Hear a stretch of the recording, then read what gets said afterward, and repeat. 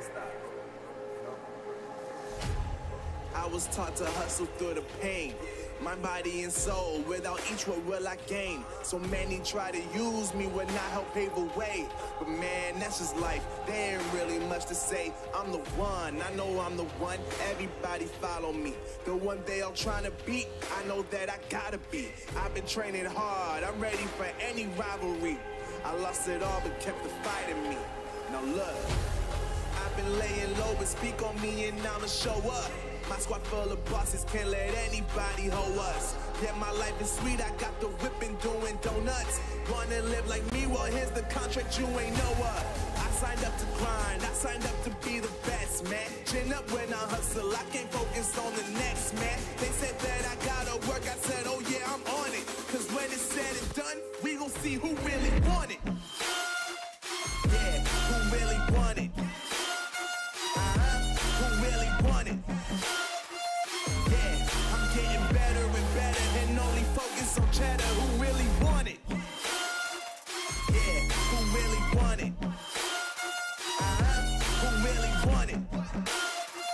Yeah, I'm working hard and I show them. When out the water I blow them. Who really want it? Who really want it? It's really the question of the day. Y'all talk a lot, but I don't see y'all walk a lot. You know? Fighter is my name, legendary is my aim. Already legendary, y'all know that we ain't the same. Whether sun or rain, ain't nobody else to blame. The life I live is mine, so I control the change.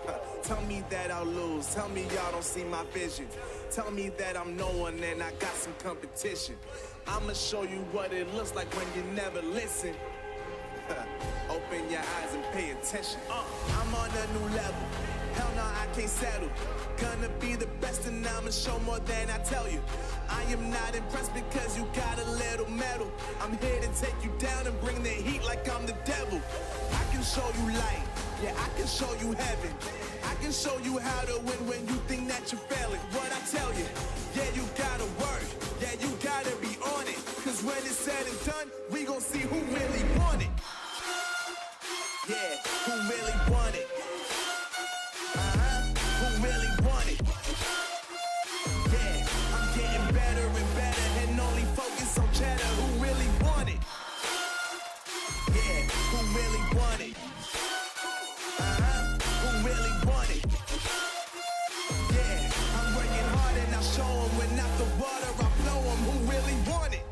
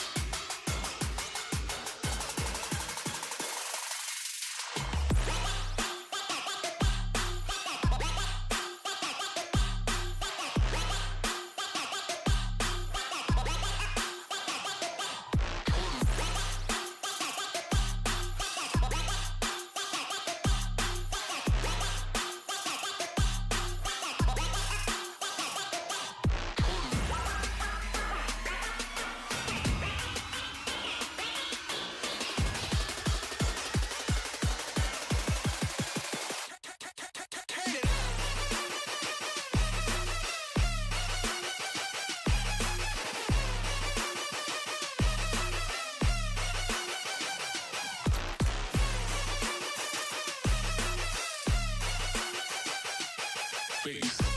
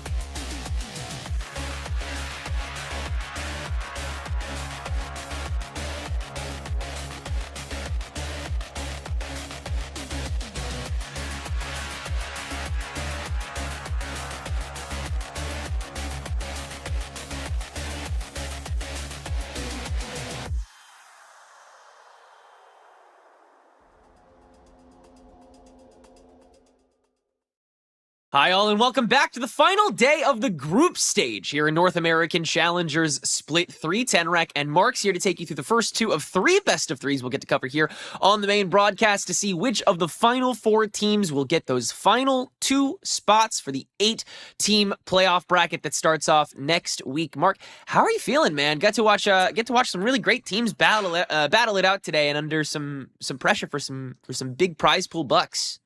I mean, it's so interesting because I feel like Split 3 specifically for Challengers this time in North America, all the teams that you would expect to win are not winning. And then all of these new teams that kind of entered in through the Premier qualifiers or the closed qualifiers, etc., all of those teams are doing extremely well. And so in Group D, we do have Trust and Plug, which was formerly known as Blinn Esports. And then on top of that, too, we still have Sad Esports, which was another Challengers team, which, you know, they're going up against the Blue Otters as well as Rose, 2 new teams that kind of went through this whole thing. And so while I would say, yeah, we can, you know, the Challengers teams, they're Challengers teams, they should be able to win it. At this point, take your expectations and toss them out the window, because who knows? Yeah, throw out the entire book. It's an off-season tournament. It's there's a lot of ranked being played right now on stream, which is fun. That's not a bad thing. It's just you know, teams aren't opening their playbook all the way so far. Of course, saving some of that for playoffs. But you raise a good point. It's 2 well-tested Challengers teams taking on 2 teams who fit the hot streak narrative that a lot of other playoff contenders have already kind of completed upon. So this will be a great test, starting out with Trust and Plug, who we'll get to watch take on a very well-tested Blue Otter squad who qualified a month ago today by beating Funhavers in the Premier qualification match. So they've already beaten one of the teams that are already in the top 8 here. They've got to be feeling good coming up against this this playoff favorite squad. Yeah, I mean, once again, the Funhavers eliminated Moist X Shopify Rebellion in order to secure their spot. And so, you know, all things considered, if you go by relative, then Blue Otters should be looking pretty good, all things considered. And on top of that, too, previously, about a month ago, they also faced up against Rose and won that series as well. Rose, another team that's in this qualifying spot. So the Blue Otters are looking pretty good. And on top of that, too, they've got Bob in their squad, taken from Sad Esports. So there still is a little bit of this talent that we're kind of used to. Honestly, like, I'm just genuinely curious to see how this team is going to stack up, especially in this specific group. We're going to be starting things out onto Ascent for our start, and this is the Blue Otters' map choice. So they're the ones who want to come to Ascent, you know, hide and true Ascent, cardboard walls, all that type of stuff. And take a look at this composition. This is pretty similar to what we've been seeing a lot of these teams running thus far. It's true. Bringing in that Yoru and Deadlock core to assist has been quite the popular option for a lot of teams lately. Like you said, a lot of unanswered questions surrounding both of these squads. Same could be said for our mirror match happening on Knights Arena's broadcast. That'll be Rose versus Sad Esports. And then, of course, we'll switch competitors depending on who wins and who loses. So if you have the extra space, we implore you to check out that match as well. Blue Otter, like you said, attack not their elected side, but they'll make it work anyway, starting out with this A attention and slow mid push to gain a whole lot of market space. Yeah, and on top of that, too, they put a lot of information onto that A site. So you saw that the Plugs had to pull their rotations over to heavily reinforce A. There is no Yoru teleport either, so this is going to be a pretty easy B-side hit. They just have to watch out for some of that Deadlock utility, but this market push should make it easy. Once you go in with the Recon Dart, immediately getting it shot out, yeah, that's going to tell you that maybe this is a B-side hit. Should be enough of a signal here for TIP. Recon bolt to confirm nobody's on the site itself, but with a quick grab net, Shondex, or excuse me, not Shondex, easy exit from Jerwin to find an opener. And they will crunch this attack as it's happening. The perfect moment to do it here for Trust and Plug. But the remaining 3 kind of walled out by this smoke. They'll be forced to entry into 2 of them as Zostal will get the plant down. Now Bob's time to shine. Like you said, the new 5th for this squad coming over from Sad Esports. She had a relatively long tenure playing from competitive on a team, but she's feeling locked in. She's feeling capable now. Able to grab 1 before Trust and Plug start to bulldoze their way through the competition here, which includes Zostal at the very end of it. 30 collective health between 2 players to give this defensive squad their first victory. Yeah, the Plugs will be able to grab that one. I like the idea coming in from the Blue Waters on there. You know, you sense the deadlock, the barrier mesh comes up. Oh, okay, I guess we can't just run down B. But instead, they take a lot of market presence, and that really is the key to success to make sure that they can get onto that B site pretty quick. I do like the response coming in from the plugs. They were very quick to move in there. And on top of that, too, the grav nets. Always watch the grav nets. These grav nets have been so deadly in so many of these matchups lately, where as soon as they get a couple of people, it's easy spray downs for the rest of the squad to at least secure a couple of kills, and that was really what made it so much more difficult for the Otters to penetrate into that B site. Already a little bit of crossfire going, but the Otters look like they want to go on to A.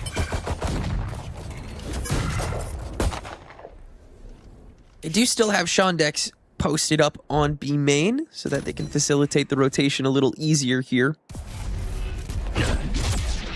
Whew. Okay. Yeah, we'll just keep browsing for now. He's opening 20 seconds. Nice and calm. Blue Water actually patrolling mid. I didn't expect them to do this till like round 4, but this is good. Teague is set up with this gravnet and a friend though, so they should be able to make pretty quick work of this. Teague will actually just take all of that fire himself, and Jerwin just gonna back out while Trust and Plug play to stall thanks to this deadlock wall, so Blue Water will be forced to change course with such little time left, and so much time for Trust and Plug to make the right rotations. Deadlock wall up CT, though, will force Jerwin to watch mid instead. And with the only player left, one that can smoke himself out, looks like both players from that push will get on just fine. Of course, that 30 seconds will make left. Trust and Plug commit to this B hold, knowing that's where we are all headed at the end of the day. And Mikey's still got the better gun and no doubt the better aim. You haven't seen him yet. You sure will. This whole team is dangerous. Blue Water, though, they've been playing for quite some time now, and they've been making waves in the tournaments even before they picked up Bob, and now that she's a part of things, I'm terrified for what this attacking squad's going to do once they have guns. That's the question, though. We have to see this next round to whether or not they're going to be able to continue to contest the plugs. I think that it's really interesting. We're seeing right now just how annoying the deadlock can be on that defensive side. I love the way we're seeing Teague play this deadlock. Specifically, not using the barrier mesh too early, not using it just kind of willy-nilly. You see a lot of teams just kind of toss it out to deny that space, but it's so much more annoying once you got a read on where the other team is going. Throw down that barrier mesh, it makes it so much more difficult to go anywhere, and it really forces the other team to play into more of a trap where you've got more members and are expecting that. Dimensional drift from Bob. This time it's going to be a fast hit onto the speed. Definitely worth the ultimate just to open up that space, force Trust and Plug to only take one fight on this, especially if you can get rid of the boathouse presence, but you can't before the rest of Trust and Plug makes their way back. And Spike is yet again stranded. Zostal, with the help of this barrier mesh, will be able to open things up, but Von Bao is on site and has guns and has space and has not 3 on the kill feed. Welly can wrap it up on site and keep 2 standing for Blue Water. Also, take in the fact that Willie had an Odin on that round. It was a lot closer than that should have been. It felt like the execute was very good from the Blue Waters, but Trust and Plug, once again, just kind of holding their ground, making it a lot more scrappier than they were really anticipating there. And once again, the deadlock still seems like it's getting so much value for both of these teams, especially in those chaotic situations, you know, just tossing out the grav net, trapping some of these players down. It's all very well rehearsed, but let's see how this goes. We're going to be evened out this time gun-wise. Trusted Plug will have all the weapons necessary. And instead of just going for a rush, we're seeing the Otters take a little bit more of a patient pace, something that we had witnessed those past couple of rounds. Bob, unfortunately, gets taken out by the other Yoru from Trust and Plug. And now the Blue Waters, it's very slow, but they are slowly taking space up onto B. The Spike's still leaning A. They have to be careful about Bao playing in wide. Jerwin and Bao, the 2 latest additions to this team. Their own duo, to an extent, coming from Sad Purple, did monstrous things for that team, and Blinn having 2 open spots for that controller and duelist. These guys fit in perfectly. We've seen them cook up some heinous stuff for the past year plus, especially in Tier 2. Oh, yeah. And now, too, this A site is going to be so much easier to go into. They just have to deal with the Yoru lurking out in hell, and that information is going to be known here as the execute is underway. Everyone's going to blind his way out to try and at least take a fair fight, but can't lock down a headshot in time, so unfortunately can't even trade. Expect to see that mid-fight taken by Jerwin and Bob a lot. Just an early duel to make it a 5v4. The lurk is worth it to both of them more often than not. In the meantime, the rest of the team is going to play pretty default. In fact, Trust and Plug might be too scared to even want to fully approach this. They might just try and poke and then dip. I think that's what they'll do. Ooh, good kill by Mikey. Okay, all of a sudden the floor is open, and all of a sudden TIP have one hell of a chance to make this round work. Well, he's still stuck in main, and Monsi can only do so much spraying through hell, so Mikey's just gonna make the drop work. Shondex can clean that up. And now it looks pretty much undoable for Monsi, but you're too committed to back out now, and so Shondex will end up grabbing 3 for the round. And this is an excellent start. I mean, we're seeing once again Welly able to carry over the Odin into this next one. The economy for the Otters isn't looking fantastic, but given the fact that they win that gun round yet again, yeah, exactly. Bob's bringing out the Outlaw. It's going to be a nice one-shot body kill. Meanwhile, Trust and Plug, they got to start figuring things out a little bit more. That was a little bit too easy for the Blue Waters to go in there. Sure, they had a good pick onto Bob just as the round started, but as soon as we saw the Blue Waters move in, you know, the barrier mesh guarantees 1 kill spraying through the smoke. That's all the utility that you really need. It's very frag forwards to open up these sites. And the Blue Waters, once again, are just kind of taking a breather, taking it nice and slow, while Trust and Plug stand their ground. Mikey trying to get a little bit of space, a little bit more information. But the shock bolts should more or less deter anybody from moving too far up mid.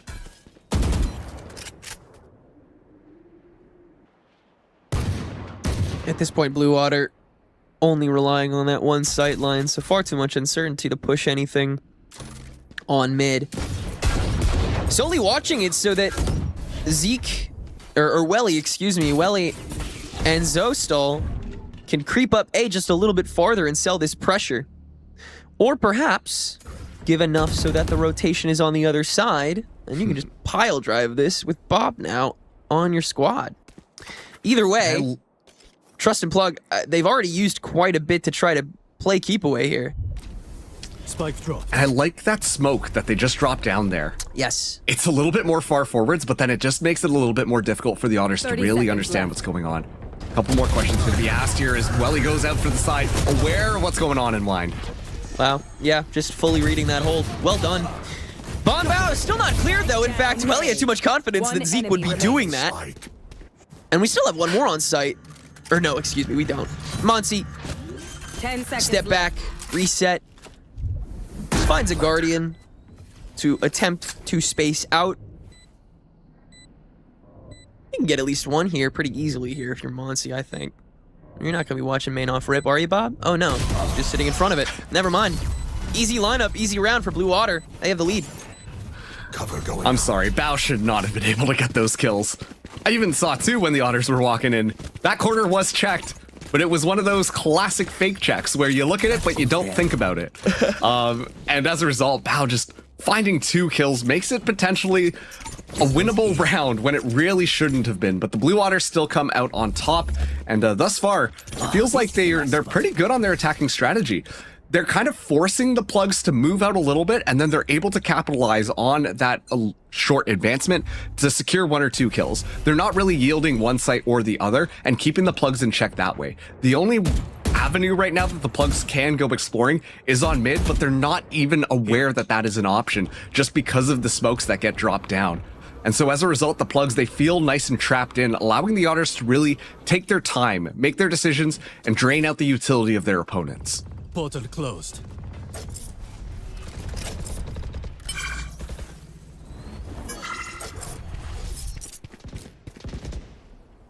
Here.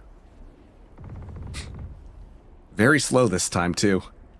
I mean, we expected this, but especially, too, with zoning things out, I wonder if the Otters just kind of know that the barrier mesh gets tossed out. So, you know what?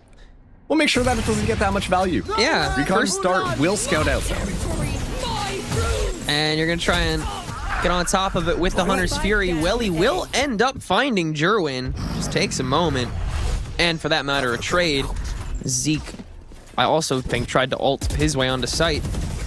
Early stopper for Trust and Plug, and now with only 30 seconds left, Blue Water have reduced themselves to one option, one that Trust and Plug is entirely ready for, and T can just take the same corner Bao did and grab 2 more again. 3v2 on retake, and Spike is not committed to. 18 seconds on the clock, and Trust and Plug will mow down the remainder of this site. Well, he's got to get an ace, and it's simply too much. Trust and Plug, ultimately, with the time wasted that Blue Water just decided to let go, they slowed down a little too much and could only rely on one site that Trust and Plug were totally ready for. Okay, Otters.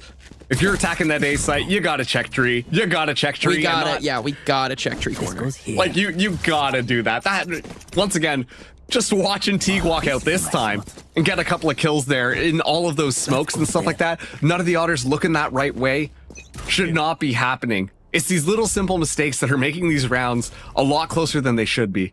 Bob now with this operator, waiting for Teague to overextend. And with that first shot going off, I imagine the barrier mesh will get saved. But Trust and Plug, they're reinforcing their defenses on that B site. A little bit of a rotation going around just in case, but the Blue Waters taking more mid space this time. As once again, Tenrek, we're back in our standstill. Yeah. Jerwin opening shot fielded out, and Bob believes he will go for it again. She's right. And Blue Water have the opening frag, possibly an opener to the lane. But that's why Monty's been so actively floating so far this game, so that he's able to just hop into this fight without having to think too much of it.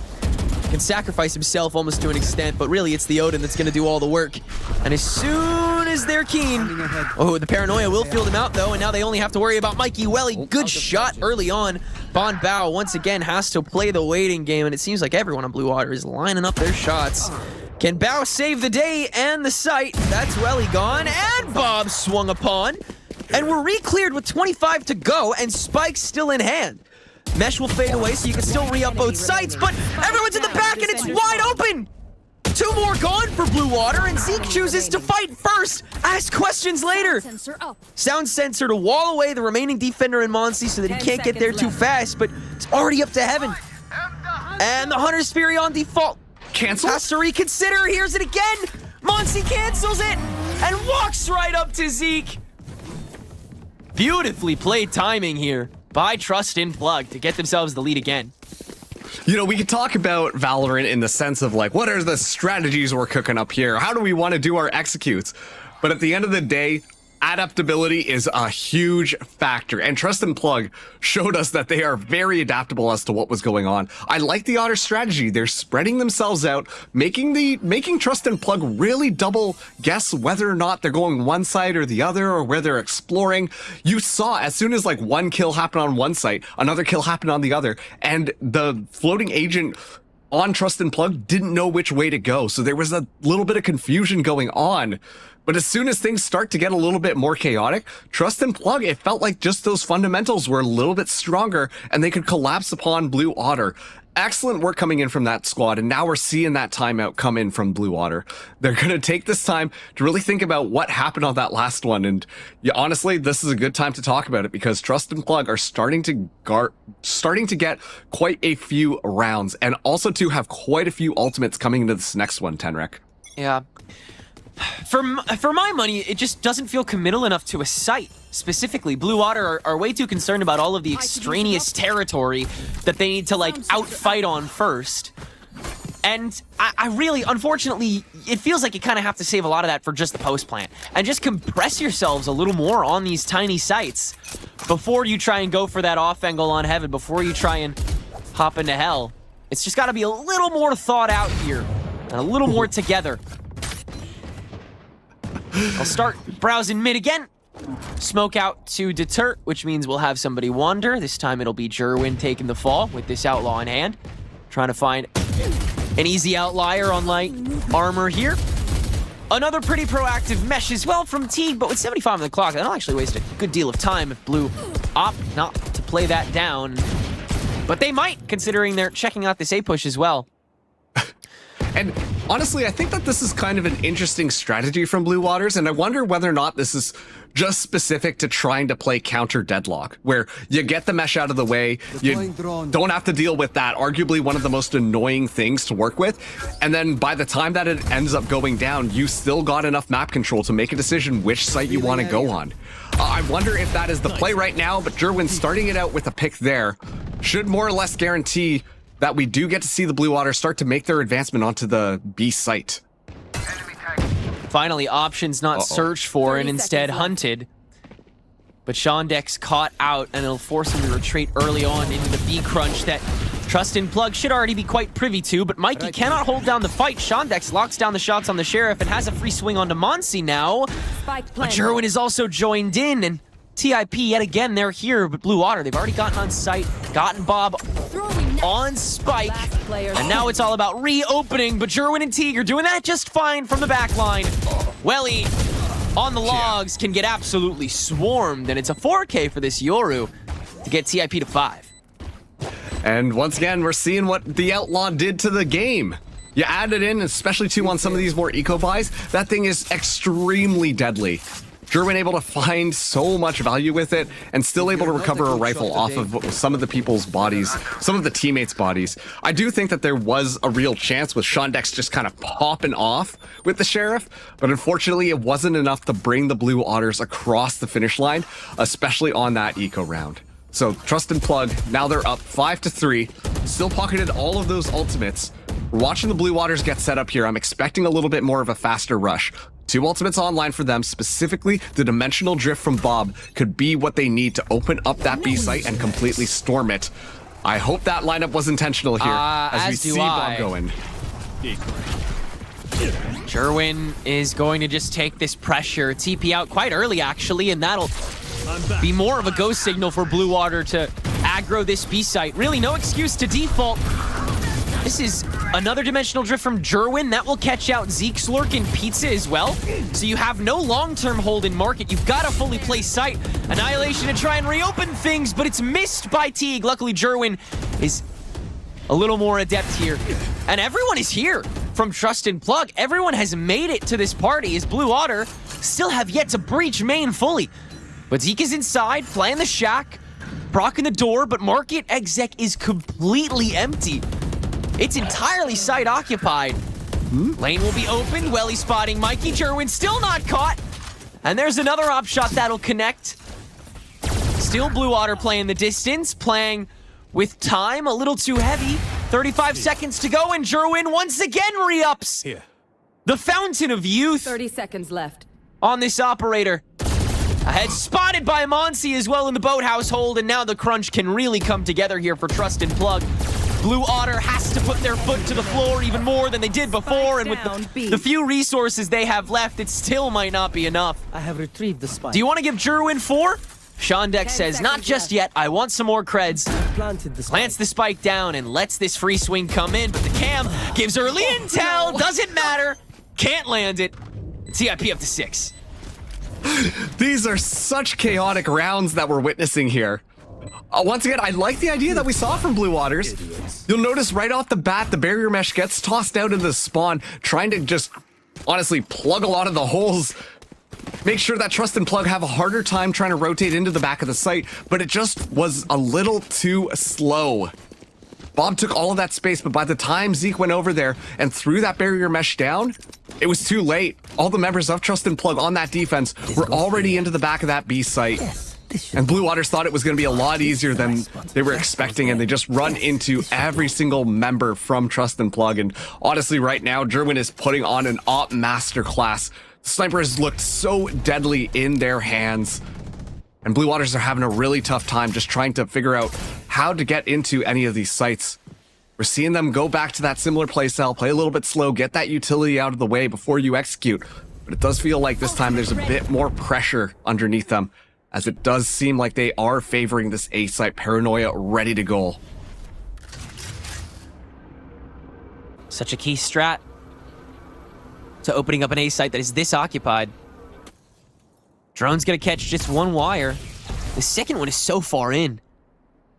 And again, it works specifically against the tempo that Blue Water is going for, which is just so damn slow, dude.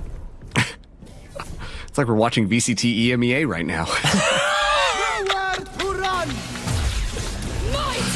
Welly clearing the board, and Annihilation. Oh, what a disgusting cross. That's just impossible to counter on site. And so Blue Water will take an advantage over a site that Trust and Plug decided to stock up. For once, the tempo is indeed shifted. And that one burst has led us to a 4v3 now for Blue Water. Spike yet to get planted still. And a couple members a little bit chipped on both sides. Very much in question. First ricochet thrown, Recon bolt to counteract, and Bob has the reaction to slay Jerwin. Teague now extension from the tree. It's not all together, but Teague is still good for one. But the grav net will stop Monty in his tracks, at least temporarily. Or pardon me, the sonic sensor. And that might be all she wrote. Monty grabbing that up and getting out of dodge. Man, and on top of that too, just trying to stay alive right now. Oh, jeez. Spotted Welly just running across to the speed site to try and chase down that operator, but not going to be successful in finding this one. I gotta say, I really like the ultimate combination that we saw. Zeke, you know, just playing off the Hunter's Fury that Welly used. Welly spotting out so many members, that guarantees the Annihilation will be able to find something. And immediately just completely dismantles the defense that Trust and Plug had. You saw as soon as the Annihilation went through, the response was Bao tried to spray that cocoon open, and as a result, that just allowed the rest of Blue Waters to walk underneath and then get the spray down, making it so much more easy for Blue Otters to walk in. An excellent round coming in from them. I think it was just a lot of good information that they were able to get from the various utilities that Willie was using. The Recon Dart, the Owl Drone, even the Hunter's Fury marked members, which allowed the rest of the Blue Water squad to find easy kills through smokes. Absolutely. By the time that those ults were used, Blue Water very well aware of the fact that Trust and Plug were on site rather than playing something as non-committal as Heaven. So they had no trouble going Matt hard in the paint with two so crucial ults. But that means, of course, that you can't do it again. And Neural Theft being all that Blue Water has left in the ult bank, that will be what they have to springboard off of. And that, I fear, requires either some mid-defaulting or a B-exec in order to fully perform. Purely so you can understand where you're occupying Boathouse, where you're occupying Backsite, where you're occupying Market. Yeah. A lot more uncertainty in those post-plant angles that Blue Water will have much more confidence in when you know where everyone's at. But also to keep in mind on this round, a little bit of a very interesting buy from Trust and Plug. We see that carried over Operator, but the rest of the squad are extremely low HP. A little bit of a wombo combo of utility being set up here. Monty got that Recon Bolt ready to go. Paranoia just on the other side, and uh-oh, yeah, Teague finds that kill easy. Such quick reaction time coming in with that Paranoia. Teague almost didn't even give Bao the assist. And now it will be Jerwin who is pressured. This is what they wanted all along, but Shondex close peek shuts that op down and probably Plug's chances of holding on to this round to any degree. Barrier mesh will guarantee no tree entry, so everyone's coming up from on high to try to make this post plant work. Welly, oh, that's dastardly, my friend. And an Owl Drone to pile on top of it. They've already got just about all they need, and they can set up more cyclically for the remainder of the round. But no reason for Trust and Plug not to save, at least until now that they've gotten some guns among the two of them. Teague is already abandoning ship, it seems, with this operator in hand. Mikey's just gonna grab one, though. And it'll be a 6-5 game going into the end of this half. Once again, Blue Otter perked up, and a really solid attack strat coming through. Yeah, and once again, I'm really impressed with Welly's utility on that one. Obviously, I do think that, you know, yeah, that shock bolt, oh, of course, you know, getting a kill, it's all really cool and all that type of stuff. But the whole point of that was to zone it out, because as it wasn't even to... Yeah, like, it wasn't even to kill. It was just like, hey, I'm warning you, stay back for a second. And, well, Trust and Plug were like, oh, well, we saw one. We're probably not going to see another. And then immediately, boom, dead. So it was pretty much for free. But Shondex being able to find that first pick, drop the operator, then immediately just uses the ultimate, just like you said, It gets extremely good value, and then Welly's able to position so well, take over that A site, zone people out, like I said. And on top of that, too, give the information available to the Blue Waters. An excellent job from them, as it looks like they really might be able to make this an even 6-6 half. But with the least on the board yet, comparatively, as Trust and Plug now have the buyback and 2 ults on the board, as well as very close to 2 more. A lot more flexibility on the defensive side, which means you must be forcing TIP to play your game if you're Blue Water this time around. Which means you gotta force him to default somehow. Yeah. But Bob is not fielding any sort of fight from Jerwin early here, which I get. Jerwin's been crazy so far. She really doesn't want to just like waste her life doing that. She would much rather use her blinds to just open up a room instead at this stage in the game. The only one really holding close is Mon Bao, but that's for paranoia for chemistry, yeah. And other than that, Blue Water just searching for something that will not come to them. And so Trust and Plug get to play the waiting game even harder. 40 seconds to go. Nothing certain, nothing cleared here for BO. But they have market, and they'll try and use it. In we go, trying to blast Mike early, but he gets away. Skin of his teeth. Left. 2 on site. Very close to end of clock here, and nobody is making a dent on this site. We're on lane, but like, where else, dude? Bob's trying to hold down the market, but there's another dimensional drift in the game now. Jerwin can just hop right back onto the fight. Not even worry about her. Spike is still not down yet, and Sight is still taken over by even more members of Trust and Plug now, who will finish things up with 4 standing and grab their 7. And quite frankly, it looked like Blue Waters, like you said, Tenruk, just looked confused on that last round. They didn't get any of the control that they really wanted.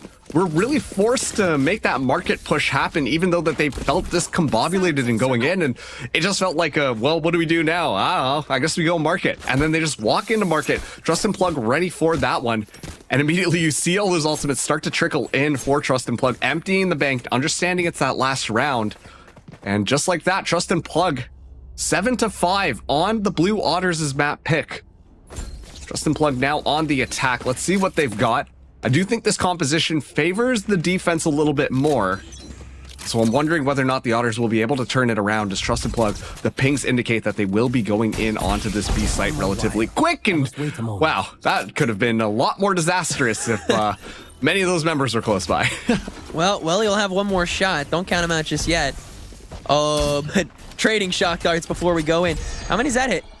Let's see. 0. 0, wow. Jerwin's in, and just gets right in front of Bob. Easy opener for Plug, who will now just play the space, see if anybody dares to enter backside before they take the real fight on site. And this is kind of what I wanted to see from Blue Water, is like, you can tempo shift, but tempo shift is like a death ball a little more often, especially with a comp like this. That shock dart does not hit your trap wire. You are going to walk right into a trap wire and die to Shondex, almost die to Shondex. So Blue Water still have a lot of site control, still Boathouse, in fact, because Welly hasn't been cleared up yet. He'll grab another, but Zeke cannot finalize, so it'll be a 2v1 against Mikey here, camera in hand, but Zoe's still behind him, so Blue Water still make the comeback. And while this was Blue Water's choice of map, defense was Plug's choice of sides, arguably playing on a half that they might not feel as confident on. Yeah, let's find out, actually. How many times have we seen them play Ascent so far? Oh, we haven't. This core has not played Ascent yet. Yeah. Wow. It's gonna be a little interesting. And on top of that too, Shondex was another player. I mentioned Shondex earlier in that first half because I thought that the shots were looking really nice, but especially there too. Usually you expect to see the Killjoy, given the current state of Cypher, because this is the last patch. Cypher's still really good, especially when comboed with a lot of that deadlock utility. The sonic sensor is perfect because if you want to shoot out the trap, then you make a noise and then boom, you get stunned up anyways. And so I'm really impressed with how that defensive setup was onto that B site, especially on the pistol round. It's going to be that much more effective, as we do see that forward smoke again, as Blue Waters are taking a little bit more space, and Bob just walking here might walk into 2 in a second. She's going to decide to hold this close, adjusts, but luckily Jerwin can't land much of anything either. Bob will end up just falling to about 100 clean. Which means we're still playing pretty similar Valorant here for Blue Water. They will give away this barrier mesh, but pretty late into the round, so Trust and Plug, they can't exactly, again, try to field any like premature response off of that. They're still trying to play this field just as Blue Water was before, seeing if they can find anything of note on this pistol follow-up. Really tough 2 against 2 Sentinels, though. 30 seconds. Very unfortunate. It'll be a push after the mesh goes down. Sonic Sensor ready. Bobsta also ready. Jerwin's Lurk doesn't do a thing. Zoe's in on a main. That push is gone too. The rest of the team's in tree, and we can take care of that like a Swiss cheese, except Mikey, who's locked in until Bobsta scurries on back and can shut that down before Mike gets the spike down. Everybody don't panic. We're fine. Freeze up. We're tied. We're good. Yeah, there's the magic number to make sure that, yeah, we're still good in moving into this next one. We can bonus up, right, We're guys? fine, yeah, yeah. It's great. But look at the economy on the other side. We're seeing a Guardian start to come in from Jerwin. And money's looking a little bit tight. Trust and Plug that time were really struggling to get any map control whatsoever. It felt like the only way that they were able to was, hey, let's throw down a smoke and slowly creep up. Okay, that smoke's expired. Let's throw down another smoke. They were really expecting Blue Water to be more proactive, and Blue Water just kind of dug their heels into the ground and said, no, we're playing defense. You kind of have to push into us. I like this angle that Zostal's moving up on, but Trust and Plug potentially going for a more middle to B side attack. Both Sentinels currently on that A site, though. Yeah, the stack Blue Water is favoring is the one that Plug is trying to as well, but with such an early smoke and with such a late market peak, Welly gets another kill for free. So it'll be a 3v5, and Monsi can't get a shot in either. Blue Water saying, man, you thought what we were going through was tough? You thought we were embarrassed? Brother, you try it. And just on the other side of that smoke, if they threw that grab net, that could have been dangerous. I mean, and now the information is given. This is so tough to commit to, even if you're Trust and Plug. You really, I mean, honestly, in the back of their heads, they're thinking, do we save at this point? 35 seconds? A B site that's entirely uncleared, and we don't know how much Sentinel util's on it? Luckily, there is none, so if TIP decide to commit to this, then they could do wonderful things, but they're gonna leave. Because the Guardians are just spraying through the walls. Teague is on 20, Monty's on 10. Plug does not want to lose more, knowing that that's already what they're careening towards. So indeed, they will save. They will let this bonus go the way of Blue Otter and give away the lead. And look at this, the Otters, they're swimming. They're looking for those guns. They want to move in there and potentially take them away. And yeah, unfortunately, with that barrier mesh, it's going to guarantee that Trust and Plug will be able to escape with it, but an excellent defense coming in from the Blue Waters. They simply just zoned Trust and Plug out, did enough chip damage, found a couple of picks, and Trust and Plug's confidence just completely got sucked out of their own bodies. Not able to move anywhere, too scared. The fear just too strong of a factor. They invested heavily into that round and got absolutely nothing. We didn't even really see an engagement happen on that round, Tedrick. It's like I swear to God, half of these rounds that we're seeing on Ascent specifically this tournament are like casting like a TDM at half speed, because everyone is just defaulting, and like I respect it, because you can do anything off of a default on this map. But you can also do anything off of this map, and that's a double grab net. Teague searching desperately for the gap, and he'll only find one good for like 20 damage. Zeke, just watching that. A little bit of information, but Bob, not quite done yet. Zeke isn't either. Can just repeat right back once the chamber is empty. Okay. Bob tries to fight with the pistol instead. Isn't even wasting time trying to reload that thing. I take 2 shots with this gun, and then I drop it on the ground. Yeah, that one, honestly, a little difficult Hey! here. Excellent headshot from Teague. And honestly, one of the highlights that I saw on the Trust and Plug team was Teague just doing a really good job at just fragging out. Sure, we talk about like utility and getting people into traps and, you know, all of the smarts plays, but at the same time, I think that Teague has just been a very reliable fragger for this team. Able to just kind of take those tools and usually come out on top with 1, if not 2 kills against the Otters. And so Teague still being alive means that there is a chance here. Steps heard. Welly, no reason not to peek this, even just to slow him down. Because if you think about that, I mean, Teague still has to worry about Boathouse. There's still a sensor on the lane. Like, there is still so much in your way, even artificially, that, yeah, Welly's just going to look at that. He's not going to, like, drone out for safety in that scenario. No. So, no real answer from Trust and Plug on this attack so far. Genuinely, Blue Water just holding their sight lines and winning the duels that are taken on them. That is literally all they've had to do so far. We'll see if that continues as Trust and Plug have some ults on the board, including that Dimensional Drift from Jerwin. That is one of the easiest ways to open up a site with the attack. Defense so ready for it. Zeke consistently playing this A site. It's made things so much more difficult. We talked about the GravNet and its usefulness in being able to find those kills, but honestly, it's kind of a mixed bag. If you don't find any kills with it, then you just introduce a slight inconvenience. And that's not something you don't want to do. You want to actually get some sort of usage off of that utility.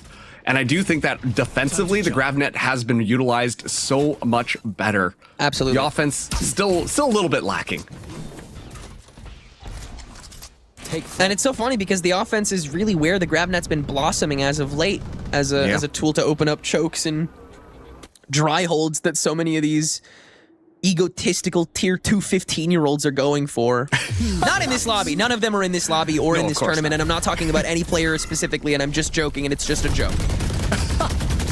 Oh, huge barrier mesh to field out. This is exactly how you deal with Jerwin's ult. You isolate, force him to TP back, and Trust and Plug, they'll respond the right way too. Just spray through, and they'll find one to try to keep this site alive. But everyone from literally everyone from Blue Water is here now. This is a TDM on a site that is 5 square feet big. So who's gonna win? The team on defense. Blue Water's up to double digits. It really just felt like Trust and Plug weren't expecting anybody from Blue Water to be on that site. The way that they just kind of executed there, sure, the utility in the right spot, the smokes go down, yeah. You actually have to go in there and get a couple of kills too when you move in, but instead they just went into the default spots that they're like, okay, we're going through like a checklist item right now. Okay, we checked here, we checked here, we checked here. Must be fine, let's go in now. And as a result, the Otters just kind of spring out from the shadows and completely trample the rest of the team. Like you said, ending up into a TDM scenario where it looked like Trust and Plug were more interested in running away individually than trying to take that fight with the team. And as a result, the Otters just kind of come out on top. The Otters have been on a rampage. I don't think that they've dropped a single round on this defensive half. Nope. And right now, the timeout being called by Trust and Plug. They got to start to figure out something because this is very quickly slipping away from them. And with the ult cycle in tow, every round is one that could be golden for them. This time it'll be the Annihilation that's the tool of choice. TIP will attempt to use to fill down an angle, but we've only really seen that be effective so far when it's used in tandem with another ultimate, and unfortunately, Neural Theft isn't exactly something you can, like, combo. It's just kind of a thing you use. Yeah. So to open up a site, they'll have to get an opening frag, just Neural Theft off of it, and then probably Annihilation like mid-plant, just for time and or space. But how are you gonna get this opening frag? That's the big question. Bobsta is just gonna give it to him with this paranoia swing. So brazen, so stupid, but it's just gonna work. And that's 3 for Blue Water, who've completely overtaken the B lobby and the spike. Bonus, absolutely not. Ults, get that the hell out of here. Bobsta's good for 3, and Blue Water are good for 11. That was an amazing round, and that's kind of what we want to see coming out from Blue Water. We know that this squad can frag out. We know that this squad can really just take the other team by storm, and they started out so slow, so patient, that you could tell Trust and Plug were just simply not expecting that push. An excellent combination of utility coming out. The GravNet based off of Bob's calls, and then immediately the paranoia just to secure those kills. Right as they run back as well, it's the perfect lane to throw it down, because you know they're going to retreat back to T because they don't want to give you any information. That was such a perfect collapse. And one of those, that just felt like one of those rehearsed strats. But of course, Bob, not quite done yet. Finds the first with the operator. And Trust and Plug slowed down just for a second, but Zul still finds Jerwin as well. It's already falling apart. Oh, the GravNet also launched in! Now that Zeke's farmed it! Oh. And there's a deadlock ult on the field, and it's effective, but it's going the way of the team that is about to get their 7th straight defensive round here. Oh, We've barrel seen spotted. performances this dominant on this map, but nothing really like this. If it continues, and it will. Yet again, Blue Waters at the right place at the right time. Monsi, a world of time left, but it just feels like nothing. Yeah, Monsi's just going to have to retreat out of that one. I do admit, the Annihilation might have been a little bit too Maybe a rambunctious. little much. The GravNet was already down. Like, they were spraying. I mean, they weren't hitting the spray, but they were there. Yeah, exactly. And like you could see at that point, Teague was just there like, whatever happens, happens. I don't know how I'm going to get out of He this one. accepted his fate. Pretty fully. much. And you know what? As a result of that, like, curious to see how this next round is going to go. Still, the ult cycling is looking pretty good for Blue Otters. They do have 2 ultimates online. The From the Shadows in addition to the Neural Theft. But on the other side, Teague does have the Annihilation and evened out ultimates as a result of that. But the weapon differential speaks volumes here. Even if Blue Waters lose this round, more than enough money to buy into the next one. And Trust and Plug, they not only have to win this round, they have to make sure that they carry a lot of their weapons forwards because it's just going to be even more expensive in the next. A cavalcade of consequences that all pile up here, if nowhere else. Whoa! Great find! Great chase down on that wall bang.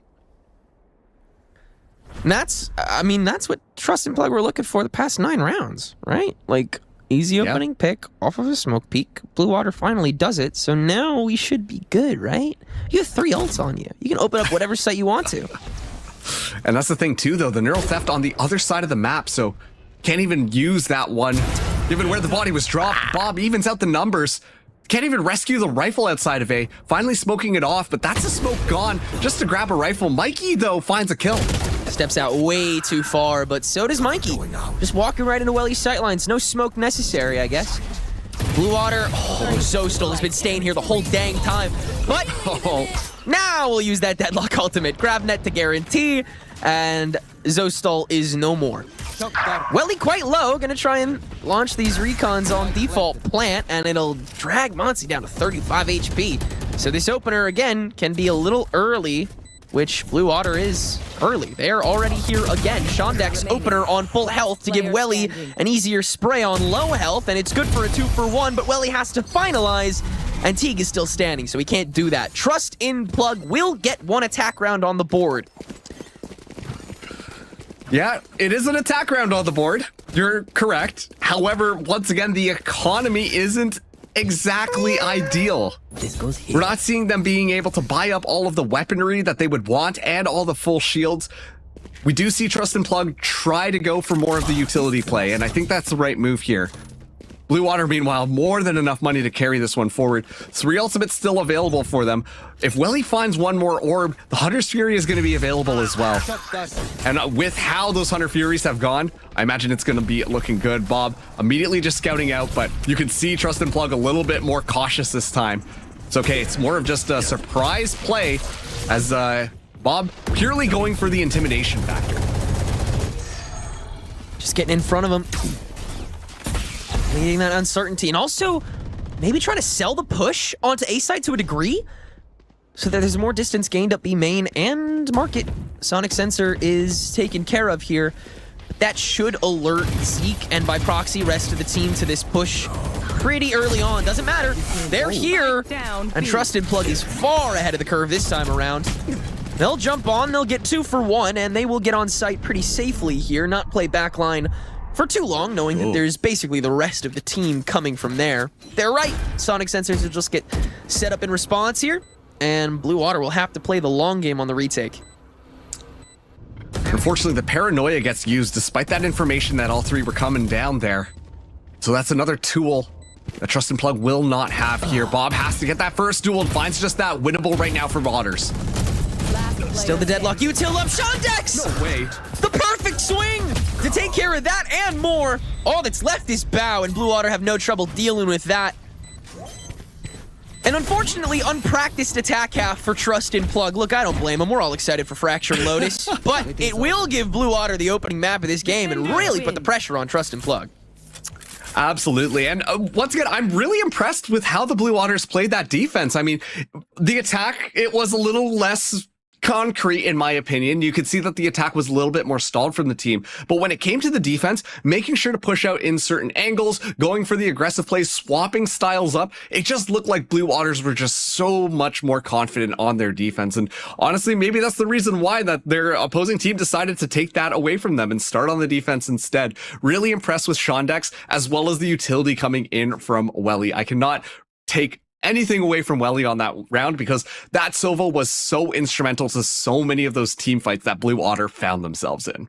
Well, we may be just turning the table right back around as we head to a map that is arguably quite figured out with a team that is quite arguably trying to springboard off of an early lead. It'll be Blue Water picking the attack half on Trust and Plug's pick of Sunset when we come back after this short break. Don't go anywhere.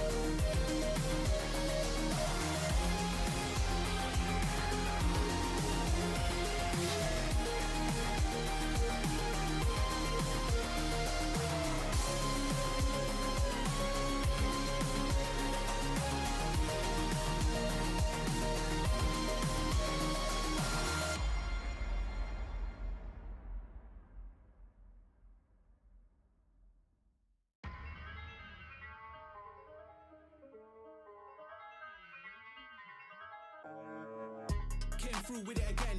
They know that I got spirit with a pen. Don't know why they try to compete when they know that in victory it's never gonna end. Them and a week, that's why they could never speak. They ain't like me, I take it to the peak. Different type of steeds that I breed. Wheel up on the mic, they won't get one of these. Please, I don't wanna hear no talk from them. I don't wanna see nothing at all from them. They can't do it like me. So all I wanna see really is a round of applause from them. Vibes in the air, we cause it again. Life isn't fair, but we rode it again. All of my teams being ready for the war, there's no warning for them. Tell them again, I ain't here to make up no friends. I just came through yet again. We look, you never got one of them. Top of the pound yet again. They can't stop this child, not again. Reigning champ, I won't lose it. So you know I'm gonna win that again. Tell them again. Tell them again. Tell them again.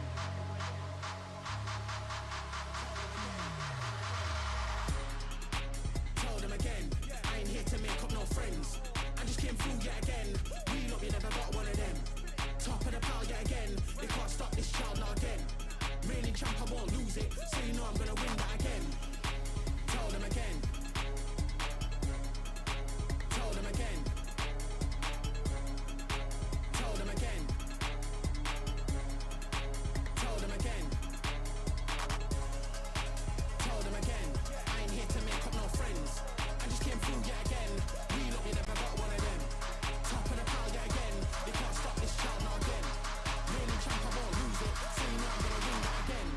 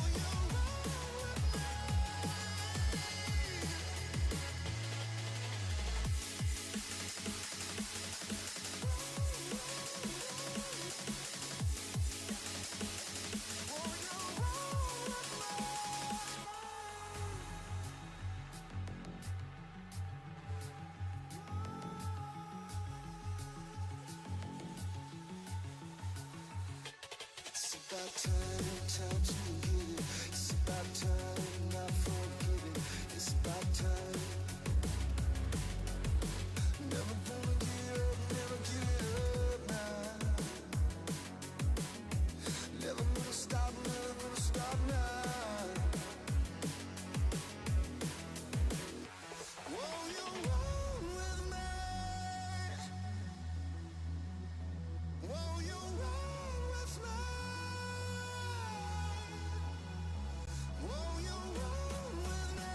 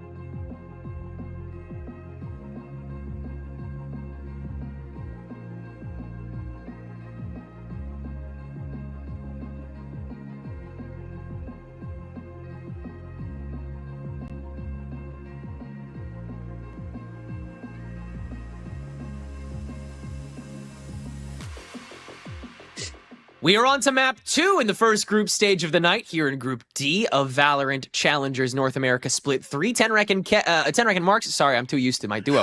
Marks and 10 Rec here with our... I'm so sorry. That's awful. That's I'm okay. So sorry, I'll never fill the shoes really that have been set in front of me. I'm so sorry, I just 10 Rec. I just miss my Maxi. I'm sorry. No, this is OG Duo. I'm kidding. This is fine. But... For real though, after a really stunning performance from this Blue Water squad on Ascent and Trust and Plug having no real answer on an attack that they just really didn't seem to give much time to, which I get. I'll defend that. We go to Sunset with a pretty heavy idea of where we're going, Marks. I'm thinking of map 3's on the table. It's definitely possible right now. I don't want to count the Blue Waters out. I mean, it looked like night and day when the Blue Waters started their first half on attack, and then as soon as they swap onto the defense, it's just like, hey, we're driving the car now. Let's see how we can go to map number 2. Oh, on the express lane, because they only lost one single round on their defending side to Trust and Plug. So the Blue Waters show a lot of promise. And once again, this is continuing that narrative that we might be still seeing these upset of these Challengers teams. Once again, Trust and Plug, the initial core, as well as the staff of formerly Blin Esports coming in here. But like you said, it's Sunset, and quite frankly, I would not expect Trust and Plug to be not good on this map, but Blue Water as well. I mean, at this point, so many teams have been running Sunset. This one is pretty cracked wide open as to how you want to play these compositions, how you want to play the actual map. Of course, on this current patch, there are a couple of changes, but it doesn't change the overall macro of it. Just maybe you can't spray outside and behind that box as easily before, but beyond that, this is Sunset. And honestly, this could go either way. I'm expecting a close map. Yeah, a lot of it'll just come down to keeping your controller alive, because instead of a box, now you just put a smoke. That's basically what everyone is opting to do on this map nowadays, and I get it. It's the best strat to go for, and you're able to flow tree into a lot of different things with it. You can play into the market, you can play into the courtyard, you can even play back from tiles if you want to lurk watch. Like you can do so much position wise with this B push, which is where we're probably going to see Blue Water start with, as they will be on the attack. Actually, no, it'll be a bit of a mid press here to start things out. Bob, once again, taking up that duelist mantle. Both sides switching from Yoru to Neon. Go friggin' figure, dude. And Breaches as well on the shift. But that's all that'll change in these comps. Okay, this is a lot of early presence from Trust and Plug on mid. Playing a lot more cheekier angles. Blue Waters have to be aware of this. Doesn't look like that's the case. Bao is just sitting in this, and Jerwin's up even farther. They've taken the field, and now they'll try to take the round with grace. But maybe not dignity, with the way that Jerwin's sliding already. Trust and Plug up to the opener here on the pistol. We are playing Sunset. That's what we're doing. And we're seeing some neons, that's for sure. That's what we're seeing right there. But honestly, yeah, this is Sunset, but I love that little quick play, you know, from Trust and Plug. Obviously, it's a little bit riskier, because if you don't see any mid presence whatsoever, then that kind of just falls flat. Sure, you can go on those flanks a lot quicker, but it's still going to alert the other team, and they should have an easy time at going for the site. Doesn't matter. Blue Waters this time not really investing too heavily in onto mid. I expect to see very tempoed control this time, as Bob slides in first. And Bao able to just hold it. Nobody able to spray it. No way. He's gonna double dip. Oh, on top of Mons, he's blind. What a turn! For the ace? Ace round 2, baby. Let's see it. Oh, Zeke doesn't want to give it to him. Zeke refuses. But the damage is far too done. Trust and Plug have a comp far more built than this, with Monsi on the Gecko as opposed to Welly on the Sova. And Bon Bao has a shotgun that can shut down everyone on this attack here in round 2. You know, that's something you don't really think about. How do the relay bolts really affect the Bucky reload time? Or I guess the shot time. Not by much, apparently, because, well, the Bucky is a very slow weapon already. And the amount of bullets that it can kind of pop out. And so a very easily dismantling of the Blue Waters before they could get anything going. This time around, they've got the weapons. Let's see if they've got the gumption. Bob already going in. Same story, different episode, Von Bao! Never mind, it's a recap.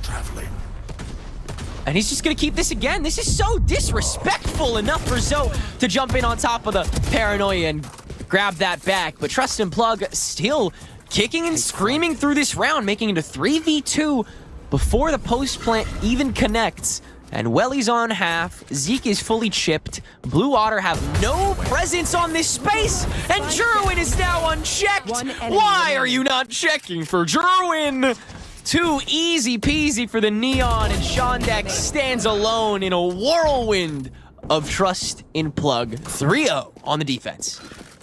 Y'all can't see me right now, but I am shaking my head at how that one went down. I thought that it was very recoverable at that point. The Blue Waters, they play that fight out on A just beside it to play those longer angles, right? You've got the better weaponry, especially to understanding that it's like a Bucky, a Stinger, all that type of stuff. Yeah, you're gonna win that gunfight. And yet, Jerwin not running around, not sliding, not really making noise. They assume the Neon is nowhere near the site. And as a result, just walk through completely, like you said, not checking that corner, giving up 2 free kills. Shondex tries their best to try and make that one. But information already given off the bat, Bombao can simply not be stopped. As looking for more kills, Oh my finds God. 2. That's unbelievable. This is so stupid, dude. He's held that the same way now 3 rounds in a row. But just no response yet. Improper. I mean, you really, you have no way to... Oh, dude, why did Welly pick Sova? To me, I feel like the Sova might have just been a comfort pick. It's gotta be. I mean, Welly's amazing on... He's one of the best Sovas in North America, but here? Yeah, I mean, personally, I still think that the Gecko is how you want to play this one out. The Breach, though, does offer quite a bit, so Shondex, the Fragger last time, okay, we'll be able to find one. Rolling Thunder online. Oh, that's gross. Jerwin still escapes it because he's playing Neon, but Mikey is very vulnerable. He can still grab his gun out. Well, he can't land the shots, and Jerwin is so back. Instantly, the gravity shifts again, and Blue Otter, their one chance is evaporated. That was looking so promising, and on top of that, too, Zeke invests the Rolling Thunder. It's able to catch one. Sure, Jerwin gets away, but there's no world that we should have seen that kill happen. Just rifle not in hand, and as a result, Trust and Plug, they get a free round, 4 in a row now. Jerwin ready with the overdrive. I don't think that they're going to be challenging that A elbow anymore. They don't want to run into Bao, but Bao is now on this B site. Overdrive active, Jerwin going to be flying in, immediately paranoid. Doesn't stop him, though. Walks right up. No bolts necessary. He's just gonna fight till he's gone. But it'll give Shondex at least the neural theft to know how much presence is additionally in mid.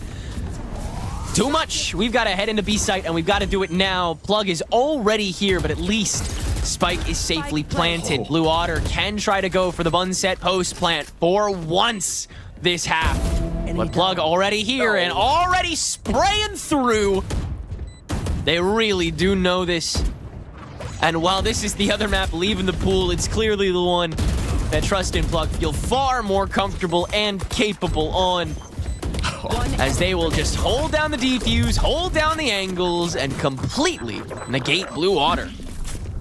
Yeah, Trust and Plug not showing any cracks whatsoever, whereas Blue Water, it's one of those things where it feels like they think they've got the site locked down. Hey, we got the plant. Let's just go back. Let's get our post plant set up without doing the due diligence of really checking things, really making sure that everything is free.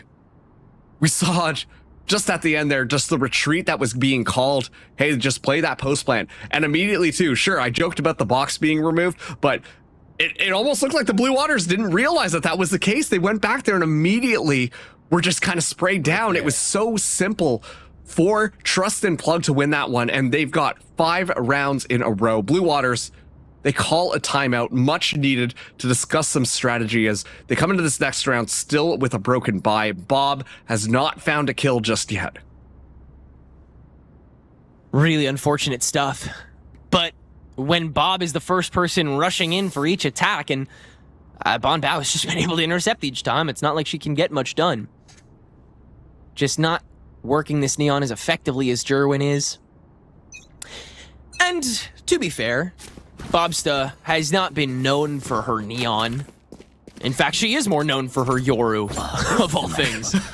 So, definitely out of her comfort zone, and Blue Water, it seems like, in general, they don't necessarily feel as comfortable on this map as other teams may. Perhaps they are already ready for this to be out of the pool. That'd be kind of funny. Patch announced, and the teams pick the maps that each other has stopped playing because of them leaving. It's entirely possible. That's my game theory. Something, you know, the spear is only as sharp as its tip, right? Okay, so Blue Waters this time, they're just going for that dirty B execute. Thankfully, a lot of Cypher utility from Mikey will slow them down for a second. Excellent aftershock as well to delay even further as the execute is going to be underway. Cage triggered. They found my wire.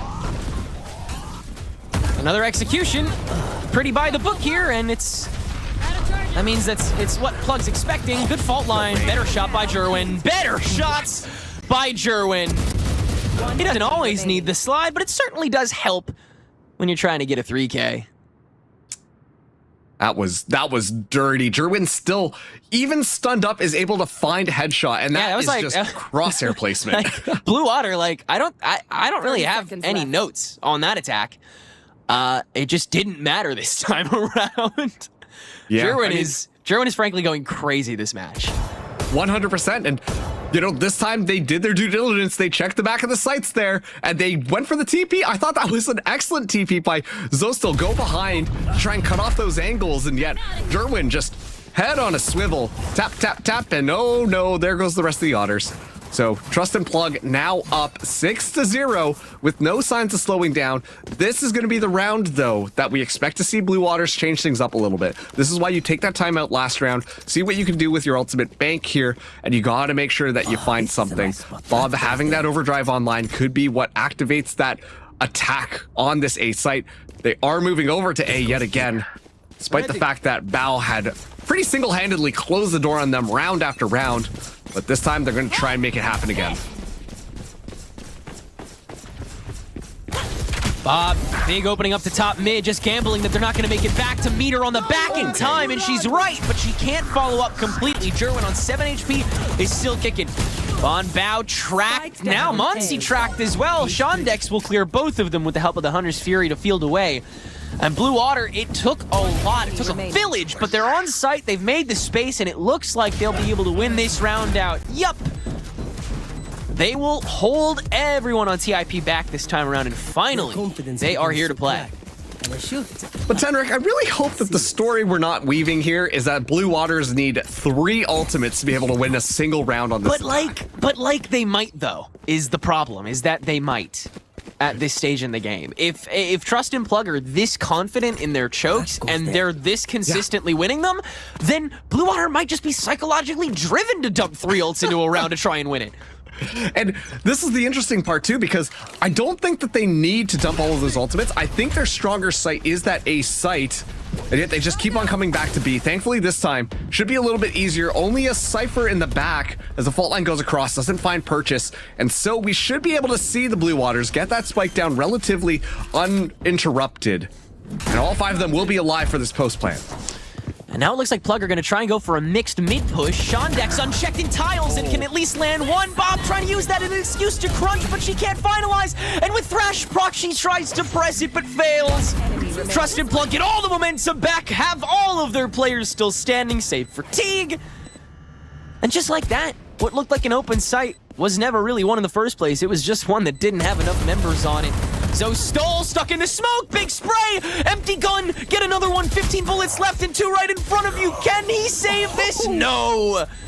Jerwin defusing, Mikey killing, Trust and Plug, so back. Spike's dead. That was crazy.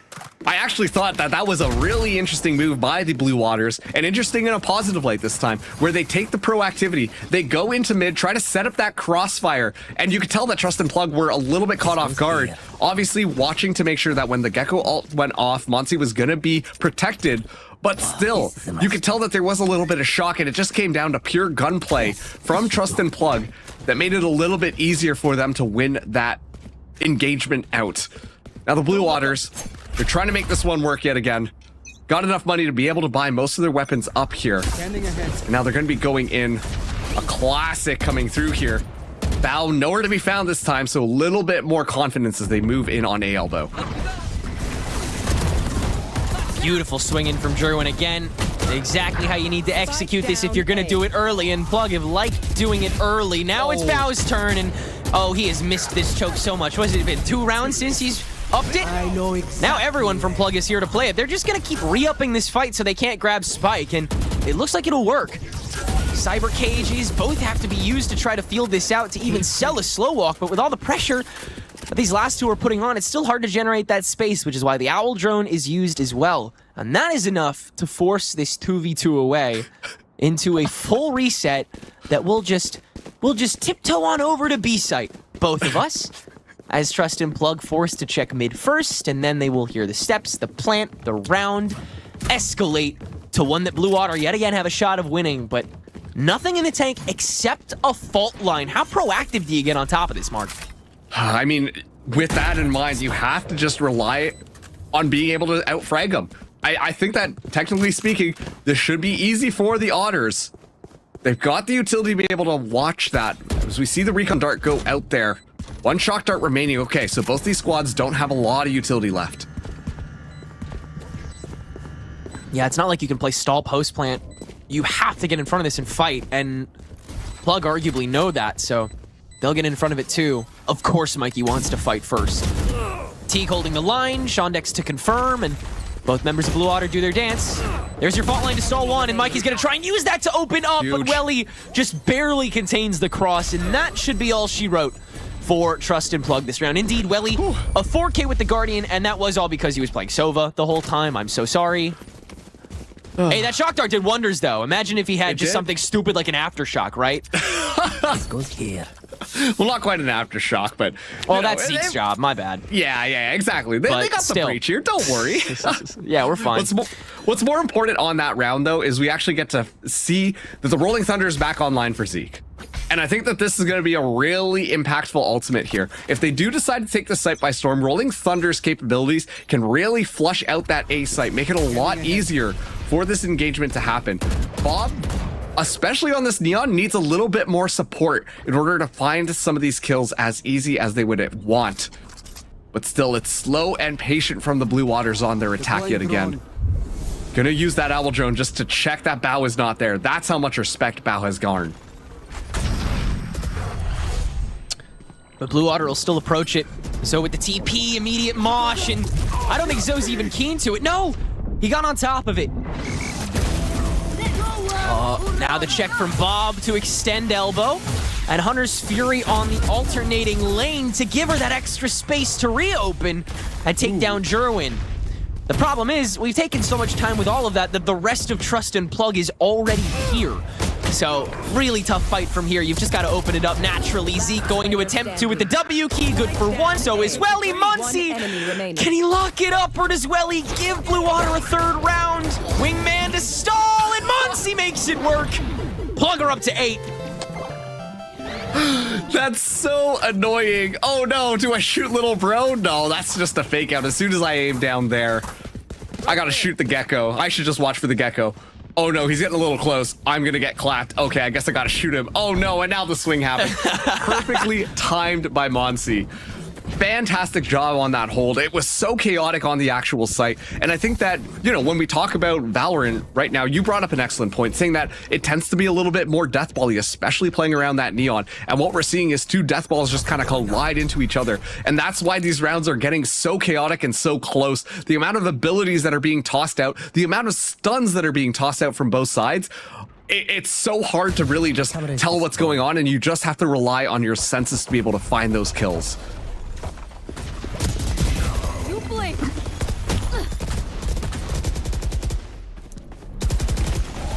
Another early default here from Blue Otter, but that just leaves all the excuses and time in the... I'll stop talking now. Enemy remaining. I will shut up. Just let this round happen, I guess. I must wait a moment. I'm sorry. To be very clear there, it's not like Jerwin changed like where he just slid back and he just outsped him. Yep. That goes there. Yeah, gameplay. don't stand still on this map, dude. I don't know how many times I have to tell you. Like, just don't stand still. Go fight, because Jerwin's just gonna come fight you anyway. Kid's 19.54 right now. It's ridiculous. It is really ridiculous. And I want to focus in on why it seems like Jerwin's Neon is getting so much value compared to Bob's. And I think it's just a team diff going on here. Yeah. You see that Jerwin always going in, and all of the members are always flashed up, stunned up. Some sort of status is on that, and that allows the Neon to just hop in there and completely capitalize on them. We don't really see that same thing happen. It feels a bit more discombobulated, if you will, when Bob is playing this Neon. Spike down B. Yeah, they don't feel as strung together. And Bob definitely isn't giving the same speed boost to Blue Water that Jerwin is giving to Trust and Plug.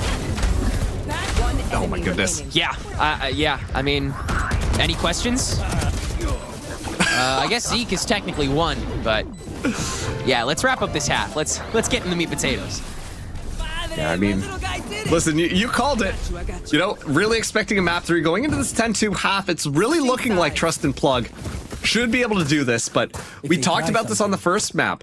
Blue Waters, they started out looking not too good and then swapped around to the defense, and then suddenly we're looking a lot better. I'm curious whether or not this is going to be the same case because this is Sunset. But given how the composition is built with the agents, to me, it still says that it needs to be a little bit more deathball-y. They need to be a little bit more proactive, and that's not something that we've seen Blue Otter really be in charge of on this map. When they were trying to be aggressive on the attack, it felt like it was just kind of falling apart, a little bit miscommunication going on here and there. And so I'm a little bit worried for the Otters, but they got to get 8 rounds, starting with this pistol, if they want any shot at closing the series out. Otherwise, we're headed for map 3. This has definitely got to be where it starts. No more excuses, no more time. Trust and Plug. Just doing what they got to do on defense. Same speed, same bravery, same ridiculous frags coming from Jerwin. Thanks, little man. And as Blue Otter is once again witness to a firestorm on site. It's like that community gif of Donald Glover opening the door with pizza. Yep. Everything's burning down around him. No matter what. Oh, man. But once again, I mean, I will, you know, when we talk about Neon being broken, yes, Neon is broken in this current patch. I'm assuming that fixes will happen a little bit down the line. But the utility, the supporting utility was beautiful. Sure, Jerwin went in there and got all the kills, but at the same time, the Blue Waters didn't even have a chance to respond. They were all flashed up, all stunned up, and just kind of lining up. And so at that point, Jerwin's just walking in and clicking heads without much resistance at all. It's so well rehearsed with Trust and Plug, and obviously, when you have that support, it's no wonder Jerwin is fragging out as hard as he is on this map. Back to me. Well, he's on his way to the right fight again. Right into Zostal, who will take a page out of Bon Bao's book. And Bon Bao saying, hey, that's my thing, and taking revenge. But rest of Blue Water are now able to converge and do the very same thing that Trust and Plug did to them on rounds just like this, except not with a gun advantage.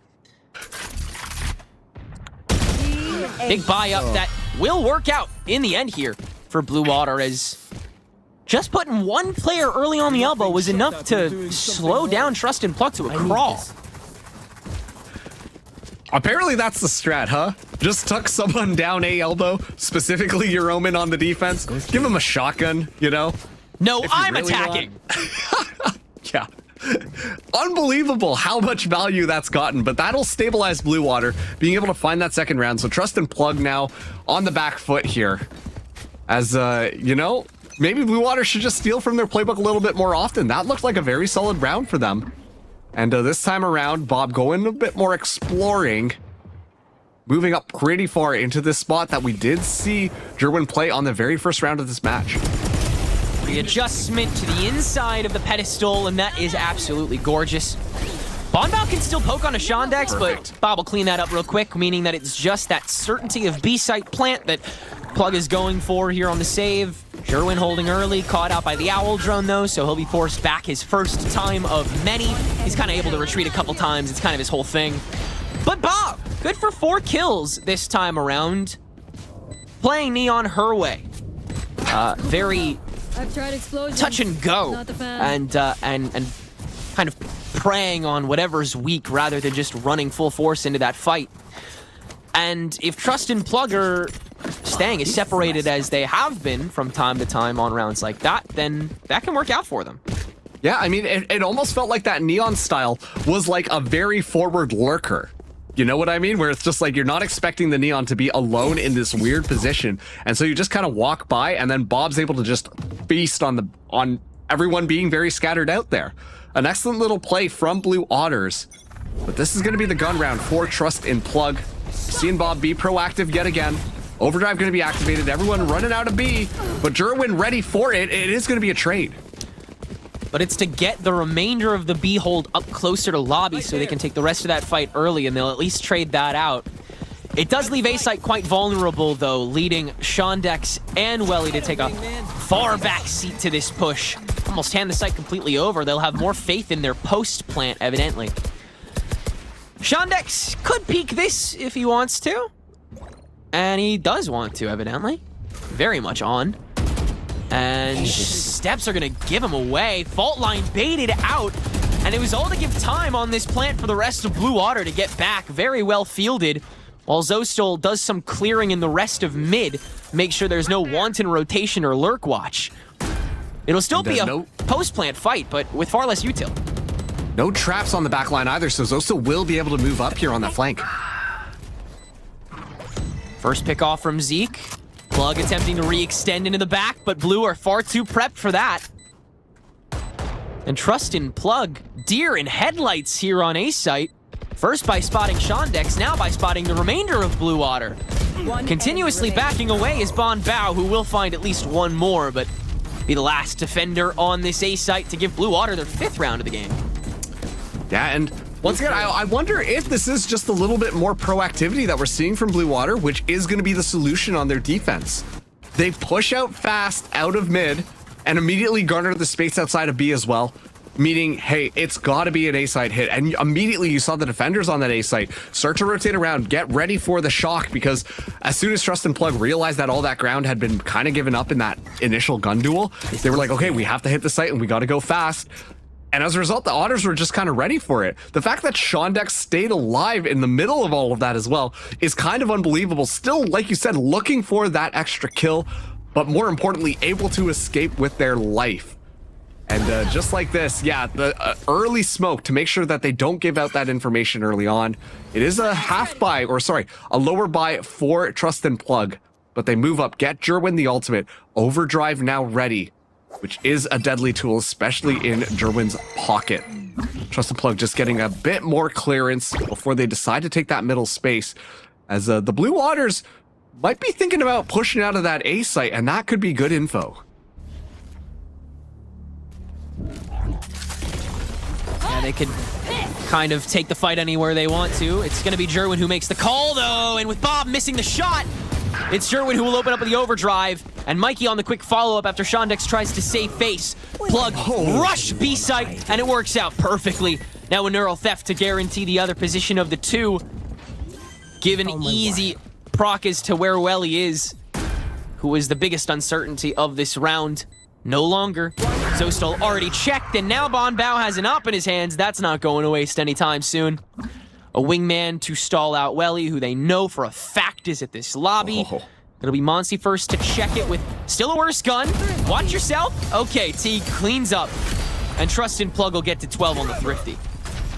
And once again, I think that the thing I'm noticing about Trust and Plug is their utility is so well coordinated with how they want to engage on these sites, how things go out there. There was one moment when they were pushing through where, you know, the flash goes off just at the perfect timing, allowing a couple of kills on the actual site to happen. And I think that it's that speed and just decision making. Sure, we talk about the macro, but the actual execution onto the site and the micro plays to make sure that the utility is supporting obviously very clear with when we see Jerwin get set up for success, but also too with the other members as well. And just like that, Trust and Plug, they're on map point, looking to force out map number 3, Haven, as the Blue Waters call for their second timeout now. They got to start to scrap something together here. Zeke 1 away from getting that Rolling Thunder online. It's going to be about reallocating for the long haul. And being able to play preventative on a top extension like that, Bob, simply put, cannot be pushed into a situation like that where she can so easily miss a shot. Yeah. There needs to be a heavier sandwich on top mid the moment she's pressed out with that smoke now. A good condition that will force Bob to not peek top mid and the rest of Blue Water to play even farther back than they did last round. And so Trust and Plug, they'll just dip in the well again. Give less to mid, put more on a site push, and execute pressure just about everywhere. They have so many rounds to work with too. I think ultimately, like, Trust and Plug feel so comfortable about themselves. And especially too, if Bal finds Zostel right off the bat, taking out one more agent for that information. Bob gonna be watching with Yon. And she'll find it, but not before Bombao cuts her down to 26. And now stuck alone on B site while Trust and Plug overtakes A. But consciously, with that Thrash first proc getting used, and Hunter's Fury chasing down Monsi, still standing. First blind on a Jerwin, not enough to facilitate a full push. And in fact, Mikey can hold Link the whole while and take care of Welly. And now it all comes down to just, do you want to take the fight? Jerwin would love to. Will get trounced though, and that's enough to justify a Rolling Thunder. Will not get the job done. Too much space for Trust and Plug, and they look so good on this map. Shame it's going away. 13-5 victory to take us to Haven. They looked so good on that map, and I really do think that it comes down to the level of synergy that they were playing with on this map. Once again, the utility coming out just to be able to support, setting up flanks, playing with map control. It felt like they were playing more as a cohesive unit, whereas Blue Water felt a little bit more scattered around the map and almost looked like they were guessing what was really going on. It didn't seem like there was as cohesive as a strategy. And so as a result, I mean, it's just easy trouncing onto them is, well, now we've got map 3 just over the horizon. Yeah, are you able to enable again, or is the cohesion dropped from Trust and Plug once again? We'll find out when Haven comes in just a couple minutes.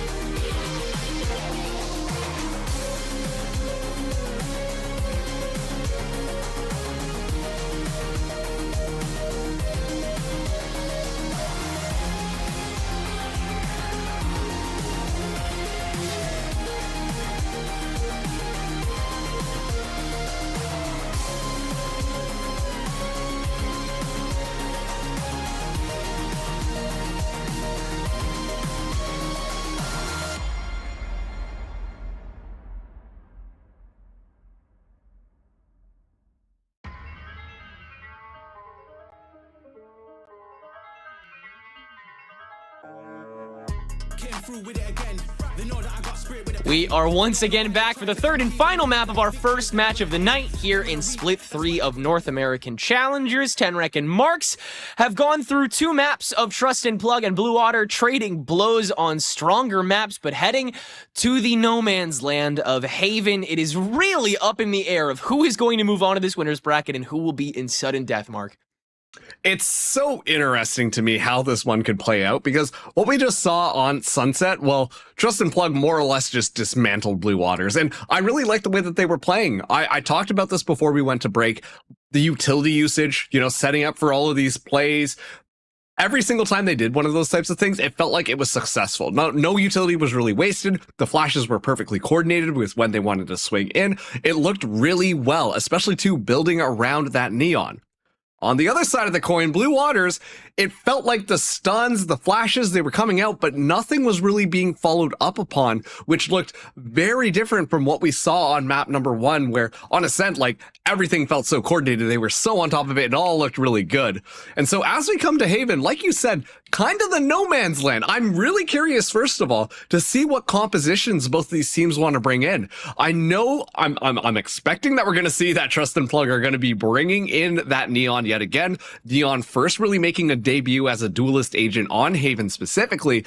But on the other hand, it's very possible that we're going to see some Yoru coming in as well. So really, this could go any sorts of way, and I'm very curious to see what these teams want to do.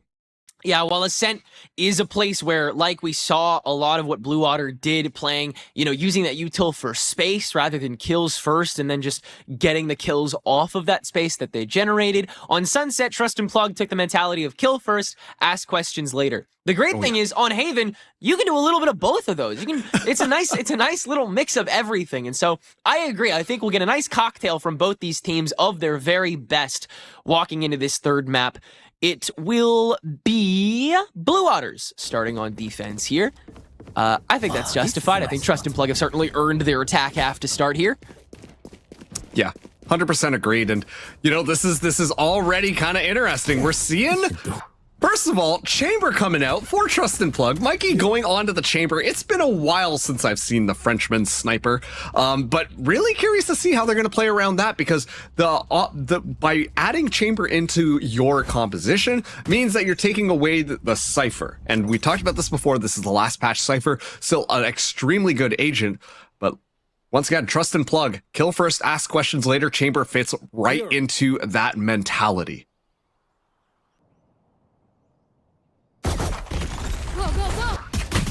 First combo up the lane. Mikey, great coverage into the cubby.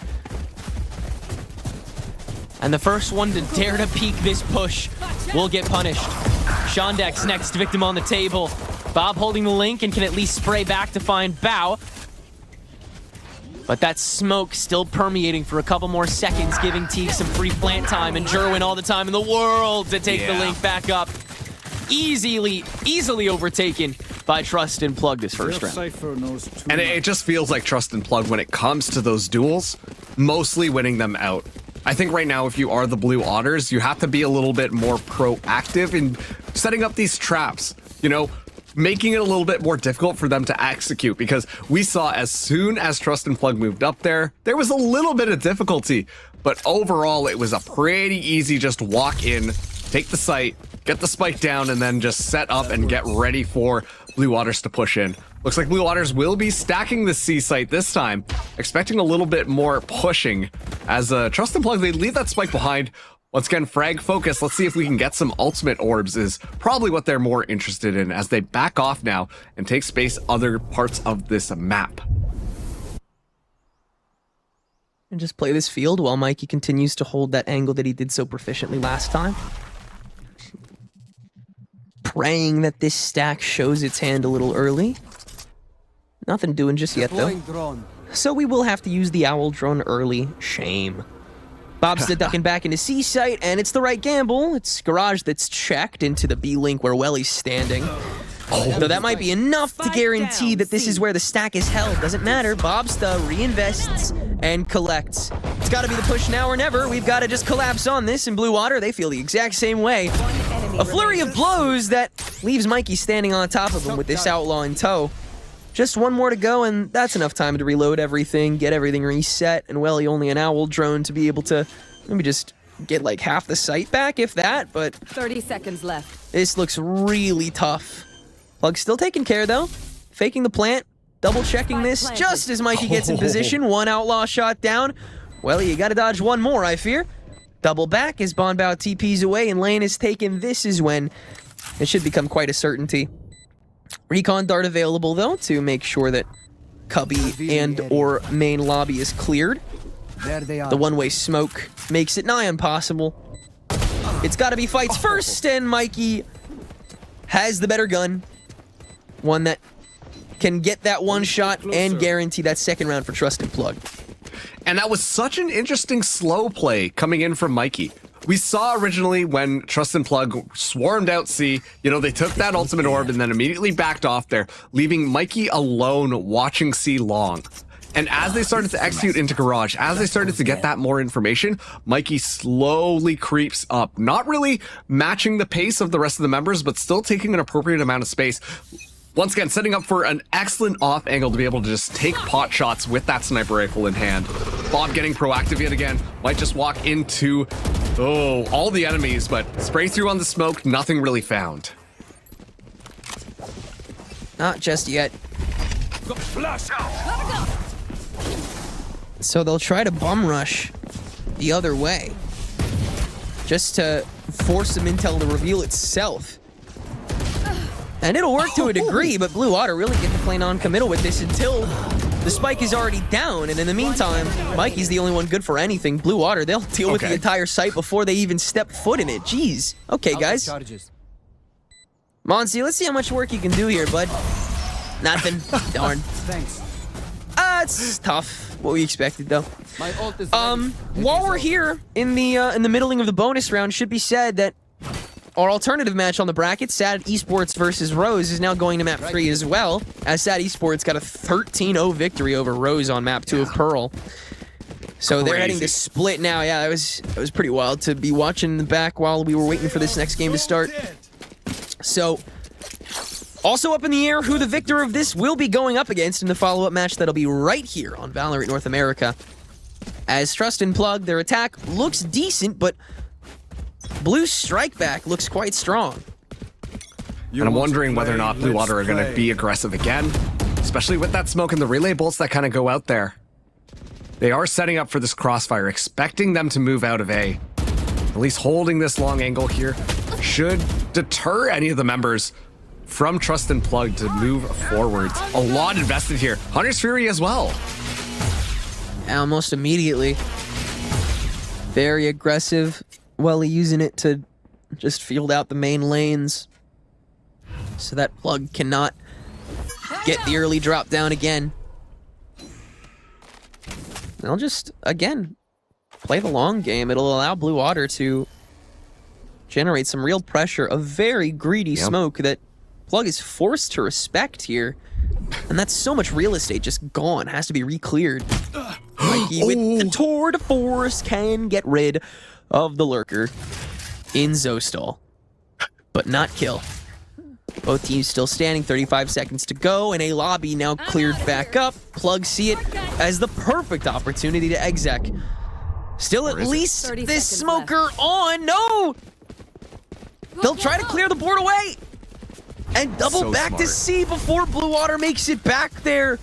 Ingenious strat, just laddering communication, a game of telephone being played between Blue Water players that will leave only 2 on Link's site. It's once again gotta be given over to the team, but Zeke isn't having any of that.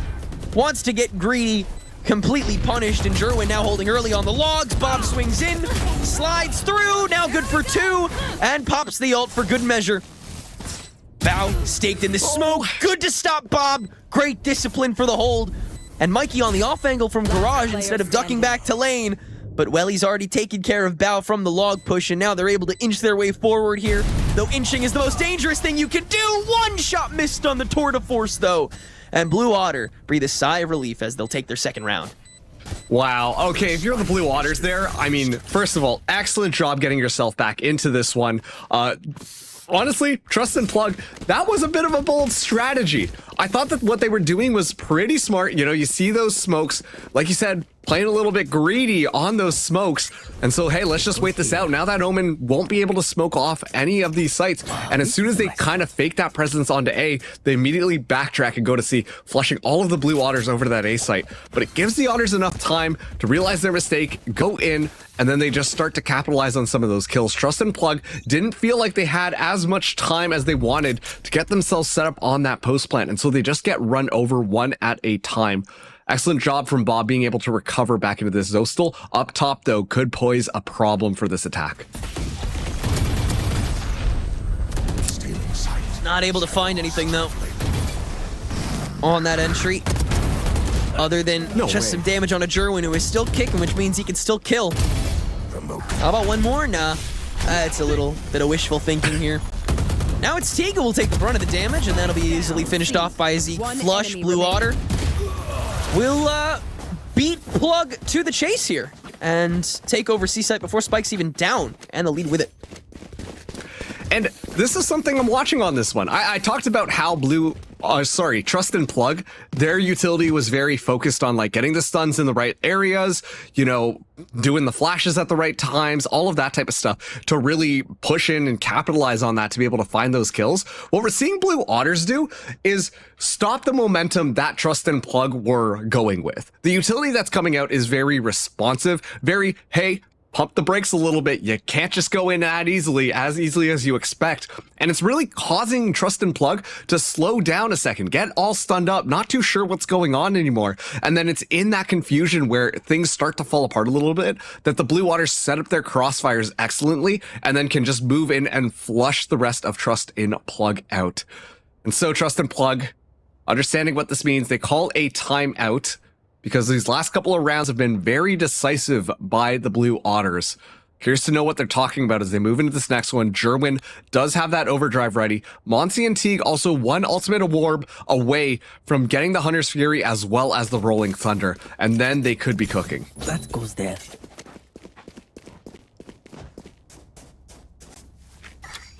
Yes, this should do. Yeah, I get a lot of options to collapse off of here. As Plug, this is really the moment to let Haven be your canvas. Of course, Blue Otter did choose to start on this half. So what have they got up their sleeves when the tables turn? Is there anything at all? It's going to be a good question. Look at this, because of that defensive smoke. This time, so much utility is being drawn out from Trust and Plug just to clear so much of the space. And Blue Waters force all of that out with a single defensive smoke. Yeah, sure, you get rid of that trap wire there. But all things considered, Trust and Plug, a lot of their utility that they would normally use to engage is kind of just stopped. And that really slows the pace down quite a bit. Flash out and field away Bob, who will re-peek. Scanning ahead. Only for one. Is that enough for Blue Otter to make the call to infiltrate the site? No, but it's enough for Plug to do the same. Blue Otter electing to play that lead back, except for Shondex, who is already in just as the mid plant goes down. That'll force out Teague's fault. And now a Rolling Thunder as well from Teague to just try to cement this. Zoe on the way back, though, as Mikey's lurk is finally caught. And now we can deal with the real problem on site, the 3v2, where Teague is seeing a crumb of health. But the Heaven play, oh no, it's not going to be a crunch. Teague will try and get ahead of it and get instantly punished. Bao sits alone, and Zostal's already on the dang spike. Nice spray to get to the right target, but they still got time on that. It's like you hear the spike go and then Bao immediately flicks over just as the other two are going through.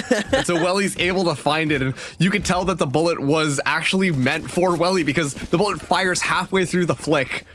Little bit of miscommunication going on in Trust and Plug. They try it anyways. They're at least able to take Bob out early, but all things considered, the Blue Waters, they're doing a good job at keeping Mikey in check. That round, that flank could have been absolutely dangerous.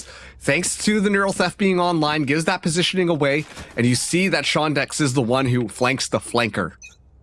Nice easy round coming out from the Blue Otters. As, well, here we go again. It's going to be overdrive activated as Plug move in. And very quickly the CP after the fact as well, just to doubly confirm that space for anybody who was already on it. Force their attention to be swayed.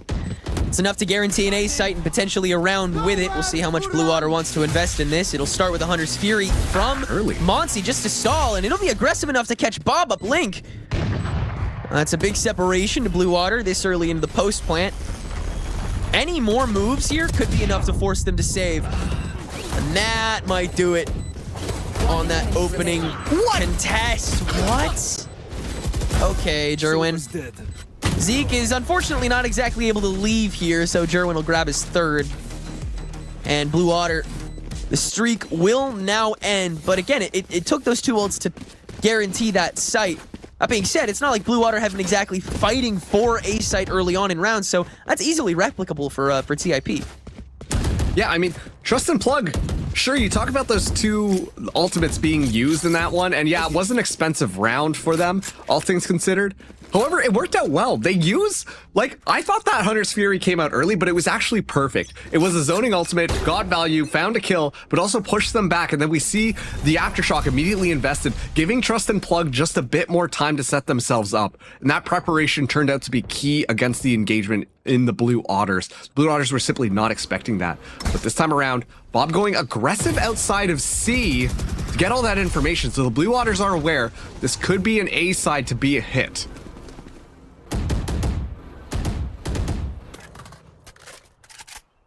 Yeah, they could easily sway this once they've garnered enough attention, and they've already started the step. Bob on the early hold here in C long. Well, with the trademark already placed here, there's no doubt that it's... Oh, wow. That smoke is gorgeous from Zostal. Doesn't give itself away, but also completely enshrouds that trademark. That was beautiful. And on top of that, too, that gave up the spike's location. And so you can see immediately a little bit of a retreat happening on the Blue Water side on that A site, just to make sure that they can float around just a little bit easier, because they were very deep on that. And now that this trapwire is going to get shot out, Bob should be able to at least get one shot off here, off that info, and then has to go. And we jump. Bob is taken care of. But there's only 3 on the way to site right now. Not too much strength behind it. Early rolling thunder here from Zeke. 10 seconds. And Von Bao is still unchecked. So there goes that breach, and now we have to double check it every single time. Welly will quickly shut that fight down and luckily not lose too much health along the way. Ooh. But Plugger still here, still on site and ready to fight. Save for Mikey, who gets early taken down by Zostal. Now the triple swing. Very, very strong. And Blue Water will re-clear and take their 5th round. It seems like we're just seeing zoning ult after zoning ult, because I also agree. I think that was a little bit early on that rolling thunder, but it was perfect because what ended up happening is it slowed down the plant. And because it slowed down the plant, you could see that Trust and Plug didn't get the chance to really get themselves into the proper positioning of it. As soon as the spike goes down, the Blue Otters execute. It's these couple seconds that they are being bought that's allowing them to really just take over so much more space. And honestly, it's that overwhelming factor that's allowed the Otters to continue to win these defensive rounds. We're getting close to that half now, 4 rounds away. Could go either way, but Trust and Plug have yet another buy on this one. Welly, though, the Hunter's Fury, that's an important first kill from Mikey, shutting down Bob, and that's the operator dropped. Ballsy as hell. And well punished. And Plug now the ones that get to play a little more static. To see if someone else from BO wants to chop at the bit to attempt to equalize. Nothing of the sort just yet. Blue's still quite stacked towards that B site push, if that's where Plug end up swiveling. So ultimately, if Blue tries to rotate this proactively, then Plug will just punish. But if they don't, then Plug have free sight. So really tough restriction going on here. Zostal attempting to kind of Timing. flip-flop on this peak swing, but it's just so poorly timed. And now we're in, now we're spotted, now we're dead. This should be an easy lock for Trust in Plug, just so beautifully timed. 30 seconds left. And rather than do what Blue Water did, which like you said is play that zoning and then get greedy enough to force Plug to kind of wait for these potential options that they've been handed, like having to fight on site before the spike gets fully planted or having to watch for this lurk watch. Instead, it's Trust in Plug who forced Blue Water to not press the issue, but get pressed because of how much they have to stand still. Take this. Their forced inaction leads to the snowball that will get Plug to 4 here with no drop down prevalent from Blue. Indeed, this will be a save. Yeah, at this point, you just got to save. I mean, even the fault line coming out, that's indicative of what's going to happen, but Jerwin not going to really let them carry that extra rifle through. And honestly, this round came down to a single smoke. And that was Zostal's smoke just outside of that A site, which previously I complimented because it drew out so much utility from Trust and Plug. But this time, it served as a false hope that, oh, hey, I threw the smoke down, nobody's through at this point, so I can continue to hold it down, while meanwhile, Trust and Plug, they had 3 members already walking down a long. That goes there. And on top of that, too, the gun barrel comes out. A little bit of unfortunate timing. So Zostal thinking that it's so safe, and then Trust and Plug strike. And they come in swinging.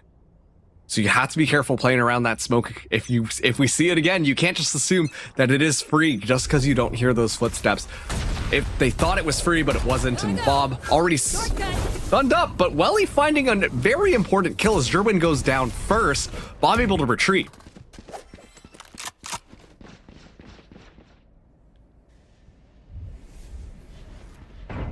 And preparing for a potential complete rotation here. But Plug remaining on the lane. Still all the util in the book here. And with the smokes placed, they will waltz onto this A site. So ultimately, the one thing that changes for Blue Water here is the man advantage. Is the ability to retake. They see it here and now. Especially when the Hunter's Fury onto such an easy target in Teague. Sacrificial Lamb on default plant spot. Now a 5v3. This looks beyond doable. Hop into Link first. Drone to guarantee the positions, and we'll swing accordingly. But pretty quickly shot out by Monsi. So that corner spot, which is now occupied by at least 1 player, 2 for a moment, is now dangerous again. And Monsi is such a danger. 3 for Trusted Plug's favor, but Shondex loops right back around and will take Blue Water right back out of panic mode, giving them a 6-4 lead. I mean, at that point, if you're Blue Waters, you were probably sweating just a little bit more on that. Not really expecting Monsi to be playing so close to that smoke, able to find 3 kills so easily. Thankfully, Shondex stepping out from behind, the flank going completely unchecked thanks to the lack of utility. And just completely shuts down the hopes and dreams of Trust in Plug. It was already a rambunctious round that they shouldn't have been able to win, but they just got that glimmer of hope only to get it smacked out of their hands. 2 more rounds left. Blue Waters still looking really good. See that classic defense being set up here. The smoke being so proactive allows that Silva really to just get that dart for free. And Trust and Plug this time, being so aware of it, are going for more of a faster push up onto A, at least to draw out some utility, or at least fake it. But we know that they usually decide to push elsewhere. Mikey getting spotting out as well will give them an idea as to where this operator is, and thus where to avoid. Looks like we might be going in for yet another garage push, as Mikey slowly moves up like we saw so many rounds ago.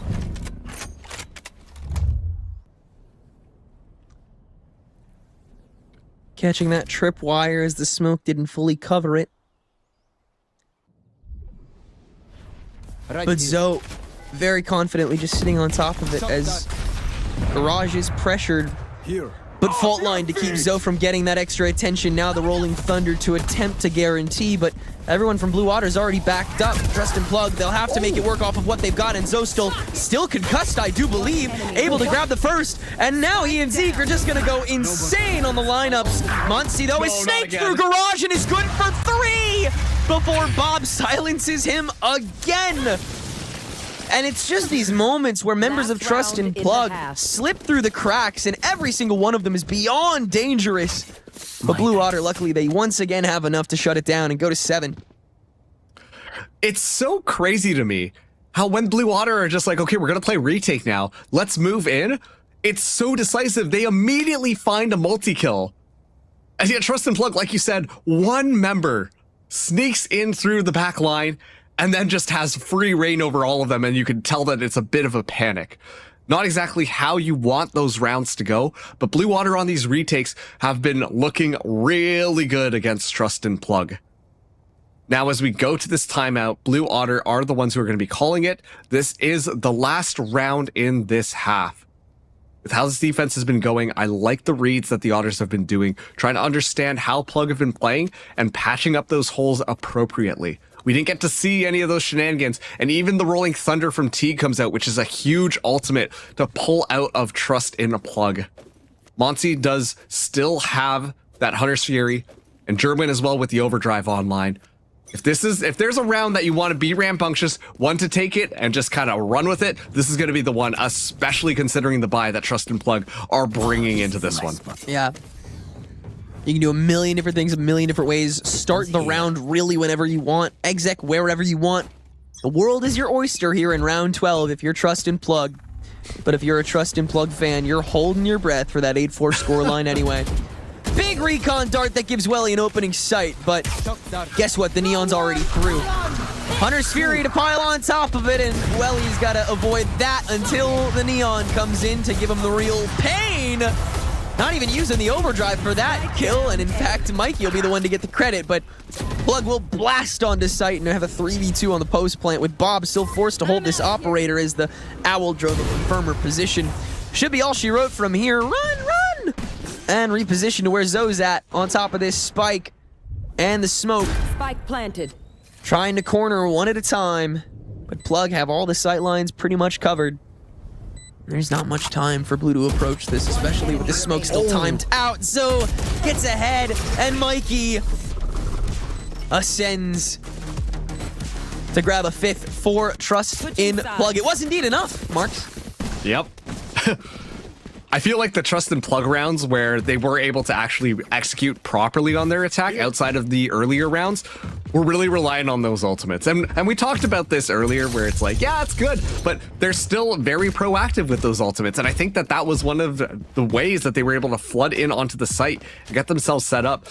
I will say, though, kind of criminal that Zeke was alive throughout all of that on the actual site as they just flooded in. It was so fast that they didn't do their due diligence of checking all of those corners, which has really given the Otters their opportunity to try and pull apart the Trust and Plug's attack.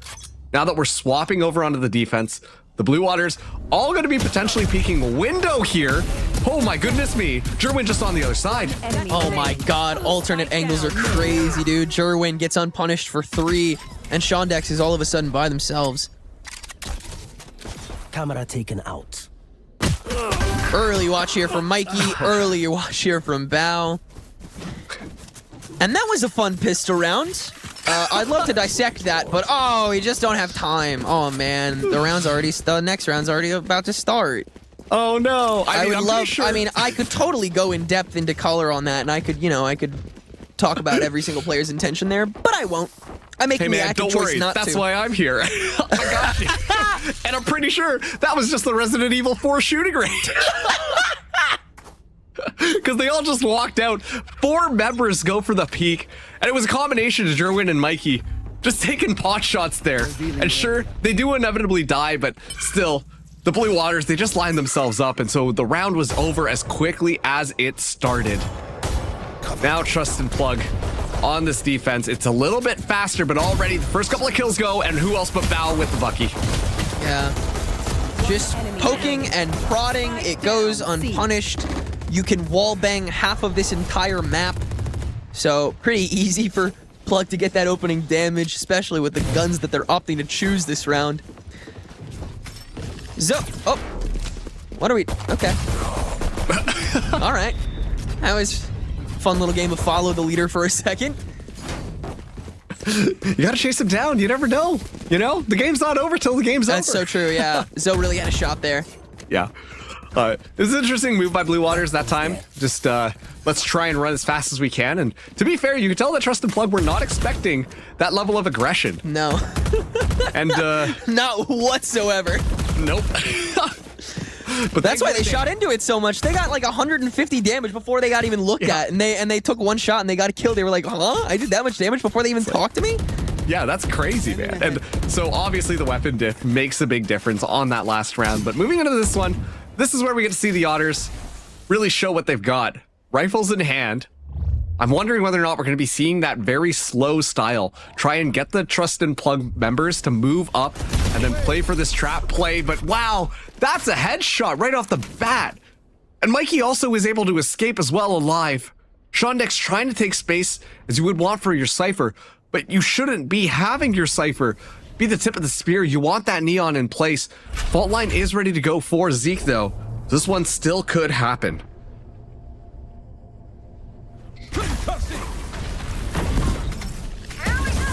Early checks on the B exit. Oh, members here, but yeah, their util is like few and far between this round, so it's a little bit tougher to spread yourself thin. Teague is still skating this though, and is good to grab 2, meaning that it is a 2v2 now. Oh. Zoe does catch Mike on the run back though. Teague, good counteraction. Planted. So does this bonus go the way of Plug after all? As Teague has an aftershock in hand and is 10 away from this fault line. Zeke has a blind and probably not as close to it, but Zeke has the peak and the bonus is stolen away from Plug. That rhymes pretty nicely, huh? That is nice, isn't it? But not how you wanted that round to go, if I'm being honest. No. Especially too, like you see the flood go in onto the site. Like you talked about, the utility's a little bit discombobulated, but it's in that moment of chaos that we see Trust and Plug find their kills. As a result, it's not great coming in from Blue Otter on this round. We're seeing actually Mikey go for the Outlaw again. Just trying to pick off those members who don't really have full shields. It's Neon v Neon. Fury was able to get one, but immediately traded back. I know exactly where you are.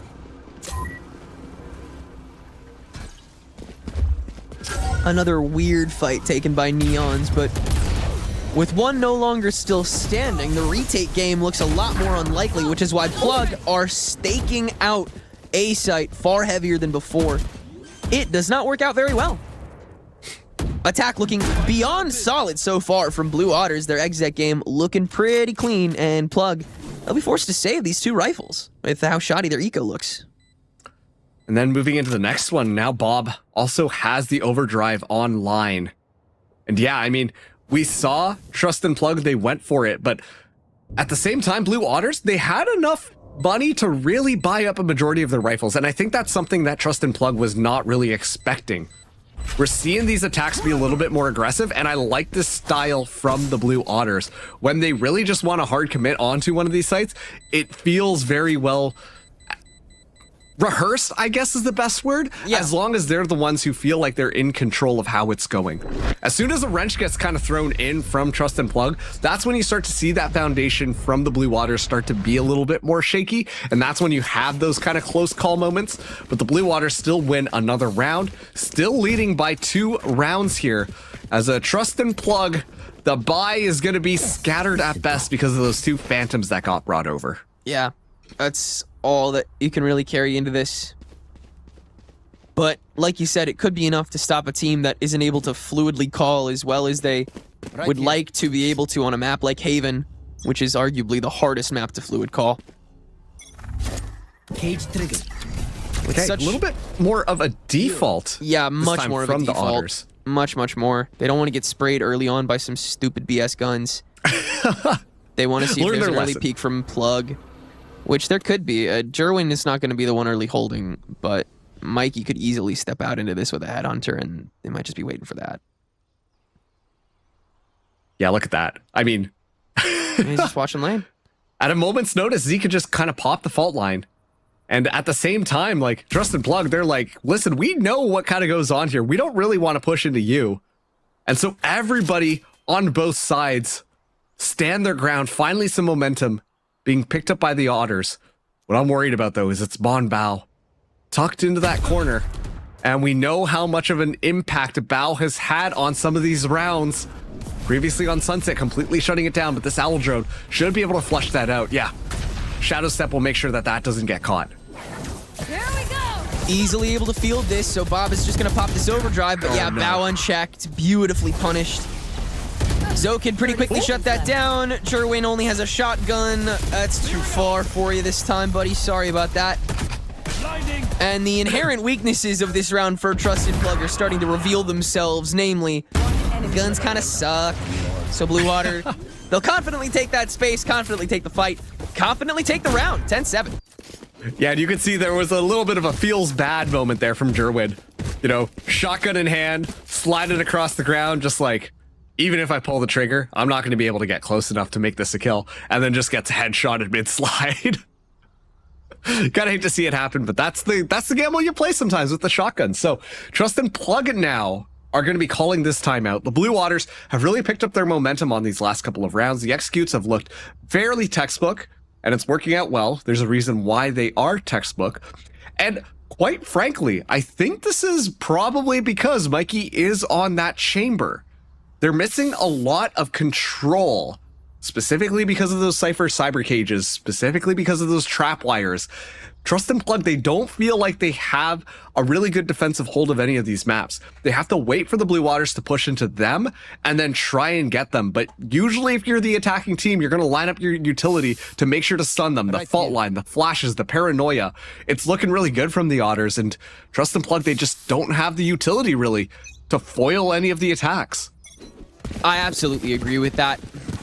The intention of this chamber is to kind of stunt pushes and force you to continue rechecking as you go and burn more util until you peek into a sniper that's going to diff you.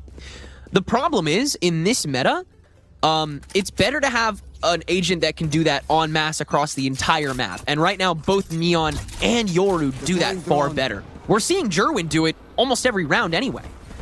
So Mikey has been very restricted and held back by this agent. I agree. Von Bout held back by all of that util thrown in from the garage crunch that is once again on C site. Fatigue still unchecked. This Blue Water squad is brave and brazen, but they'll make it work regardless by invading the link. Enemy remaining. It's messy, but it's still advantageous towards Blue Water, who will finally get this spike down and now re-extend into this link push where they have a good feeling Mikey still is. Teleport's ready. Yeah, there you go. Totally checked, totally read.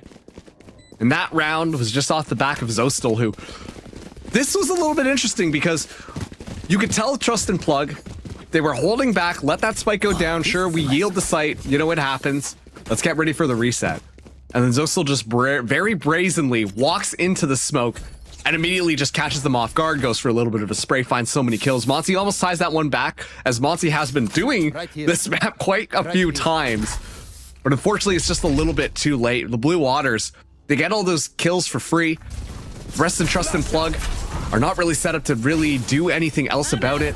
And now it's just yet another fast execute here. Bob, slow down for a second. The fast lane used. Woo! Okay.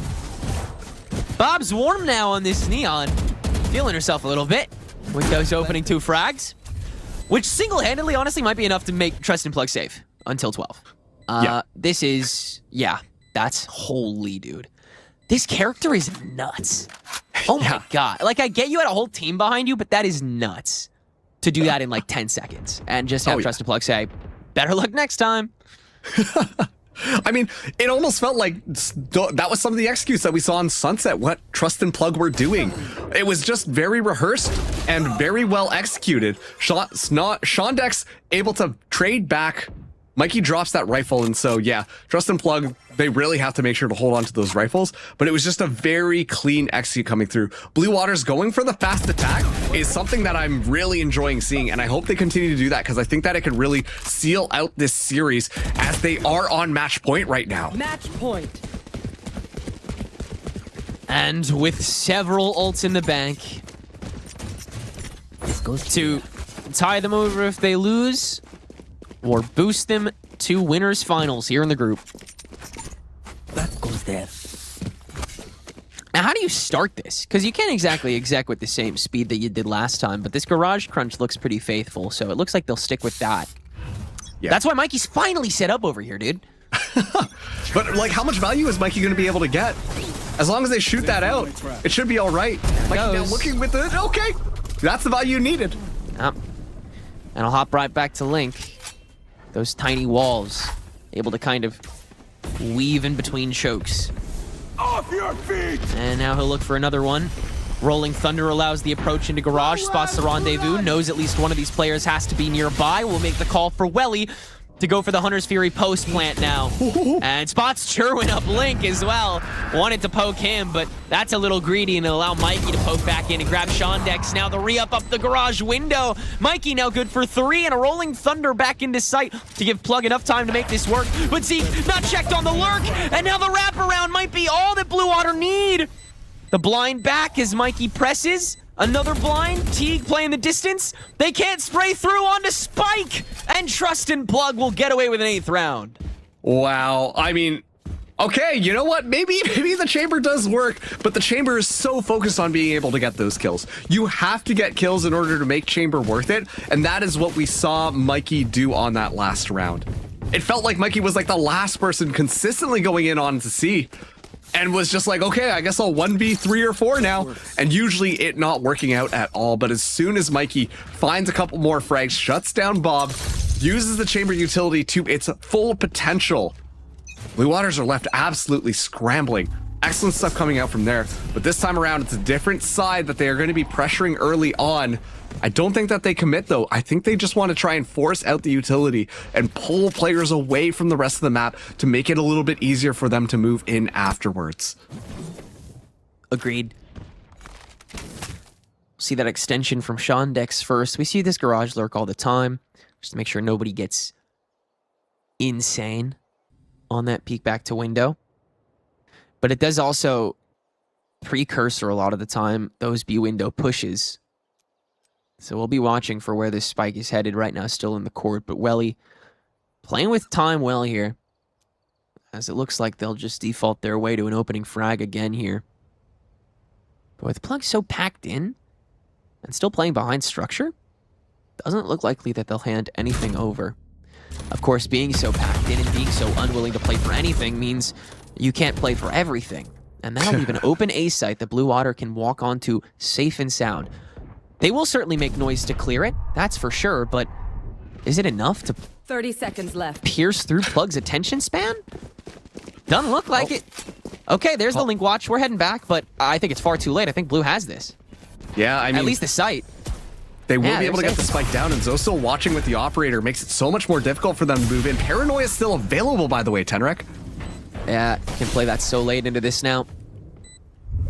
2 members of Trust and Plug hopping up to heaven. It's Teague to once again give that booster seat to Jerwin as he'll hop out of the smoke.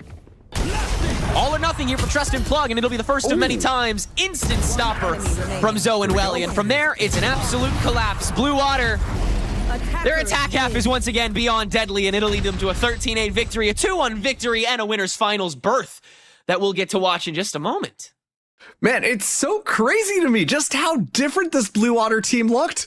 I mean, we saw them get absolutely dismantled on Sunset with a very similar composition. And then as soon as they go on to Haven, specifically on that attack, it was looking so much easier for them. A lot of the complaints that I had, it felt like they were addressing them between that map 2 to map 3. And so the Blue Waters are able to take away this victory. And quite frankly, I'm curious to see how this goes, because once again, Tenrek, I said this before, but it's continuing that narrative where these Challengers teams from previous splits are not winning their matchups. Blue Waters is a new team in here. Trust and Plug was Blinn Esports, and now Trust and Plug down to the bottom, potentially facing Sad as how things are going down on that game right now. Yeah. But we'll kind of have to see how this one goes. Big congratulations to Blue Water. They're going to be in the winners finals. Yeah, one more match that they need to win to get to these playoffs, to get that guaranteed piece of the prize pool. And as you put so well, Rose is putting up one hell of a fight against Sad Esports in the secondary match. The victor of that will be playing Blue Water on this main stream in just a moment. Don't go anywhere.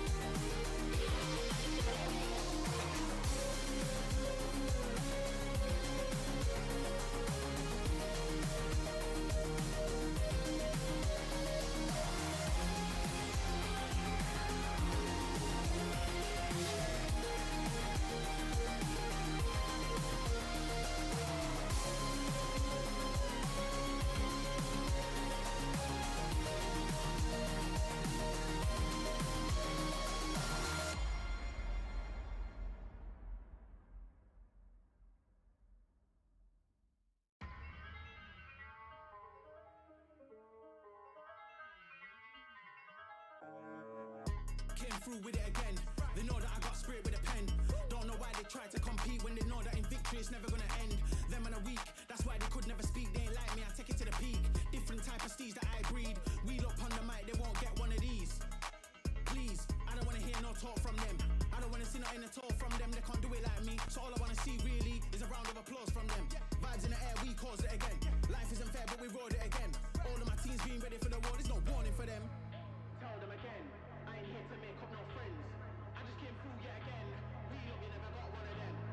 Top of the pound yet again. They can't stop this child now again. Reigning champ, I won't lose it. So you know I'm gonna win that again. Tell them again. Tell them again. Tell them again.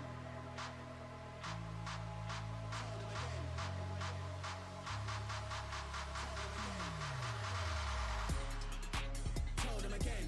I ain't here to make up no friends. I just came through yet again. We up, you never got one of them. Top of the pile yet again. They can't stop this child now again. Reigning champ, I won't lose it. So you know I'm gonna win that again. Tell them again. Tell them again. Tell them again. Tell them again. Tell them again. I ain't here to make up no friends. I just came through yet again. We look, you never got one of them. Top of the pile yet again. They can't stop this child now again. Reigning champ, I won't lose it. So you know I'm gonna win that again.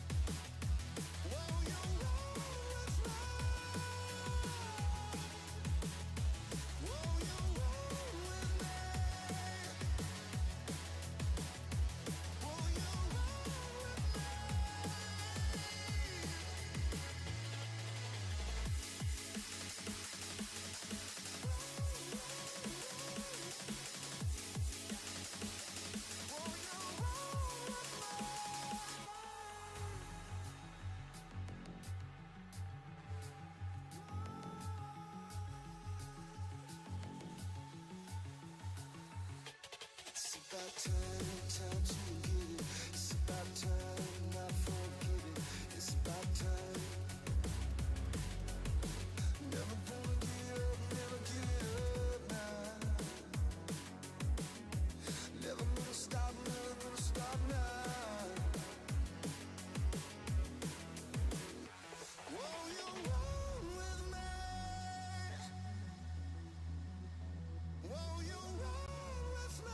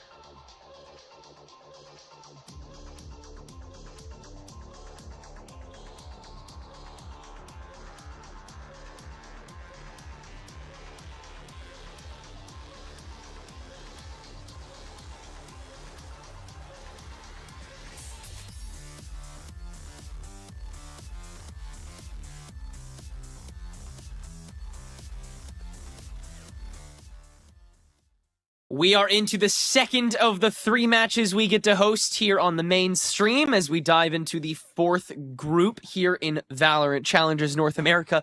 Split number 3. My armrest was not helping me there. My bad.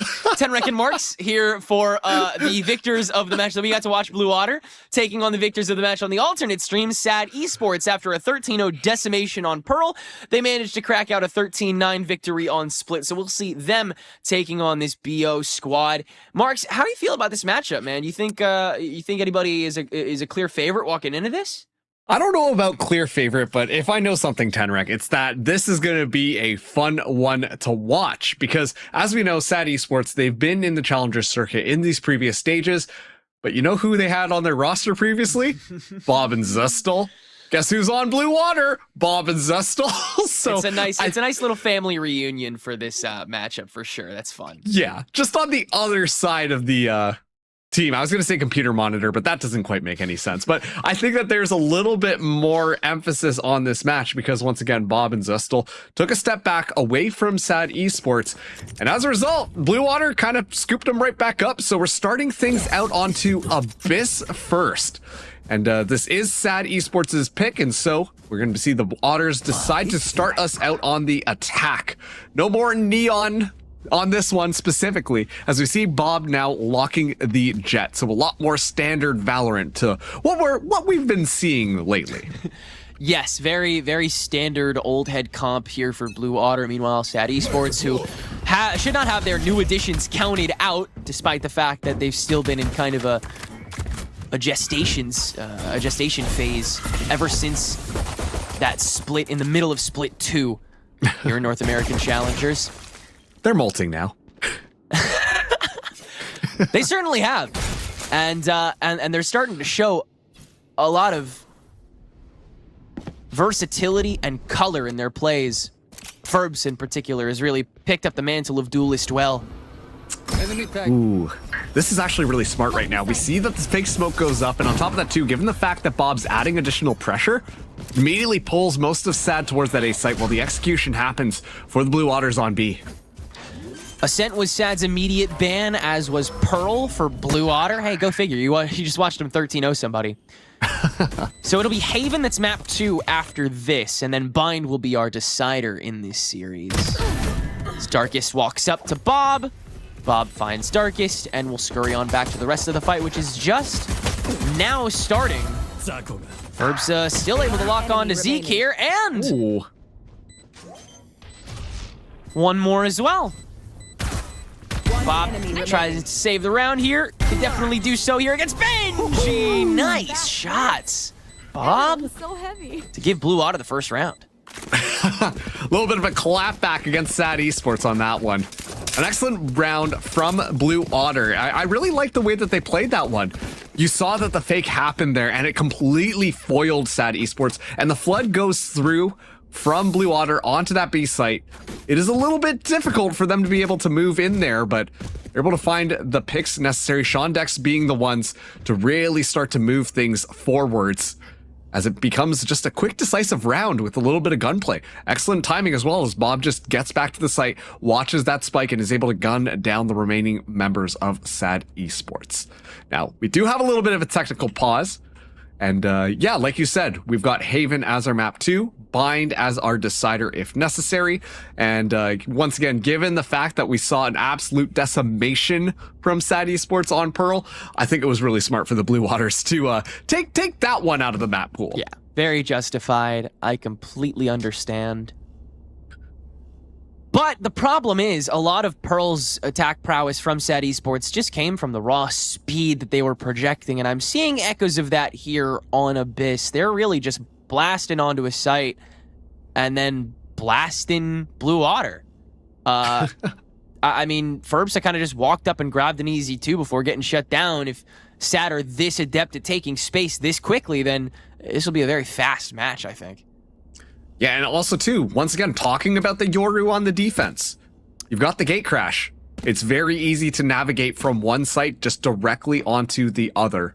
And this is why I think what we saw in that first round, not to like overanalyze the pistols, because it's just a pistol round. Right. But going for that fake, forcing Ferbsa to recall back and then immediately go back in onto that other site, it just allowed Blue Water to have the space that they needed to be able to completely avoid the main problem. And that just made it so much easier for them to move in. So, you know, we saw them try some of this against Trust and Plug, and Trust and Plug were having none of that. But it feels like some more of that like strategy, playing the macro game a little bit. That might be what Blue Water wants to do against SAD Esports.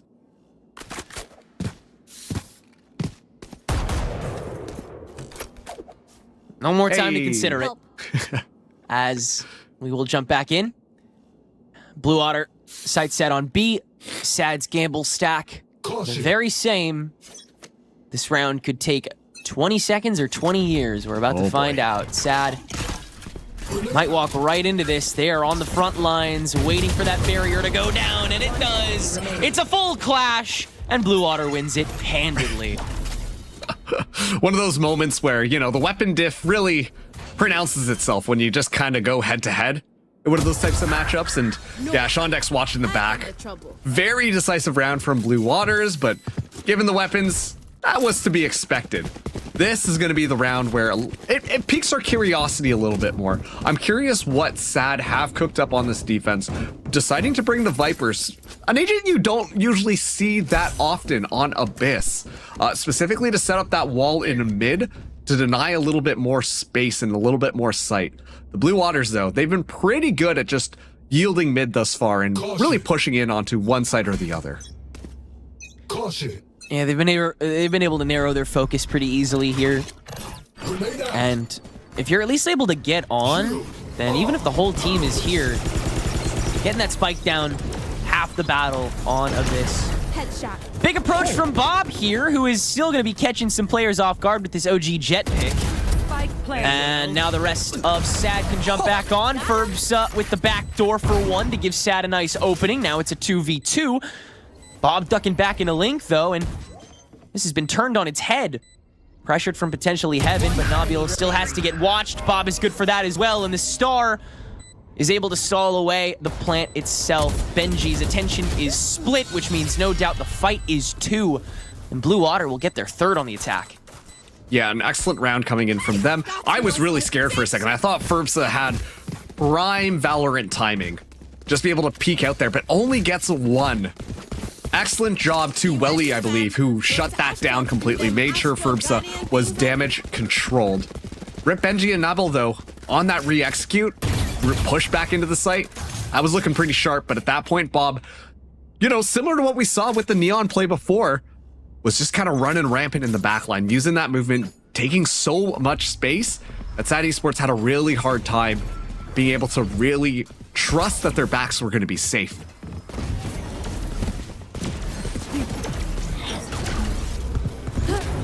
Out. Heading back in.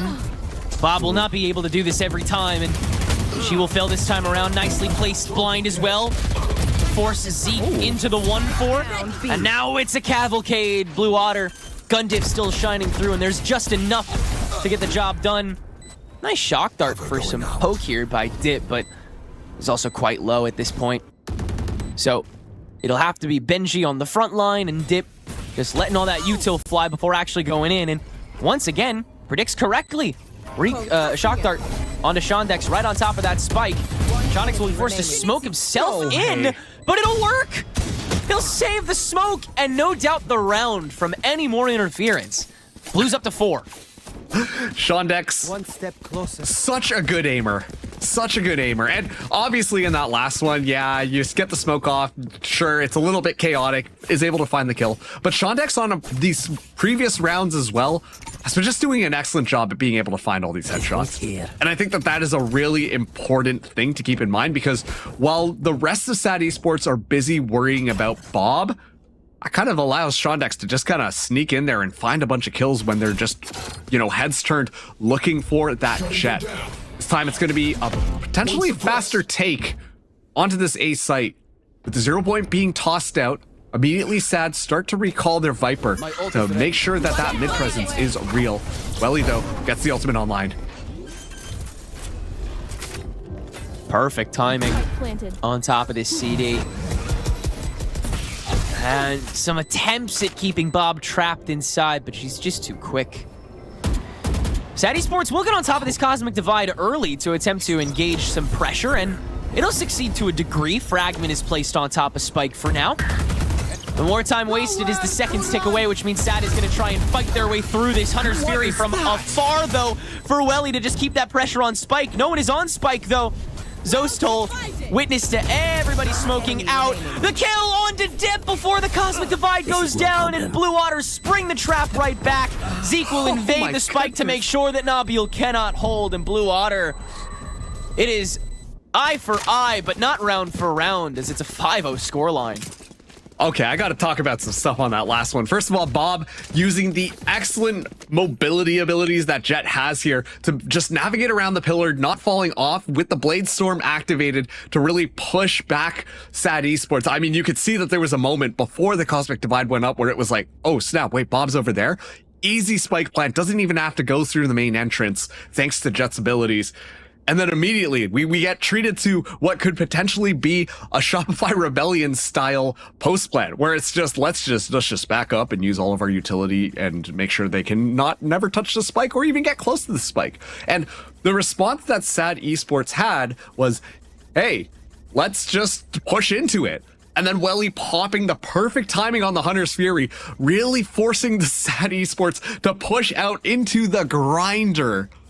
And the Hunter's Fury gets so much value because it really displaces the amount of pressure that SAD wanted back. So Blue Otter, we're seeing a completely different look from them this particular round. This is looking really good, Tenrek. They're playing a lot more aggressively and seem like they've got their hand on the wheel very firmly.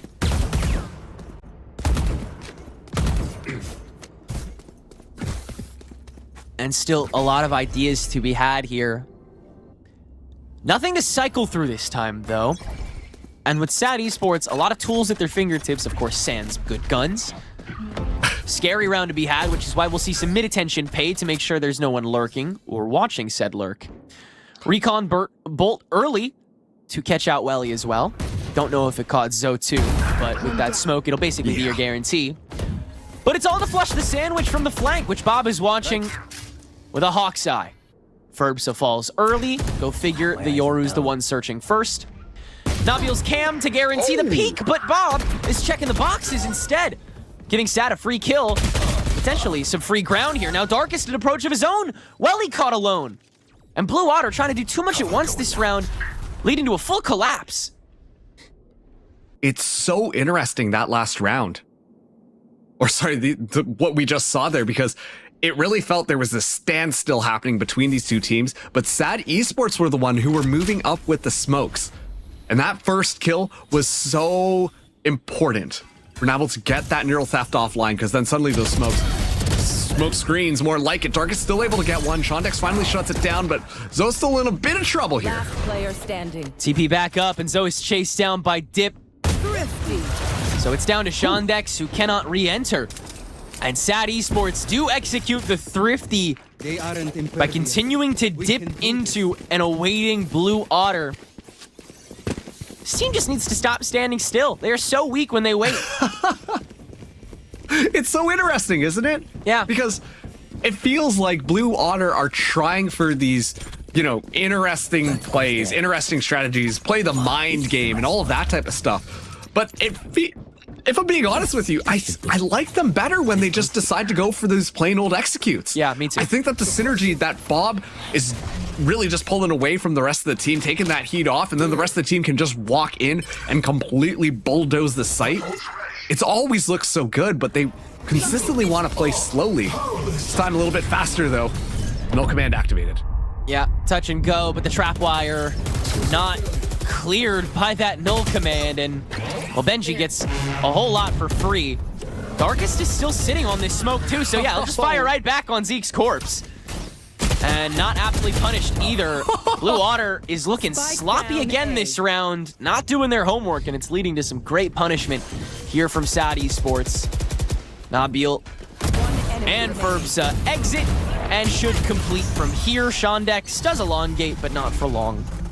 So it's 2 on the board for the defending squad, who will again collapse onto a Blue Otter that just clearly wasn't paying enough attention. Yeah, and that's really key here because that single Cypher trip met the demise of 2 people from the Blue Water squad. It shouldn't be like that. One person gets caught. Okay, cool. You know, you're able to shoot the trap. Someone goes down. That's kind of how that one goes. But they weren't actively checking for these Cypher wires, and Benji gets away with so much on that round. Shouldn't be like that. Sad Esports start to feel like they're getting a little bit more of a foothold into this round. We've got a duelist 1v1 happening on the B site. But Blue Waters, they go for a little bit of a slower approach yet again, just farming these ultimate orbs as Ferbsa wins out the duel against Bob.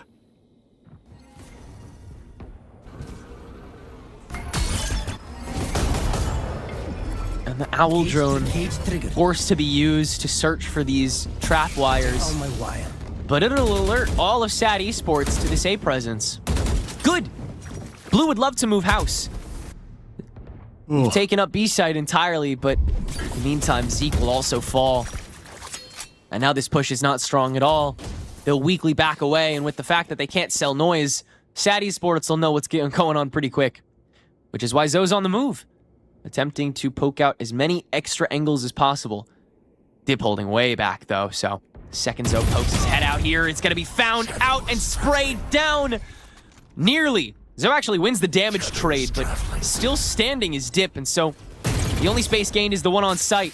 Shondex poking mid, misses! Massive whiffs, still only good for 1, but that is probably not enough at this stage. It's gotta be Welly, who is forced into the shoot back on the camera. Nice swing onto Zoe. Welly just trying to play keep away, and it'll continue. Recon Bolt still in the pocket. Darkest jumps up, first shot missed. Still plenty of time for this, and now the double. That's so tough. I do like the opportunities that Blue Otters were trying to get themselves set up for. You know, things start to go wrong on A. Okay, we've taken a lot of space. Zoistal has done a fantastic job at clearing out the entirety of that B side. And then the members just kind of leg it all the way over. Sad Esports, they start to follow behind. They're looking for, you know, something. And meanwhile, Zoistal just doing a great job of pushing even further into the back of B site to secure it, making it a winnable scenario for the Otters. But I think just the overall numbers and Shondex unfortunately missing a couple of those shots there, it allows the it allows Sad Esports to collapse upon Blue Waters, and it looks like it's just going to be Ferbsa up against the world. Cosmic Divide used early as Ferbsa finds one. Perfect collapse yet again, and Dip is just going to follow right up with the Hunter's Fury. Attack is basically cooked before it even gets on. Poison's off. We'll safely get onto site, of course, with the help of this Cosmic Divide. Sad Esports can be witness to this push, though, as well. He still hasn't planted the spike. We're just going to collapse right now, but Shondex exits smoke and grabs 2, keeping this tight. With the spike taken away, and yeah, that ult available, you've got to push this. Or just star it, and Benji only has 1 left. First stick is going to be through main, but Welly's playing super respectful. Has a recon, has the shock. Can play this with all the speed he wants to. Revealing area. Found them. Recon inside, but Nabil holding in front! And Welly is not prepared! A tale of the tape for the 4 rounds that Sad now professes. It's good. Oh man, Tenrek. Not like that. Oh man. It was a little bit greedy from Welly to try and just go for that peak again at that point in a 1v2 scenario. Also understanding that they could have split up. It's always such an awkward plant on that B side, but still probably should have went for the Hunter's Fury anyways. At least eliminate one of them, make it that 1v1, and suddenly it's a lot more winnable, but opts to go for the peak instead. The economy for Blue Otters is no longer looking as solid as it was. Sad Esports right back into things here. Ferbsa this time poking out of the other side. This B side is completely open. And so I think that we should be able to see Blue Waters go in nice, fast, and furious. Yeah, this is the speed they wanted to take it with, and this time they'll have everyone available for it. Darkest will overstep, though, and now find Bob once again too early. Zoe's gonna try and hide in this smoke a little bit longer, but can't with the Hunter's Fury raining through. Decides to try and step out as well. And SAD Esports, it looks like they've got reads on reads for when they try to hyperextend. Firmsto with the 1, Zeke with the 2, with this Sheriff, and he's still kicking. Well, he once again holds it down. No Hunter's Fury in hand, but just a couple shots needed to land to finalize this. Not when Dip can just step through and spray. Another bonus thwarted, another attempt spat on by SAD Esports as we're tied up. I gotta say, I really liked what Zostal did there. Uses from the shadows, goes all the way into that weird corner just to top B. And then immediately, it's so chaotic. SAD Esports are not expecting any of the members to be there. And especially too with the weaker weaponry. That's when that tends to shine a lot closer quarters. And of course, too, a couple of excellent Sheriff shots coming out from Shondex to make sure that this is still a winnable round. Shondex still a fantastic aimer, currently leading Blue Otters with 12 kills, leading the entire kill feed with 12 kills. And now, timeout gets called by the Blue Otters. Here. Something's not going right. They just tried to go a little bit faster, and it didn't work out. Sure, we talked about how when they play a little bit more slow, that's when SAD Esports tends to get the jump on them. They're able to outplay them just a bit. But even when they went fast that time around, the retake from SAD was fantastic. And I think that really comes down to Nabil and Benji doing a fantastic job playing off of each other, allowing the other members as well to just kind of find a couple of kills. The synergy coming in from SAD, playing off each other and making sure those trades are available is looking phenomenal. 100%. Thank you. Just the ability to immediately fill in the blanks whenever they're created by Blue Otters. It's a speed that, while Blue Otter can replicate on the actual exec, they simply can in the mid-round. So, it's got to be a better exec or a better mid-round. One or the other. SAD, another trollops up mid, this time far more stacked. And as the defensive pit rains upon A main, it really does have to come down to this mid push that's Blue Otters are attempting to execute, but Benji's already so far in, and everything's checked. Cover going out. 2 for 2 though, and Zostal's made a heap of space up B main. My camera is Now the camera finally spotting him. The rest of the team on the way.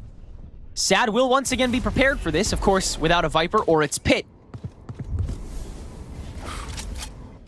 Yeah, Zeke should be able to get the plant down. Null Command is going to be available here. Potentially stall them out. But I don't know if that's the move. Okay, turns out it is. Darkest really deep on the flank. This has to go checked. And Shondex has turned around before for this. Looks like he will again with the way that SAD is timing this out. Yes. Beautifully intercepted. And now it's Blue that are making the reads. Benji the next to poke his head out of the nest. And Nabil's all but found out, but wow! Wow! That's not the Sun Classic. That's not supposed to do that. Unbelievable. Holy. For a second there, I believed the only reason that didn't work, I'm certain, is because the Classic ran out of bullets in the clip. Wow. Crazy stuff. But once again, Shondex, I think, was the key player on that. Making sure to shut down the people from behind. Darkest couldn't make any advancement forwards. That could have been deadly if Shondex just turned around for a second. Now SAD, down 5-6. We're in the last round and a half here. It's going to be early aggression up mid this time. They want to make sure to keep it in check and not just rely on that recon bolt. We saw how that went last time. A couple of ultimates still online. Benji having that Cosmic Divide could be excellent. It all depends on how the Blue Otters want to play. And well, Tenrek, they're playing slow yet again. Let's see if it works out this time for them.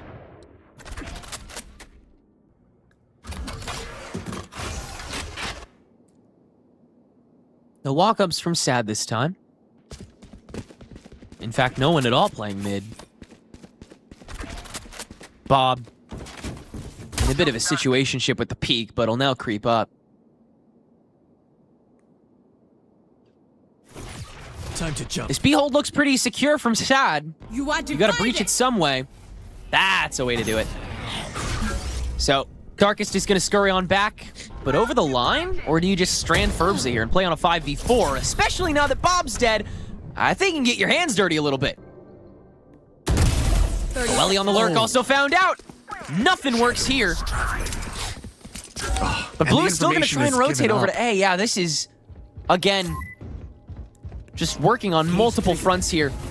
And Sadis is ready to intercept on this site as they are the other, except they have some stars to use this time. Easily found out as the rest of Blue Water. No time, no chance. And we're tied up going into the swap. And honestly, the smokes actually worked out perfectly for SAD Esports on that defense. It allowed for a bit of a disconnect between all of the different members of Blue Waters. And even though the Cosmic Divide was the friendly one, the Blue Waters got split up, and then that's when they just got picked out by one. Now, SAD Esports are going to be on the attack here. They really pulled this one back in what was originally looking like a very one-sided first half from Blue Otters. And so, Tenrek, this could go any other way. Already, SAD Esports just outside of A, potentially ready to just run things down. But they've only got one initiator on their side. That Silva's the only information that they have. The flashes have to come from Ferbza. And Blue Otters, there's 3 of them there with quite a bit of Sol utility if they need it. And they're able to really take this in chunks. For intel, for kills, for spacing, for whatever. And it'll be a Nebula to get us started, as Dip will reveal himself with the recon just long enough for Sad to reach the ground without anybody getting hurt. Shondex immediate turn into 2 on the pistol, and this kid is pretty good at these opening rounds. Let's see some more of it. 3 kills now for the Astra, and Blue Esports. I have the spike. Blue Otter Esports. Do they have an esports at the end? It might just be called Blue Otter. Might just be Blue Water. I think it is Blue Otter. But they'll take over yet again, a massacre at the A main. You know, that's really funny because that round was so reminiscent of an earlier one where Sad was on the defense and Benji was the Astra that just kind of peeked out and got maximum value. Something about these Astras in that little corner on that A site somehow just fragging out and completely catching everybody off guard. As Blue Waters, they take that pistol round. As a reminder, this map was chosen by SAD Esports, so if Blue Water could win this one, overall, it's looking pretty good that they might be able to find the qualification for playoffs here. Yeah, if they can take this map here, it's looking really good. Already some great progress made. Now to the side that they did not choose to start on. But the creep up from Ferbza into the TP has suddenly taken all of mid and the opening kill. Perfectly executed by the Yoru. Let's see if the rest of SAD can follow suit. Ferbza cannot do anything more than get some extra chip on a Darkest before Fallen. Or excuse me, that's the other way. But we'll at least open that space up for Darkest to breach, which he will be the first body tossed at the problem. With the Guardian, though, Shondex can only hold down for so long when there's a lot of people holding onto the site. So SAD Esports get a free ticket to a site before Blue Otter get to reenact. They will, of course, have Zeke here. But do you play this if you're... I don't think you play this if you're Zeke.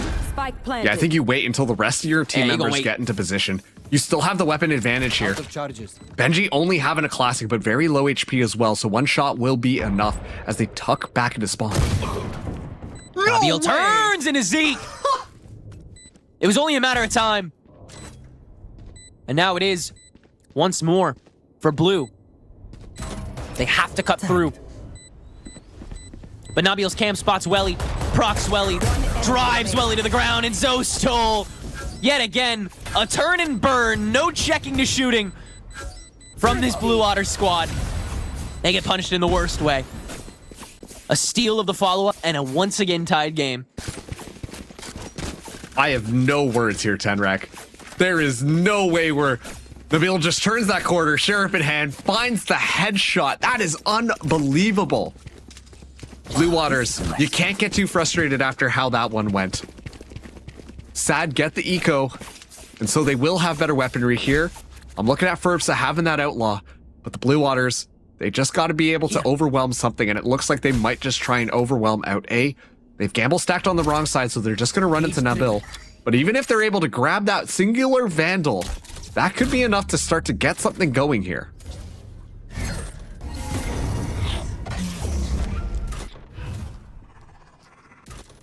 Yeah, I've been getting that opener. And seeing that cam, they have an inkling that Nabil could still be here. They'll confirm.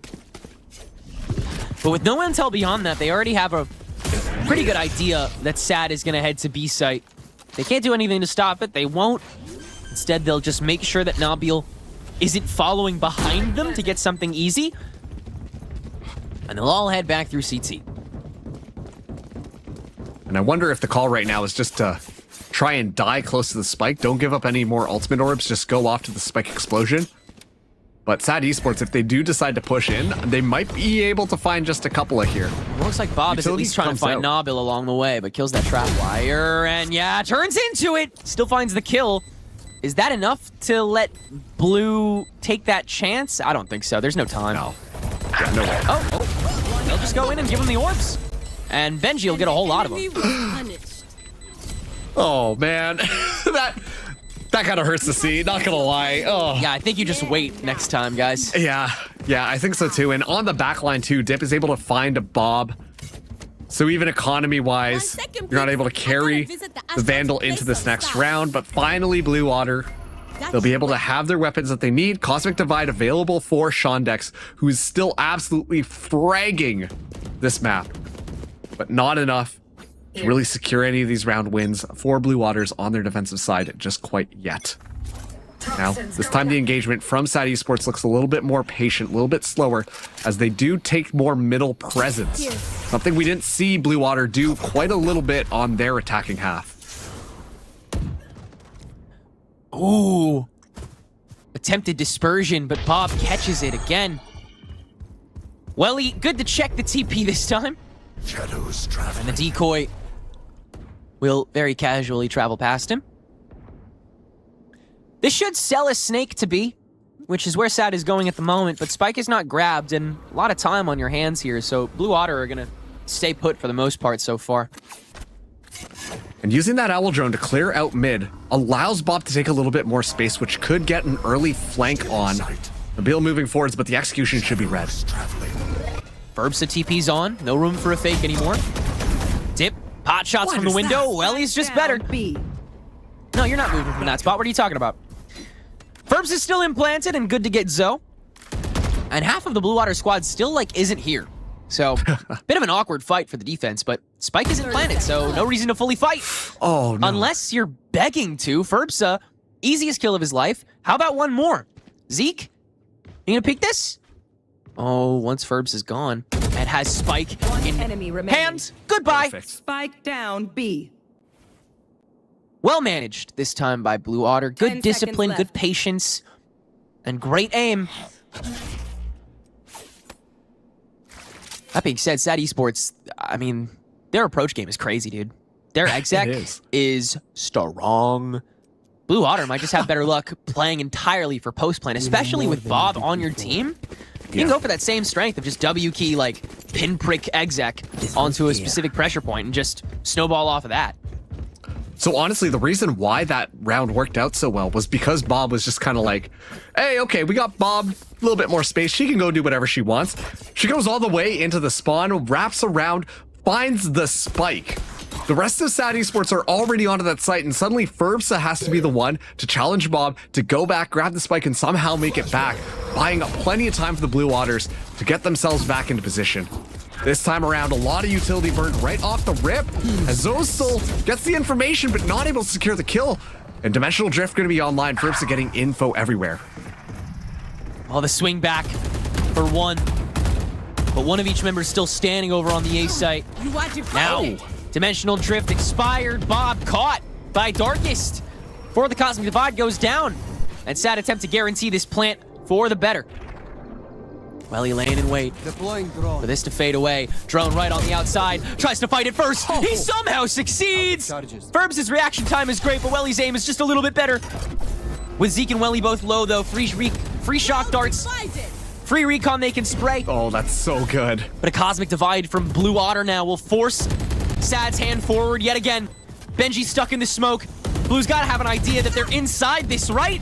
Surely. Benji still playing with fire here. Back outside the divide, back inside. Toying with this exec. And finally the Hunter's Fury can come through on top of this spike. That just might be time, period. Oh, but the kills will ring through anyway as well. It all falls apart for Blue Water, and SAD Esports have enough to get over the line. Wow. These are really close rounds, and I honestly love that from Blue Otters. Shondex using the ultimate, completely cutting off the sight line, makes it so much more difficult for SAD Esports to play off of it. But what's this? Dip has a Hunter's Fury ready to go. You saw Benji just kind of hopping in and out between the Cosmic Divide just to hear whether or not the spike was getting tapped or not. And I'm not even sure if it just came down to pure intuition, but the Hunter's Fury comes in at a perfect time from Dip and just shuts down any opportunity that Blue Otter had at potentially winning that round. They were all so low HP, they had to play so carefully, and so SAD Esports could make them do whatever they wanted. An excellent response coming into a very particular puzzle that Blue Otter presented. Absolutely.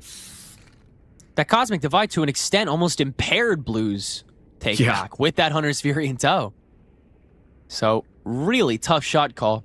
And a crucial ult to the retake game of Blue Otter, which, again, is something we think they'll have to lean on in order to win this defensive half. It's gone. So yeah, we're now sitting 9-8 here as SAD take the lead yet again, and honestly, it feels like they're starting to feel a lot more comfortable with how they're doing some of these site executes. And Blue Water at first looked really strong, but they're starting to crumble under the pressure a bit, Tenrek. Absolutely. A tournament like this, nothing but best of threes.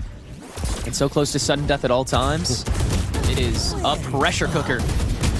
Darkest has skated through, but the rest of SAD just got better guns, so I think we're winning all of the fights we encounter here. Oop. Welly wants to dip into the kitty a little bit early, but he'll wait it out. On top of this smoke. Rest of Blue on the way. Zoe just making sure nobody can clear back from mid. Heading into the door. Smoke fades away. Welly early peek. Good ditto onto Dip. Will force some excess util his way. And Dip will start to have to play back a little bit. Take at least back sight, but no time really left on the clock here. I don't think you're able to clean up anything, especially if you can't kill Ferbsa, and no one can kill Ferbsa, except for Shondex at the very, very end. We now go to a 10-8 game. Yeah, leave it to Shondex. Still top fragging in the lobby, I believe. Oh yeah, 22 kills. Unbelievable. But actually, the reason why that worked out so well was Nabil was able to just sneak in between that little pillar area and went completely unchecked by Blue Water. Yes. Presence alone just pops out, kills Bob. Everyone panics. And in that panic, that's where we get to see Dip find so many kills right off the bat. In SAD Esports, it's such a fast early push, but SAD Esports are ready for it, and they completely respond, and it works out perfectly. This time around, Hunter's Fury, very early on from Welly, unfortunately gets the foot of Zostal, but will only tag up a decoy, so not too useful on this round. Very, very early. Letting SAD reassess and reproc this mid peak. Nabil is just chilling. He's ready to snake these guys to A anytime they want to. Here. Bob, though, watching. Making sure there can't be a crunch. Looks like she's making the call that there's going to be a lot more at mid. Yeah, with that door taken down, no doubt. There's at least one on the lane. Smoke will fade away too, so Welly has no safe peek into this. Has to drone, and nobody on SAD's revealing themselves from the B side just yet. Could still sell this mid presence, which is why you see Zostal so packed into A site still. But they'll once again reallocate to B site, and it'll be an exec on the ladder. 40 seconds to go. Plenty of time to make this work. A preventative KO ult to try to hold this early on. Was that a no-scope, Bob? It doesn't matter. Shondex has the lineup, and Bob has knives. So a complete recovery here for Blue. Good job, guys. We held it down. Well done. Zeke can also avoid a re-kill on the null command until Nabil. What was that spray? Transfer. 10 seconds left. No time to win. Bob will finish this off, and Blue Water will escape with 3 alive, and I use escape very pointedly and intentionally. Words have meaning, don't they, Tenrek? Yeah, you guys, I'm putting connotation behind my tone. As you can see, I am a semi-professional in this here career. Emphasis, context, all very important. Yes. And what is also important here is Welly's play on mid. Because you saw for a second, SAD Esports, they were thinking about pushing up mid, but instead, they spot Welly. Welly doing an excellent job at repositioning, making sure to play outside of the trap that we've seen SAD pull before. And as a result of that, SAD just funnel into the grinder that is B site. So excellent stuff. Wow, that was rambunctious to say the least. Ferbsa, once again, getting nice up close and personal, and it will allow far more mid space for SAD Esports this time. They'll break the door, and Blue's got to watch everything, including right behind him, where Ferbs is now comfortably sitting. That being said, shotgun in hand, it's not exactly the easiest approach to make, so Ferbsa was probably hoping to get an early pick soon. Now I'll just play for the snake back onto whatever site SAD looks to go to. And for now, A site is where they've set their sights, but you have Nabil waiting on the mid swing. Okay, no, we'll pit. We'll pit very close to home, in fact. There is there enough space to plant in this? Like, just barely, right? Yes, but honestly, that's just a fake. I mean, if you that's take a just look to at the wall him minimap, off. It's just, hey, we've got this weird Viper's pit here. What are you going to do about it? And honestly, Blue Water are not biting on that at all.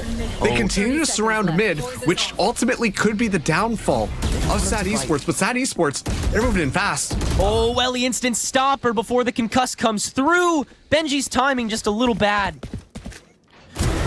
But SAD will still infect their way onto A site. Bob waiting, Ferbsa doing the same, and it's flank for flank, but the spike planter goes down. Darkest, pressured, sprayed, still gets away with it, but Ferbsa fielded out. And now it's a mad dash to find this Viper. Blue Otter will get inside and make it work to tie us back up at 10.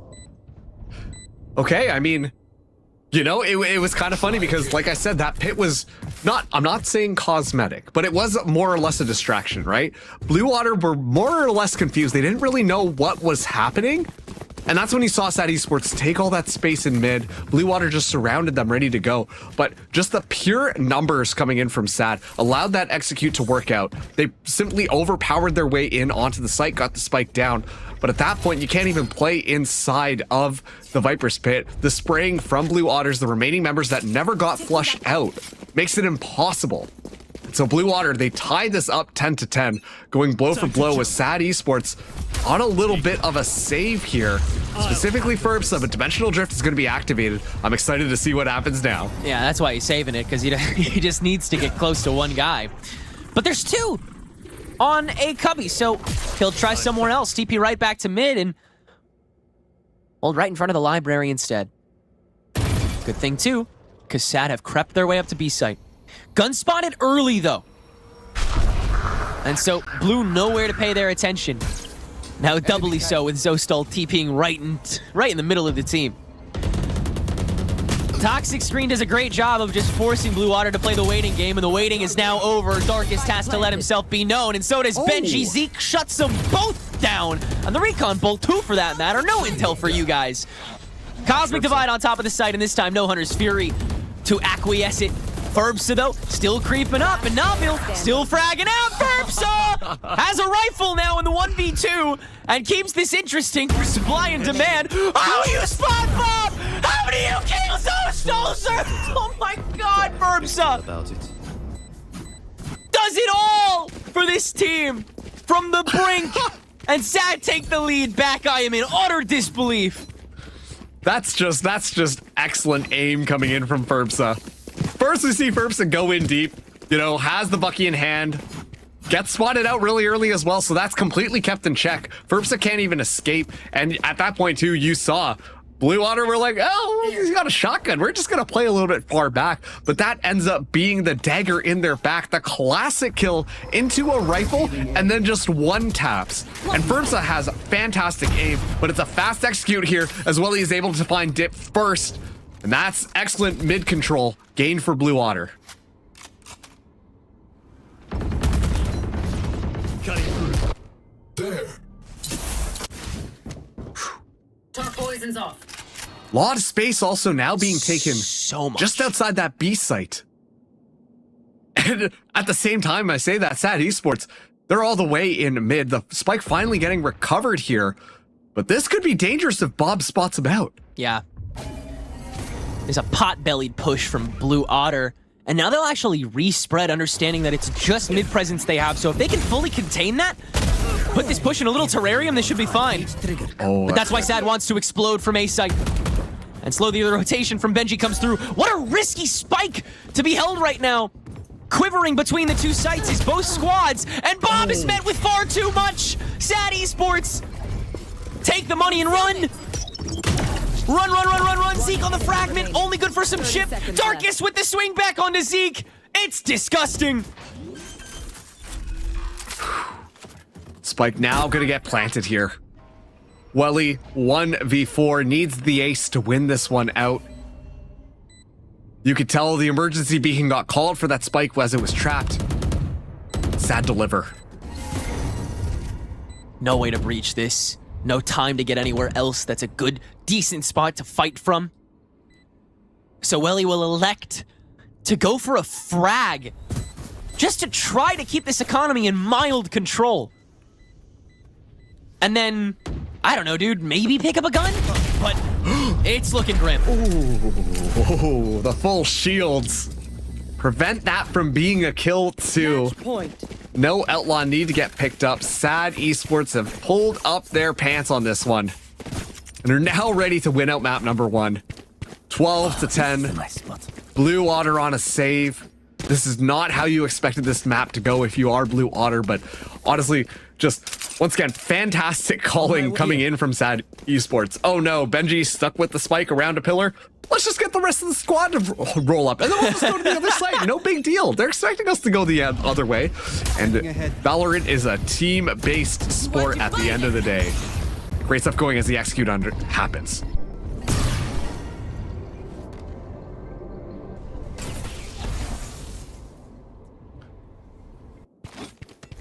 What a sell here on the Cosmic Divide. The conditioning screen will go up shortly. And the null command, an immediate response. Great call. Zeke is not taking any chances, and he's right not to. Yeah, Still time to rotate back. You saw that from Blue Water. As soon as the Cosmic Divide went down, Shondex makes that call, and so immediately null command gets popped. And it kind of makes SAD Esports scramble a little bit, but they've got plenty of time. Yeah. To go on both of these sites. They're going to time it out completely and then approach the A site once the null command is fully gone. Hunter's Fury now from Dip to attempt to find Zeke after he decided to get in front of this, but Zeke does a great job dancing over that. Oh boy. And is still somehow standing. So Stoll attempted shotgun blaspheme, but gets shut down. And Shondex the very same. Bob on the swing back, able to find Dip from the flank, and with the spike planted, SAD Esports can now pay all of their attention to this jet. My god. Letting Blue Otter, I guess forcing Blue Otter to use a lot of worthless utility here. They're not giving away. They're hearing at least 2 take the steps out. There's the trap wire gone. There's 1 for Bob. Take your time with this. In the clutch. Ooh. Now that Welly's down, it's a lot tougher though. And the wide is still not checked. Ferbs will duck back. There's no time here. 3. Zeke can unfortunately not execute any level of crunch. And that will do it for Abyss. SAD Esports make it through, and their attack half looks deadly. We'll see if it continues in map 2. This is so interesting. Both of these teams kind of coming out from these weird matchups where like it's so stompy on one side and then so stompy on the other side. And now it feels like SAD Esports and oh, sorry, the name is escaping me. Blue Water, SAD Esports and Blue Water. Now that they're up against each other, this is so close between these two teams. And that was a really fun match to watch onto Abyss with SAD Esports just inching this one out. 13 to 10 is not a very close scoreline. So I'm really excited to see because only one of these teams gets to move on into playoffs from this match. Yeah, there's a reason these teams are in the winner's bracket. That competition is stiff, but only one can come out on top. We'll see if it'll be SAD in 2 maps on Haven in a second.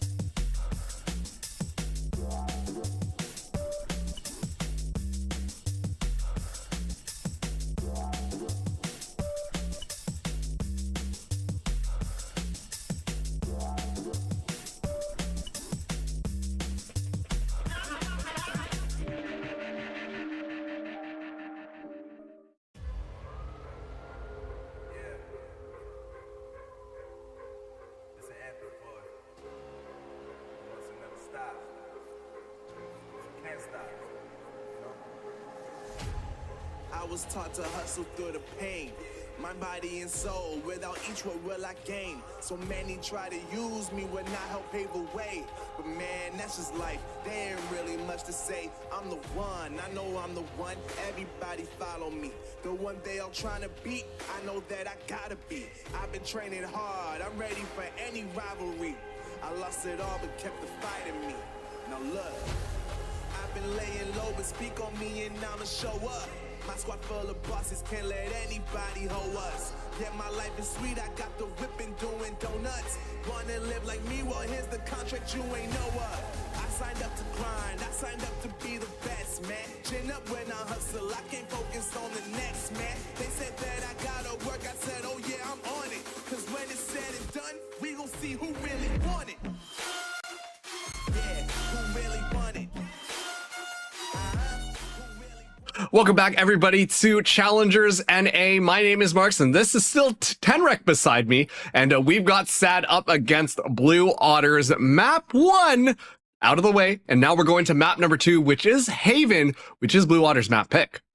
If you're just joining us, Sad Esports was able to beat out Blue Otter 13-10 on Abyss after an explosive attack consistently left the other team discombobulated on the backups. But here on Haven, where everything is a little more fast-paced and a little less committal, it's likely that Blue Otter will have a lot more tricks up their spleen, and Sad Esports will tricks up their spleen. And Sad Esports, unfortunately, their record on Haven, not a lot to write home about as of now. Yeah, I mean, listen, if you got tricks, I hope you're not storing them in your spleen, because that feels very inconvenient. I don't even know how I do that. Like, some sort of medical procedure, I'm sure. But you raise an excellent point, because also, too, looking at Haven, I mean, Blue Water did win Haven out pretty decisively, and they did look really good playing this neon composition. Now, on the other hand, you know, they're going up against Sad Esports. Sad Esports trying a couple of different ideas out, right? Yeah, a couple things. I don't think this new roster has gotten to display its ideas, but Nabil's been trying to make the ISO work for like a really long time now, and it's starting to make everyone a little uncomfortable how long he's committing to the bit. So we'll see if he'll continue to do that, and we'll see a double duelist Haven out here from Sad Esports. If we do, I don't have high hopes that Sad will be able to take this into Blue Water. I mean, this map, I think, is the right place to go for them, to give them their chance. They will, unfortunately, have to start out on defense, which means I expect a lot of brazen lane switches just to keep them active, just to keep them perked up, and then probably just collapsing on courtyard by the end game if they have their stride. Yeah, and once again, there's still right now, one of these teams are going to be able to get their qualification spot for playoffs for stage 3. One of these teams is going to go down to the lower bracket, upon which they have to face the winner of Rose versus Trust and Plug. And then they get to go for potentially that second playoff. But if you can secure this right now, I mean, that's going to be huge. And now we are going to be loading into Haven here. As we talked about, Blue Water is going to be starting us out on defense. Sad Esports on the attack. And, well, doesn't look like there's any ISO this time, so we're going to be having mirror compositions coming through, and a lot of zip zap neon play. That's what I'm predicting. War is over. Back to neon. Let's go. My favorite duelist in Hold the up game a minute. in this current state. War is over, and then said back to neon. I'm gonna let you think about that. Well, because the war happens when the patch comes and everyone has to figure out what to do next. Right now, we live under a solid dictatorship, and while my rights may not be existent, I know who my leader is, and I feel comfortable with that. I feel safe. Oh, Darkest. Yeah, Darkest should not feel safe because he's getting a whole lot of people coming his way, but he's able to handle himself on the sewer swing, as is Ferb. So on the B swing, Sad Esports will explode right into Haven, and this is looking like a strong first attack round. Oh, an absolutely dominant attack round. Spike goes down. Right now, Bob and Zostal, the two members who left Sad Esports, are all that's left, and already you can see Ferbsa trying to take a lot more space. Make it really uncomfortable for Zostal to make this one happen. Zostal going down, and now Bob up against the world. And this is looking like Sad Esports. It was very explosive, and they should get this first round. Very evident that a lot of what Sad's attack is going to work is going to be predicated off of Ferbs' ability to just open up that space. Such is the nature of the neon meta, and clearly Sad's newness to the map. Again, definitely a lot of scrimming, I'm sure, but Nothing on the record books for this new SAD roster just yet here on Haven. Except for today, of course. Quite frankly, I mean, just Ferbsa being ready to swing off of Darkest. Like you said, Darkest in such a tough position. And immediately, Ferbsa just kind of comes zipping to the rescue, is able to find that kill there. On top of that, finds a couple more. Makes it so much easier for SAD Esports to go. And this is the pace that you expect to see, especially when you've got that Neon in your roster. And I imagine it's going to be yet another rinse and repeat of that last round. Nabil going to be the only one who's playing that Cypher on the lurk. But otherwise, Ferbsa probably going to be running it down onto C as soon as the team can pick up this ultimate orb. Very likely. We'll see if Darkest decides to rip this Aftershock towards Zostal, or if they're just going to sell to C. Because, I mean, obviously Zo's going to make the call mega early. SAD are going to go with it. I think, no, fast lane and they don't commit to it? Guys, you only have so much in your kit. I'll say this much. I think it's honestly just because Nabil was able to take so much space in this flank. And so I'm wondering whether or not they're gonna get ready to go again. And just Nabil able to find a couple of backstabs will open things up completely for Ferbsa to run ramp. Shondex is watching. They'll get this early, but Nabil still gets the kill. Now the swing into the cage. Can you get another one? Oh, you sure can. And the rest of SAD have no trouble getting on C site either. It is a storm front for SAD as they'll blaze the trail into round 2 with ease. It was all a ruse for one of the most elaborate crunches I've had the pleasure of seeing on this map in some time. And that's all off the back of Nabil. Able to get so much space on that A site, all the way back into the spawn. And like you said, you know, SAD Esports, they were thinking about it. Maybe we just go A. I mean, we've got that site for free. Wait a second. What if we can get a couple of kills on that back line? And suddenly, you saw the attention of Blue Water just swing rapidly behind them, in front of them. And the rest of SAD Esports just swarm on top. This time around, looks like it's going to be an A site. An excellent fault line getting ready to go as Ferbsa going in and finds that first kill. Ferbsa has been uncontested in some of these runs. Literal runs. This is Ferbsa's morning jog. Victory laps at this point, maybe. Oh, yeah. Instant reaction from Blue Water is to take some semblance of space. Oh, no. Okay. That's right. That's what you do. The Darkest watching the window early on here. Wow.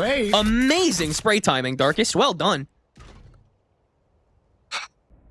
Wow. This is a smattering right now.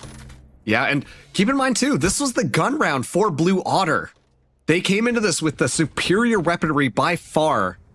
Now that they've lost 2, SAD Esports are matching them. Execute coming in from SAD. Ferbsa opening. Okay, all right. Bob can't land those. That's really tragic. Come here. Another chance swiped away from Blue Otter here on SAD's attack half. Which, it should be said, they did choose to start on. So it is entirely possible that Blue Water's attack will be just as explosive as this, just as performative as this. Queen Bobsta obviously not able to do as much slipping and sliding and flipping and flopping as Ferbsa is right now, who, by the way, is one of 4 members of SAD who have yet to die. It's just been Dip. Dip's the only one who's died twice. That's gotta feel 2 out of 3 bad. of these rounds. We're 3-0, but guys, I'm negative. What are we gonna do about that, though? Anything for the team, Dip. You don't understand. And once again, we're seeing a very similar play, except this time, Nabil is taking a lot of space onto B. So if they do decide to back out of that C site, B is a lot more friendlier to move in. They just got to be careful of Bob, but with those bullets going off, the information should be given away. I'm curious to see how SAD decide to play this. Still looking for a pick here or there before they decide to commit on any of these sites. Blue has not swung off of anything but intel yet. Not even dry peeking with flashes. Not even just chancing something. Either it's an exec or it's bust. And with the fault line, you're able to field some attention to A site, but I mean, pretty quickly Blue Water are going to catch on to the fact that this is a rotation. The question is, do you get any kills along the way? Darkest does not. Ferbsa, huge. Paranoia quick on. Yeah, that's a great stopper. Brings us down to 35 seconds and the smoke recycled. Ferbsa forced to overdrive early and just try to get inside this attempted stopper from Zoe, but it's just still not enough. But the rest of Blue is here, and they can take their shots from afar. Good job, but the snake up from Nabil will shut it down before they can complete. Such a tight window of time to get that done, and it will cycle through again with Shondex. Will get shut down by the Ditto. 3 kills for Nabil, 4 rounds for Sad. So far, unstoppable. Yeah, Nabil on that flank has been instrumental at dismantling Blue Water. It really felt like Blue Water were doing such a good job with the stall. They weren't taking any of the bait that Sad Esports was throwing at them. Oh, are we going here? Fault line down on A side? I don't know. It could be anywhere.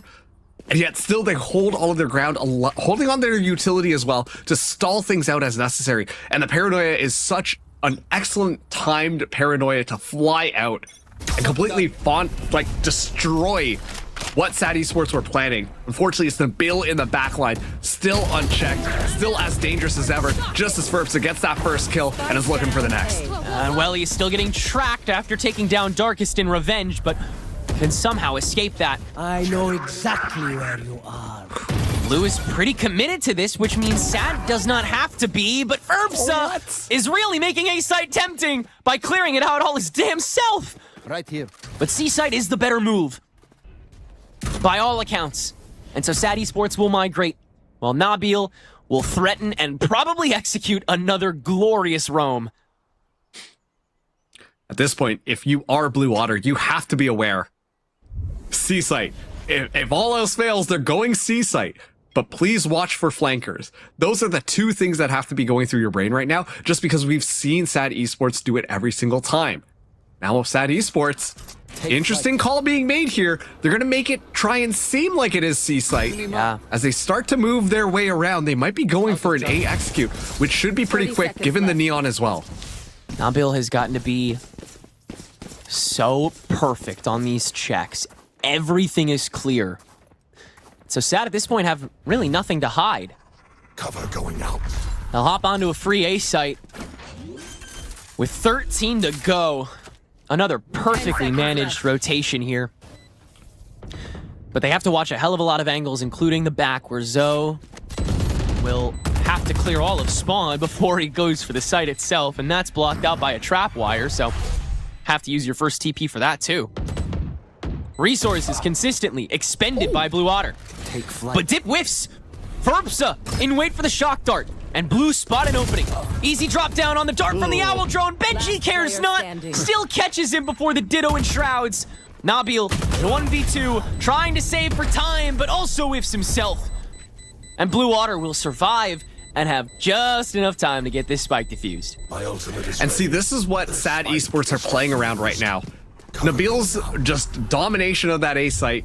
At this point, Blue Water have not been able to read that, and so they have different options that they can play around with. That time they decided to go A, but I like how Blue Water played that retake. We complimented Blue Water previously on their retake specifically. I think it's extremely strong, and that round showed just that. They were able to also, too, set Zoe still up on that flank, just sidestep that trap wire. And yeah, once again, the flank is key in making sure that the other team on the other end is not really able to do anything. So, Blue Water on the board, a lot of members potentially going out here. Bob casts the ultimate, but immediately gets shut down. Wow, yeah, I didn't expect that peak so early from Sad. Expected them to at least play a little further back, so if the overdrive did come, they'd be forced back into T, but they're ready to fight. Ferbsa is so ready to fight. And ultimately, they'll go down for 2, while Welly from the back is able to just pot shot these Hunter Fury shots and leave it to a 1v2, but still, with the raw speed and power that this was taken, well, Nabil's not checked. Oh my god. Way. Oh my god. Oh, and you can tell the fear knowing Nabil is still alive. Bro. Like, He was about to peek and then Nabil was like, nope, skip, next round, skip. Yeah, pretty much. Well, he too took a second to just look around, look at different angles. Oh no, am I being flanked by the Cypher again? I don't know. It's the paranoia that's going on. The mind games are starting to come out simply by having Nabil alive. Ferbsa, on the other hand, doing an excellent job at finding these opening first bloods. Round after round, Bob has not been able to keep up, unfortunately. Sverps are ready to go in already. Yeah, this is another fasty exec, and then they're trying to condition so that there's a flanker, at least one, and then Nabil will catch that. I think he was expecting maybe a little more lane presence earlier on, but Blue will split themselves, and so Nabil will kind of just turn with him back into T and get to play lane essentially for free. A good thing, too, because Benji's getting sprayed down in the boxes, and we'll still let this paranoia fly as soon as they swing out. He just doesn't care. Fault line, Burbs is ahead of it. So sorry, guys. You're playing against Neon right now. Oh, so is Darkest, though, and he's able to clear this out, no problem. Oh, man, but they're just able to fire away at Link, and they have nothing. This is, I mean, not like domination, not like not like I don't expect Blue Water to come out with the same intense and crazy plays that we're seeing Sad go through right now, but a streak like this, any player, any time, any context, this hurts. Oh, yeah. It really hurts. I mean, take a look at how many of these rounds have gone over. It took 4 rounds before Blue Water was even able to get a single round. And the Neon play just is not working to the same degree that we saw on Abyss, where Bob going on some of those, off-road excursions, let's call them, flying around the map, still able to get a lot of value, was that same pressure that we're basically seeing Nabil do this time. Bob has not been able to get started at all. I don't think that the Neon play is working like that. The Neon still needs that support, and that's what we're seeing Sad Esports give Ferbsa. Ferbsa also absolutely cracked this round. This is not looking good for Blue Water, and that's why we're seeing that timeout right now. They have to take a second, calm things down, try and figure out what is going on, and find a solution, because this is very quickly slipping away from them, and they might find themselves into that lower bracket, playing to even stay alive in this tournament. And already playing on such a slippery slope. It feels now or never is the mentality, more and more round by round. When Blue are already behind on ult cycle, way behind on eco, this is one of the biggest commitments they'll make. Because Bob is back on that op. But guess what? Ferbsa has another overdrive ready to go. He will take over the entirety of the site. Zostal TPs directly into Darkest sightline.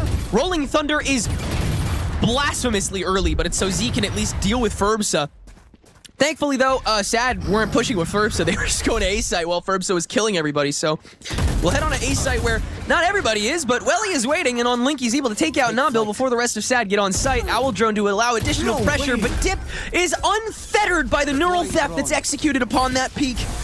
Sad now play keep away yet again from Link, and for that matter from Lobby, but how much is Zeke able to do here when he's spotted so damn early? Now a Rolling Thunder can be very safely placed kind of wherever Darkest wants to, but instead, the timing is off. Zeke enters too early. A blind for blind forces Sad forward onto Link and Hell first to waste time and play for an uneven fight. Dip will find the angle onto Welly before the crunch can be executed from Sewer, but it is eventually, leading to a 1v2 for Benji that he cannot stall. Zeke, the raw aggression pounds through and gives Blue Water their second round of the game. The raw aggression indeed. Zeke finding 4 on that round. As the Otter squad, they're able to get 2.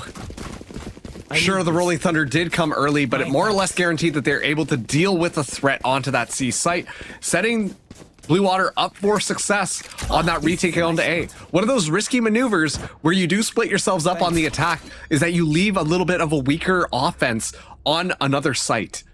And Sad Esports were able to capitalize off of that one. The fact, too, that Dip just stood in the middle of the site and was still able to get the kill onto Bob, that is just something else. Bob usually has that shot, and I mean, I guess you're not expecting the Sova to be looking right up at you. Right at you, yeah.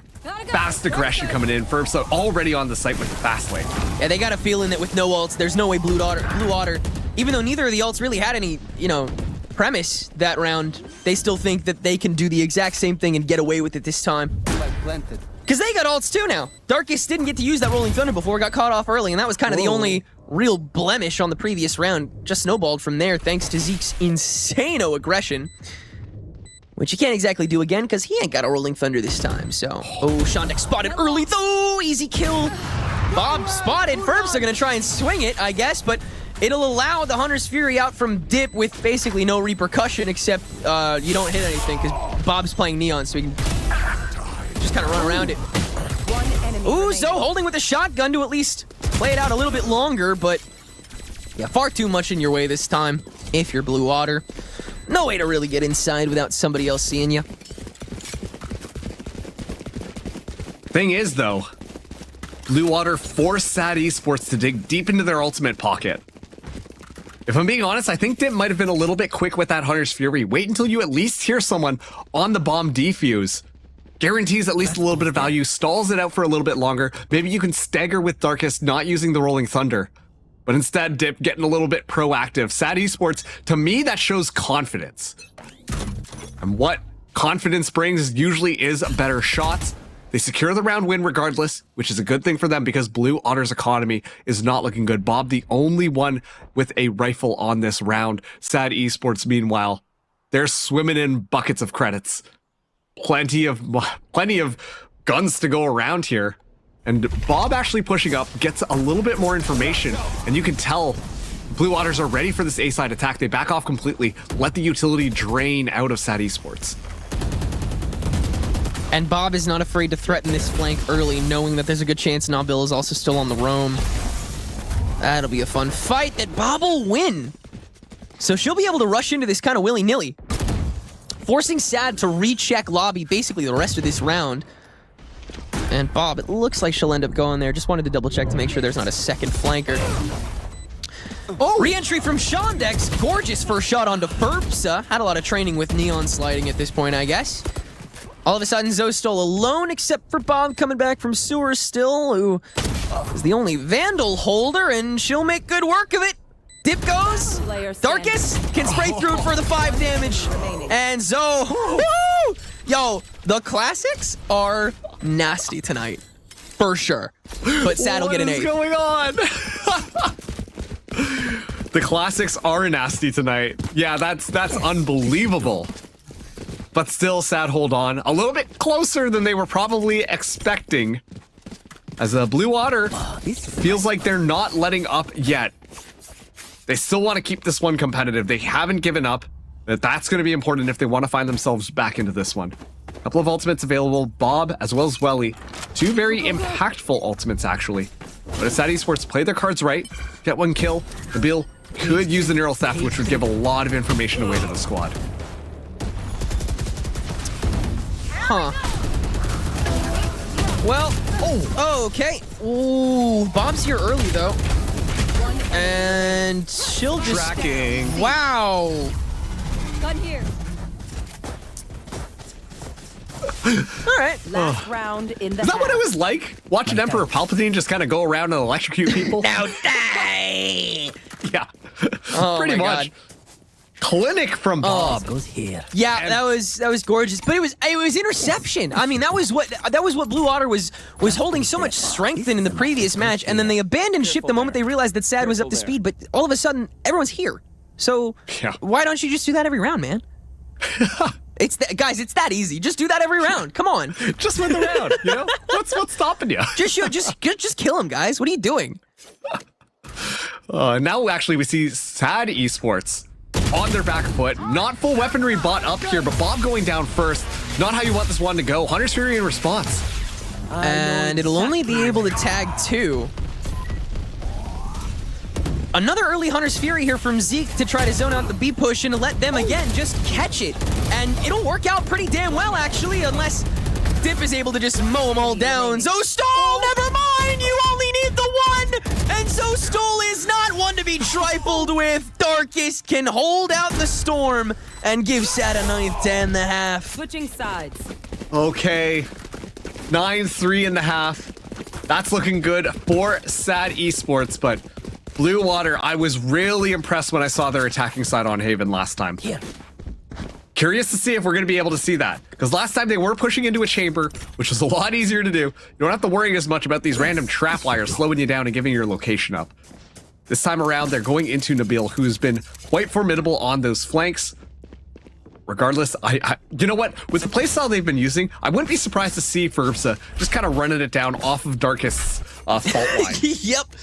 Like, that's just what you expect to see, right? Sova's mine. That's just kind of the picture of the modern day. They're here. They're together. And fault line is out. Wow. Look at that. Mark, you play this game or something? It's just, you know, sometimes you just know the call. Oh, yeah. the extra flash. Yeah, twist that knife a little deeper for me, Sad Esports. But it allows an open A site for Blue Water to get on, unless Stiff is in hell, can't finalize, neither can Nabil. This is working out for Blue Water. They're able to get on and create some decent space, and now they know that the rest of this team has got to be from the flank. Save for, of course, Rip Benji, who will just replace that spot in heaven. Spike is stranded, though. That is the catalyst of the round now, as Darkus just has to make sure no one wraps back. Benji's too far away to play that extra guard. And with 50 seconds left, Blue can easily take the secondary angle on this. Ooh. And so Darkus tries to get proactive with the fault line, at least get a little bit of extra time in zoning in. Benji's starting to recognize that Bob is probably zooping. And with the worst gun for that long-range fight, Benji stays alive with 10 HP. Oh, excellent smoke here. 30 seconds left. Just forced to check everything along the way. Darkus, though, so far out. Just waiting for that wrap back. Won't get it. Benji also a mile away, making sure no one extends. It's just how safe you have to play on that defense. Now we can fully re-engage. Fault line back again. No way Darkus doesn't engage with it unless Welly takes the fight early. And everyone knows where Benji is now. Oh, unless they're watching Heaven. Okay, no, Shondex has the lead. That was such an instrumental pick we saw Willie get there. Yeah. Finding Darkus, no more fault line, no more flash, no more aftershock as well. Take that out of the equation completely. I think if Darkus just waited a little bit longer, played a little bit more coordinated, I think there was an opportunity there, but unfortunately got a little bit too greedy, so Blue Otter are going to be the ones to find that pistol. They got to be able to start converting these rounds. The 9-3 curse is a known thing. I do like Blue Otter's attack here. Let's see if they can live up to the hype. They found my wire. Shondex, wire broken early, has a good feeling there's a little more to that push than meets the eye. But it'll also give Blue Otter that inference that A-Site is once again quite vulnerable this round. Ripe for the taking. Saddle put up a good fight to try and resist, though. Smoke to deny. And big wrap back Spike planted. against Shondex's hold. Trapwire destroyed very early, and they're just doing so much backdoor checking. I understand why you do that, but at the same time, you're losing so much time. That flank has to move up here. Unless you're just trying to play for exits and die to the spike. I guess they are, because they're not moving up at any point here. I think they are just gonna play for the orbs, the creds, the kills. Go, go, go. Oh. Okay. No, that's just gotta be to scare him. Oh, no, they'll move on. They're gonna move in on this, I guess. Or no, they'll get kills and then just die to spike. Yeah, they're just gonna try and converge on this. Okay. Well, I mean, 2 is decent. Yeah, I mean, 2 is what you would kind of want to ask for, but Blue Water staying alive. 3 Guardians, so the more expensive guns are going to be carried over into this next round. Sad Esports, enough money now to buy up what they need to. And this is where things start to get interesting. Based on how we've seen Blue Waters play, I imagine it's going to be a little bit more patient this time. I imagine it's going to be a little bit more slow. But of course, they're going to fake a little bit, try to get that information out first before they decide to interact really with any of these sites. And Bob going in quick doesn't spot anybody out here. So we'll just, once again, just try and play for that information. Yet the spike gets moved up onto B, which could be the site they want to go for. Get that planted and completely back out. It's a solid strategy and it works pretty well. In. And Ooh. back out. Yeah, nothing doing that. Where? Try again. And bad util trade as well. Sad didn't have to spend much there. Yeah. Also, guaranteed lack of intel with Verbsa so far up. Well-handled bonus so far, but if the stack pushes into... Oh my god, Spike Verbsa. down A. Oh my god. Oh my god, oh my god, oh my god, oh my god, oh my god. The trigger discipline. Unbelievable. That might have just gotten sad. Their 10th round. That's the finding bonus. 3 kills as well. Unbelievable stuff. And yeah, Bob goes down. C. I have retrieved the spike. Keeping 4 guns here is unprecedented for SAD, genuinely. Oh, they won't. See? I set the precedent, and then Blue Otter uns it. Is that how that works? Yeah, sure. 10 seconds left. Okay. I trust you. Shondex is going to at least sell the plant to maybe get one more kill here. Oh, he does! What? That's crazy. Okay. Nice job, dude. That's actually massive, though. Oh, yeah. Yeah, it is. I mean, given the fact that you dropped 3 of their rifles, and this is going to be the round that Blue Waters should have enough to get somewhat of a buy going. We do see some Vandals get into their hands, while SAD Esports, not really. Ferbsa going for the Bucky. Does have the overdrive available, though. So that might be the weapon of choice this round. But doesn't take away from the fact that Darkus probably going to be left hanging without a full rifle. Yeah, Darkus is the one who gets the Bucky. All right, we'll see how this one kind of plays out. The weapon advantage securely onto Blue Otter's side. Unless Ferbsa kind of goes nuts with this Bucky in hand.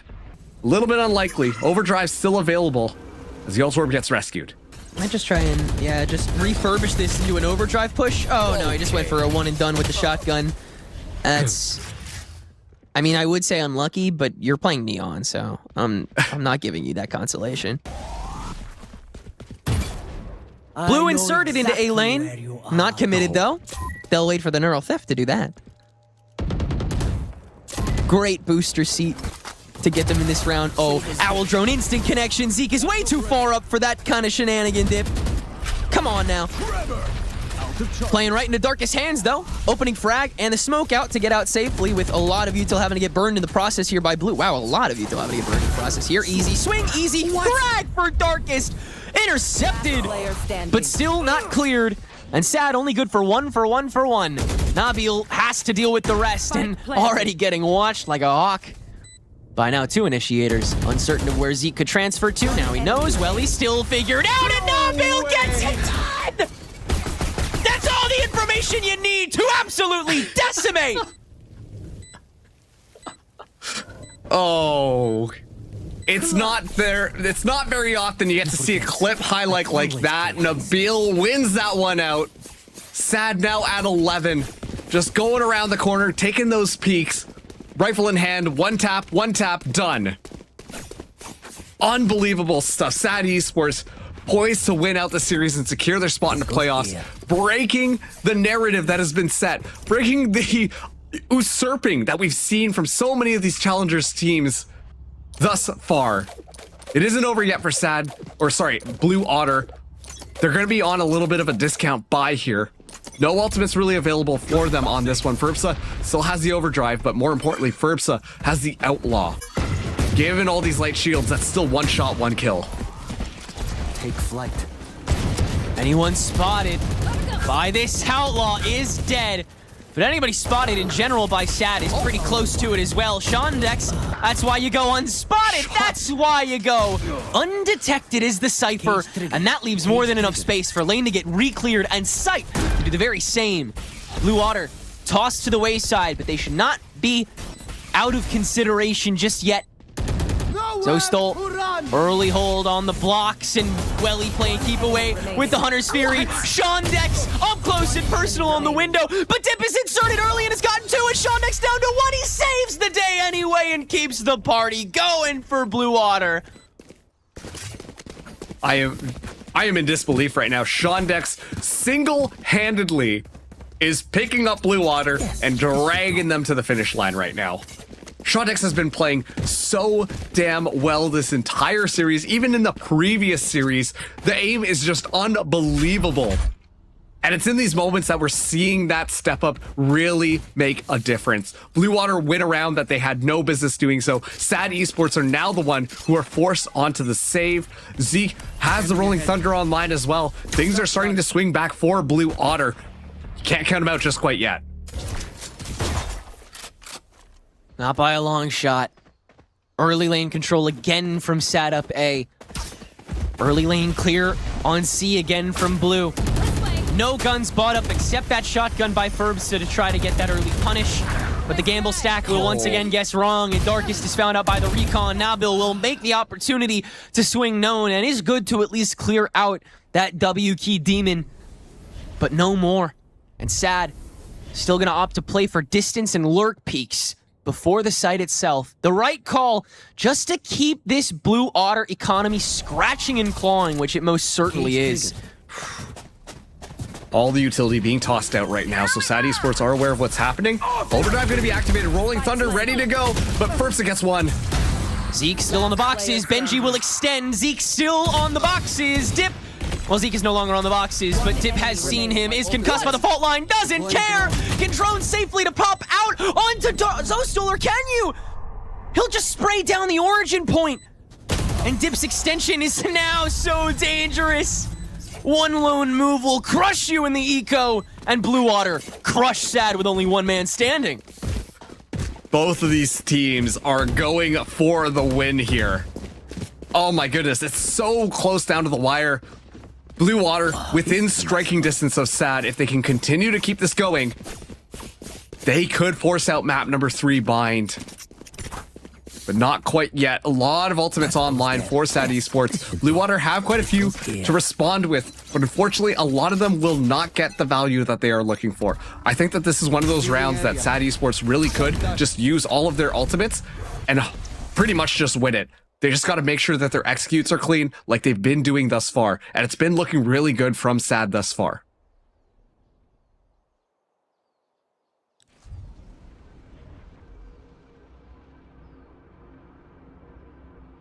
Drone far back into lobby from Blue to sell that re-clear. Darkest peeking on top, and now the Rolling Thunder down B lane. Not everybody can get out of that. Ferbs extends, and that is a full clear from Sad Esports. Blue Otter, let's not go there again. Match point.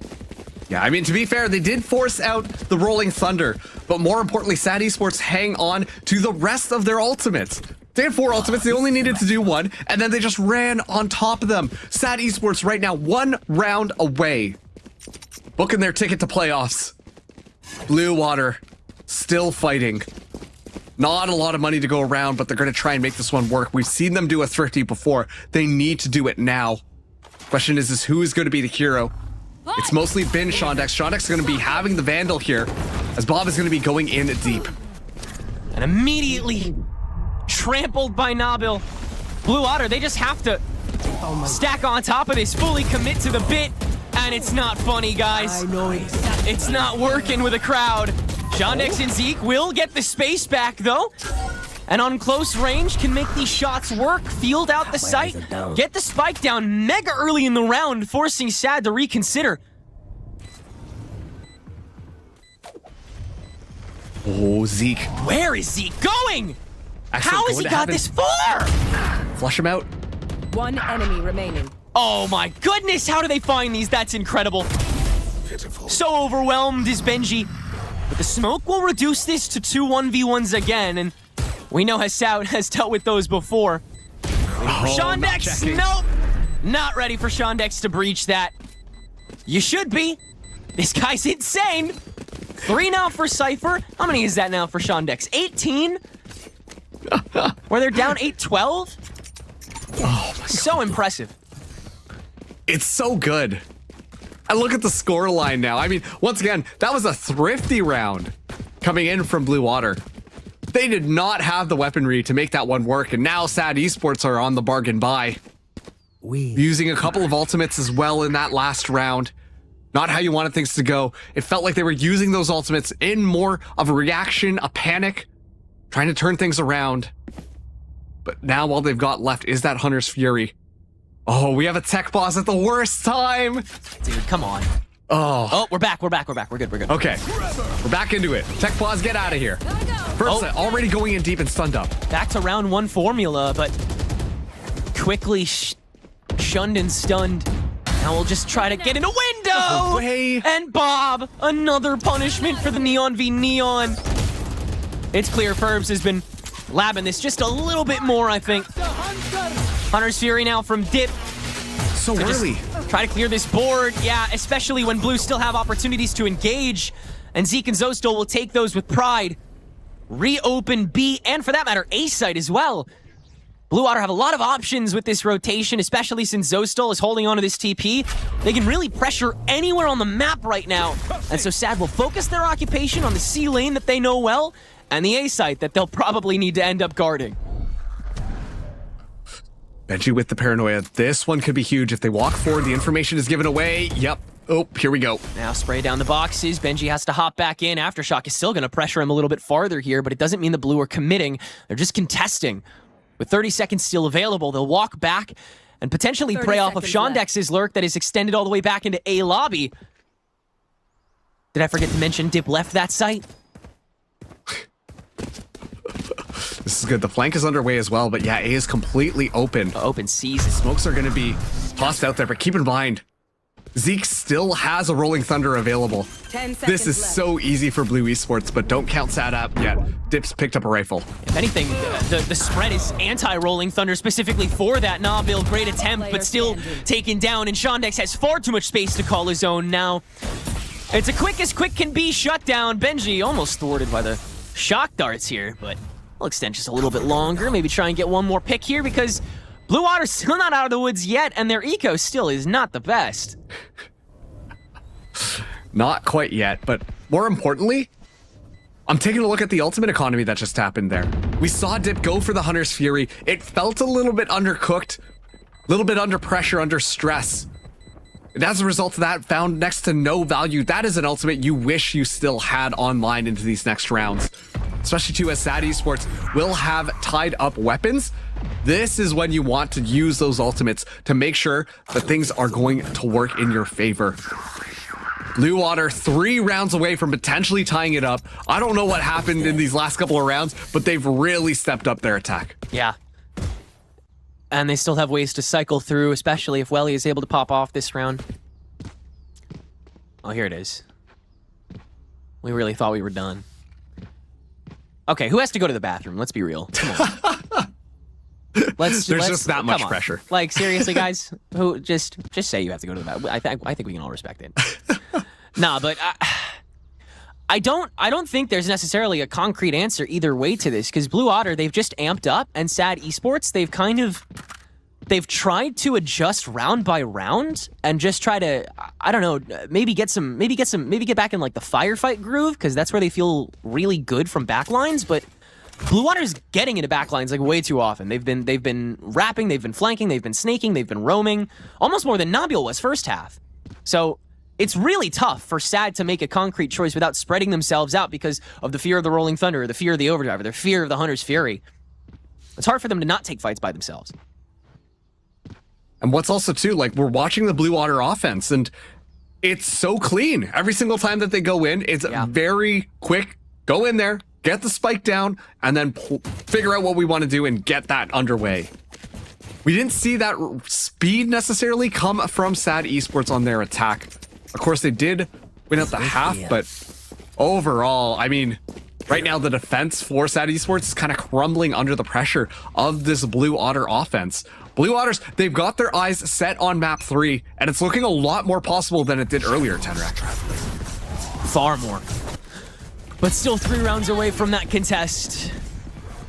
Bob will get rid of this first trap wire the hard way. And it looks like she'll have to do it again. Yeah, slides right into it. But the rest of Blue is actually still here to play as well, and so they can just breach this without her help. What? Shondex just is Neon, I guess, because he's gonna get 3. What? Hello?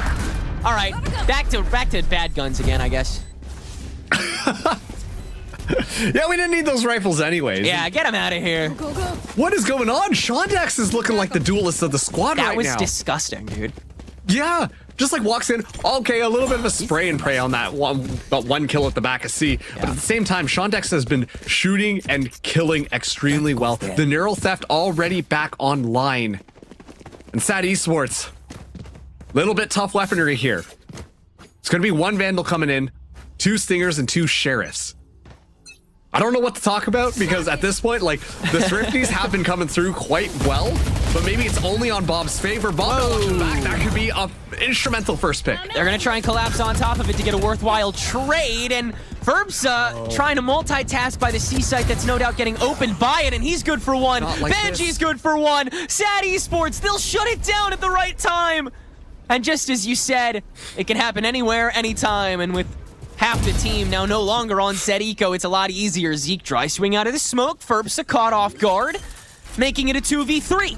As well, he gets the plant down. No, Paranoia on top of a shark dart for that matter. And Zeke exposed in front of the boxes. Darkest, though, with the worst gun, can't get the long-range damage complete, and now has to duck back to the rest of the squad, as Blue Water still have 50 seconds to play with on this site. Darkest, fault line again to try and time things out. Blue's so terrified of where the rest of SAD could be. They only have confirmation on Darkest, so they know the rest of them gotta be here in Link, right? Zeke confirms at least Dip's presence by the kill. Benji up next. Zeke ready for it too. Give this man the ace. No, well, he will stay standing, and Blue Waters save themselves yet again. Look at the HP pools. Such low HP at that point. Also, too, I have issue with you saying that the Stinger's the worst gun in the game, but we'll get to that later.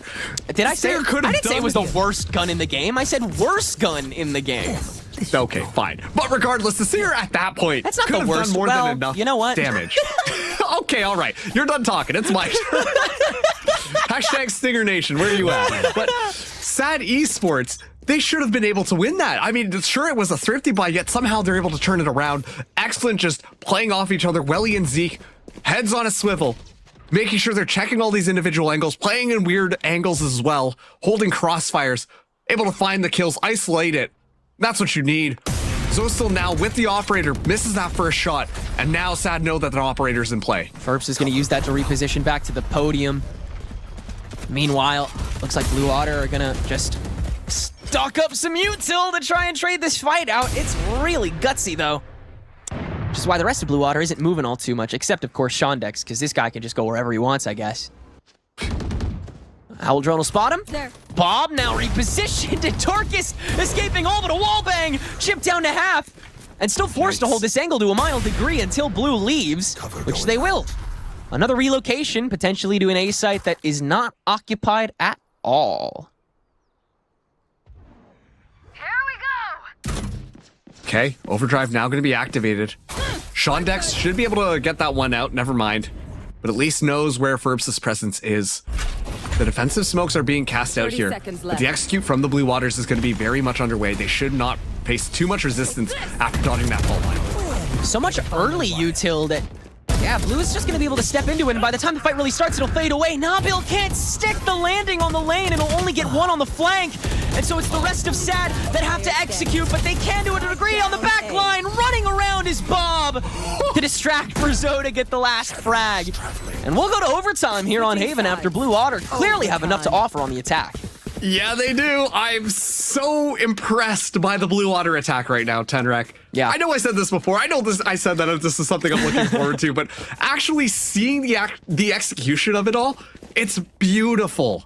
Every single time we're seeing them just kind of play so dynamically around SAD Esports. And you can see that Ferbs is trying to take opportunities. A couple of kills going their way. Nabil back on the flank, trying to make magic happen, and yet they just get shut down. SAD Esports. Gotta pick your heads back up. You're in OT right now. Blue Water, so close to getting that map 3 at this point. Felt like a pipe dream. 5 rounds ago, you chain 5 together, and suddenly here we are. See how it goes. Blue Water are going to be on the defense first. Arguably their weaker side, as SAD get the first kill. They knew they had to get aggro with it, and they do on 2 fronts, meaning that Shondex can get the early trade. Bob spotted, but not slid through. Ferbsa swings back on the blind and closes it out. Shondex, a sliver of health to try to execute on this window drop, but Benji has the sense and probably an inkling of eyesight. Zoe only good for 1 as well on the wrap. Great ideas coming through from Blue Water. but just not enough execution. It's got to come down to Welly, who, to be fair, has an Odin, but not a good sight line, and so Dip can execute immediately. And SAD Esports once again on the verge of ending this match. And with Trust and Plug just now eliminating Rose from the contention, they sit waiting for the losers of this match already. Blue Water will not have a moment to breathe if they lose this round. And they'll be thrust back into one of the toughest matches they've had in recent months again. The mental at that point is not going to be feeling good. But you got to pull through. If that situation even happens, right now it's going to be which one of these teams is able to win out the defense. Both of them so much better on the offense. A very clean round coming in from SAD Esports there. But now they're on the defense, and this is where Blue Water just tore them apart. A very different look than some of these previous rounds. Yeah. A-site completely open. Blue Water going for a slow play. Tenric, that makes me a little bit worried. Same. One lone defensive smoke is enough to force Blue Water to play the waiting game in this lobby for so long. And yet, so much defensive prowess so far this game has been entirely propelled by being there at the right time and meeting the attacking team in the middle. Which SAD will not be able to do this time around, because it's A-site, baby. Double smoke, TP to hell, an extension from Blue Water onto A-site, while SAD Esports wait in the wings for the re-up. Spike down. Nobody playing heavy link. In fact, Shondex is all the way back watching for the lane push. Nobody is there. A full fight on the A-site is what could decide this match here. It'll be Ferbs to strike first, right through the smoke, into hell to at least gain the space for Darkus to swing through and grab two. Easy trade for the 3v3. SAD gets to step at least 1 foot into sight, and with the additional drop down, they have the bamboozle onto Zostal, perfectly timed. Nabil has the wide angle, but Benji the blind, so Zeke can spray through and at least take out the first diffuser. But with the cyber case of coverage, it's Zeke who has to clutch up. He will first onto the spray on Nabil, and with the rolling thunder, just as Dip approaches, Blue Water clutches up again, and we'll go to overtime once more. What are these rounds? Overtime. Oh my god. Such a good retake coming in from SAD Esports there. But just a bit of better positioning coming in from the Otters. They kept a couple of people on site to be a little bit more of those contingency factors. Ferbsa just kind of runs it down, slides right through everything, catches everybody's attention, allowing the rest of SAD to clean him up. But it's the rest of the Blue Otters, specifically Shondex and Zeke, keeping that one alive. So important at that point. And now, once again, like you said, OT coming back, SAD, able to at least get one, but it's immediately traded out.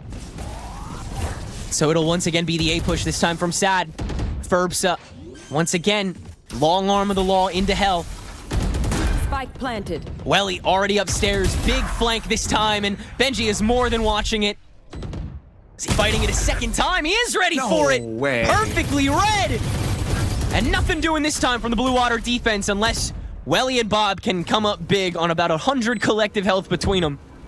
1 down, 3 to go. SAD Esports also kind of worse for wear here, and Dip's stuck on the spike still. So has to fight first, but that kind of means that Benji gets to stall out just a little bit longer. Double swing, Ferbs, so good on Bob.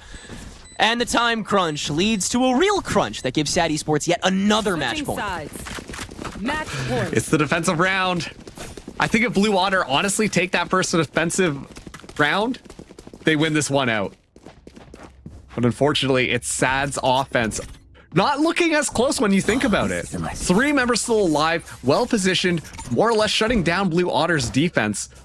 Well, when SAD was on the attack, it comes down to just one person surviving that 1v1 scenario. SAD ready to close the door. I think if they lose this map, their mental is not going to be looking too good going into Bind. Knowing that they went from that 9-3 half, the curse is in fact real. And information given as Blue Otter. They're not joking around this time. Taking some space here onto A. Not sure if they want to execute just quite yet. They don't have to. With the one-way up sewer, it's tough to even check. Dip is going to do some passive checking just by hopping and skipping and jumping, and Bob will pop that, clock that, and now try to press that. Swinging from Ferbsa on the stun, a little how do you do, so Dip can easily get the kill, but Bob can do the exact same thing, and Dip is the one that's worse for wear. Now it's Ferbsa to try and repair the fight, but he can't do a damn thing. And SAT Esports walled out the exact same way that Blue Water was in the previous round, except they have a Benji and a Nabil to try and help him out. Omen with all the util in the books, but what do you do with it at this point? Really, you can't do anything, but you gotta try, because you can't save. The wonders of OT. And look at this, they're even checking to see whether or not someone is on the flank. Yeah. Gotta execute this, but just gonna be walking into the gauntlet. Paranoia is gonna be going out.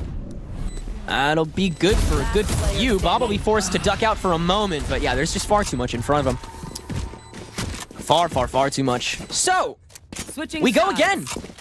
Here in overtime. SAT Esports back on the attack once more, and like you said, it seems far too close at this point for SAT Esports. They are in a vulnerable position on these attacks, but it's Blue Water that calls the timeout. Yeah, I mean, the number one thing that can really decide games is the tilt. And at this point, the mental for SAT Esports being drawn out this much, there must be frustration. And this timeout being called by Blue Water, yeah, sure, this is a chance for you to be able to figure out your defense, all of that type of stuff. But if you're in the SAT Esports camp, you want to make sure that you are keeping things calm, keeping things relaxed, so that these players can play the best of their abilities. We're seeing a little bit of inconsistency in how they're going about things, and those are giving Blue Water opportunities to be able to go in and potentially find a couple of kills, which are completely changing this around.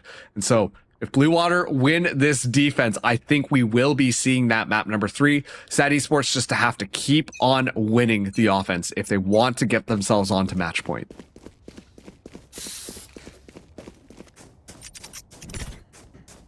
Might just become a one-site map here for how figured out the formula is, at least in SAD's eyes. Maybe it'll be another lobby lurk and they'll rotate. They're already going to set Nabil up once again on the flank watch. Scanning ahead. Oh no, just putting a cam up on the courtyard. Okay. Wow, Welly, that's actually madness. Oh boy. Now you have to rush in even harder. Ferbsa needs one here. And Zostal is gonna spot him! Gorgeously taken up by Blue Water. Zostal still kicking, but Dip is wrapped around the blocks and the cyber cage has kept Zoe away. Now they can fully enact. Nabil will get the kill. And SAD avert the danger, at least the first one, but second one is close behind. Bob not spotted just yet, never mind. Bob still getting kills. Benji whipping. Nabil has to glitch up and can't! Here we go, Tedrek. We might be seeing map number 3 now. Shondex and Bob come in. Bob just AD. Taps ahead here, taps ahead there. Switching sides. The Blue Waters find themselves on the match point when they've been down this entire game. A mountain to climb, and now they just need to get this offense. And if history does tell us anything, it's that Blue Water is extremely good on their offense. If you're SAD, you're starting to sweat a little bit. This defense has to be good. This defense has to shut them down. Otherwise, you are getting dragged to that final map where everything is back up into the air. So close, yet so far from SAD Esports. And Blue walking in with confidence now that they've taken that and have the lead. For the very first time this map.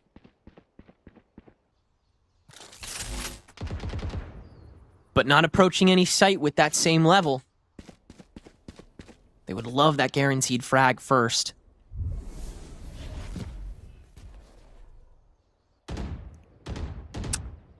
It's so slow right now.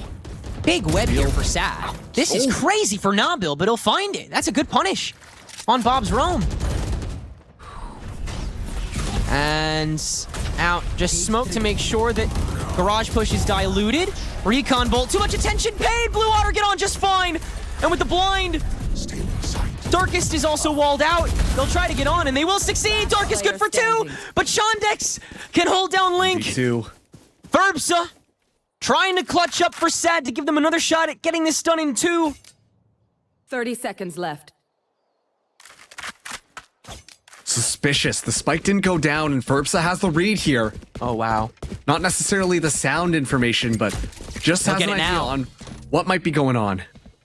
The cam, that's going to be heard, so Ferbsa could shoot that out. Instead, he's just going to run past it. 10 seconds left. And he goes. Oh, found Zeke! Up to heaven! Already knows where he's at, but 5 seconds, he's just going to leave! He can't find Spike! He's going to get chased down! Ferbs is going to win for Sad on time! Oh my goodness! How do you win like that to keep this game going? Oh no, too, Ferbsa! I cannot believe what a perfect. Oh my god, that was so perfectly timed. I'm gonna lose my marbles.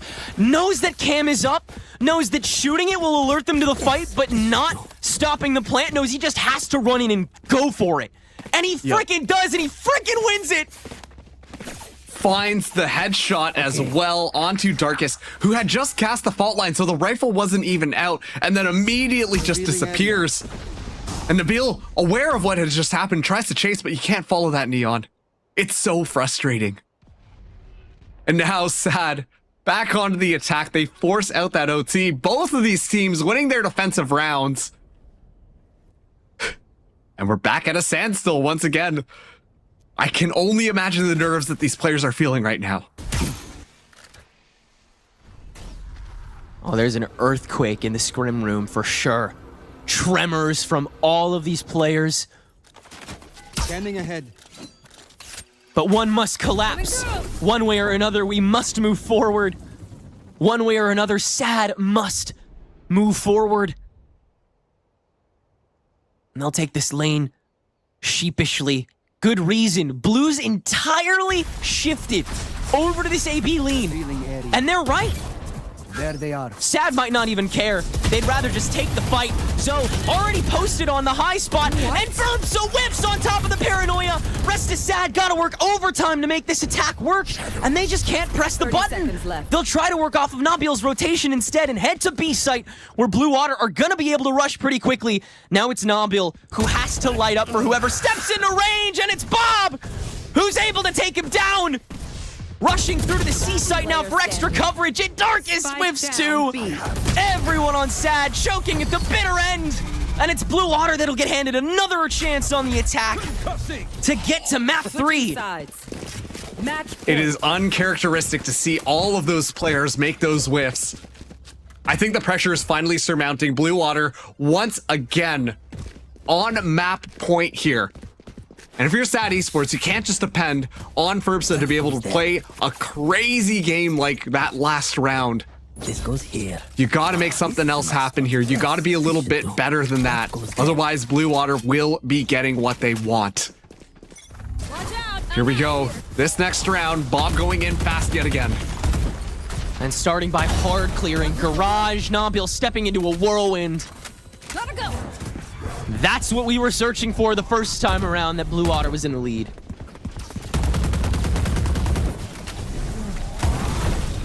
Smoke to protect both sides. Ferbsa getting way back with this fast lane, but can't complete!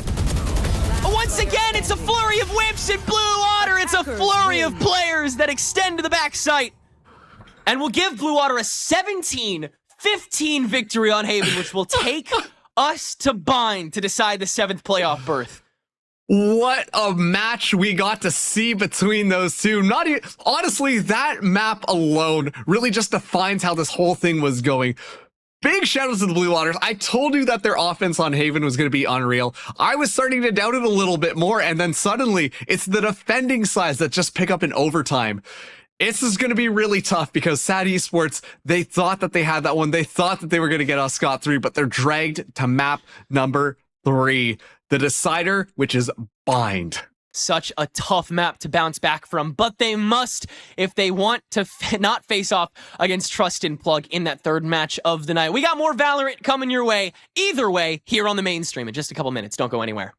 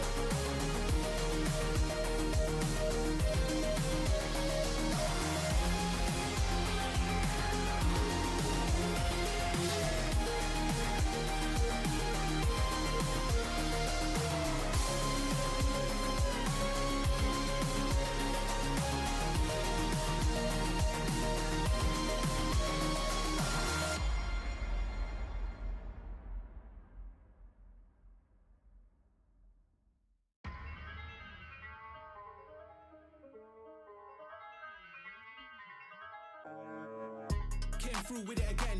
They know that I got spirit with a pen. Don't know why they try to compete when they know that in victory it's never gonna end. Them and a week, that's why they could never speak. They ain't like me, I take it to the peak. Different type of steeds that I breed. Wheel up on the mic, they won't get one of these. Please, I don't wanna hear no talk from them. I don't wanna see nothing at all from them. They can't do it like me. So all I wanna see really is a round of applause from them. Vibes in the air, we caused it again. Life isn't fair, but we rode it again. All of my teams being ready for the war, there's no warning for them. Tell them again, I ain't here to make up no friends. I just came through yet again. We look, you never got one of them. Top of the pound yet again. They can't stop this child not again. Reigning champ, I won't lose it. So you know I'm gonna win that again. Tell them again. Tell them again. Tell them again.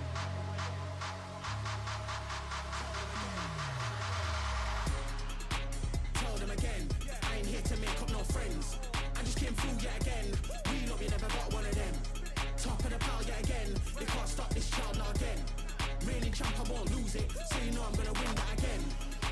Tell them again. Tell them again. Tell them again. Tell them again. Tell them again. I ain't here to make up no friends. I just came through yet again. We look, you never got one of them. Top of the pile yet again. They can't stop this child now again. Reigning champ, I won't lose it. So you know I'm gonna win that again.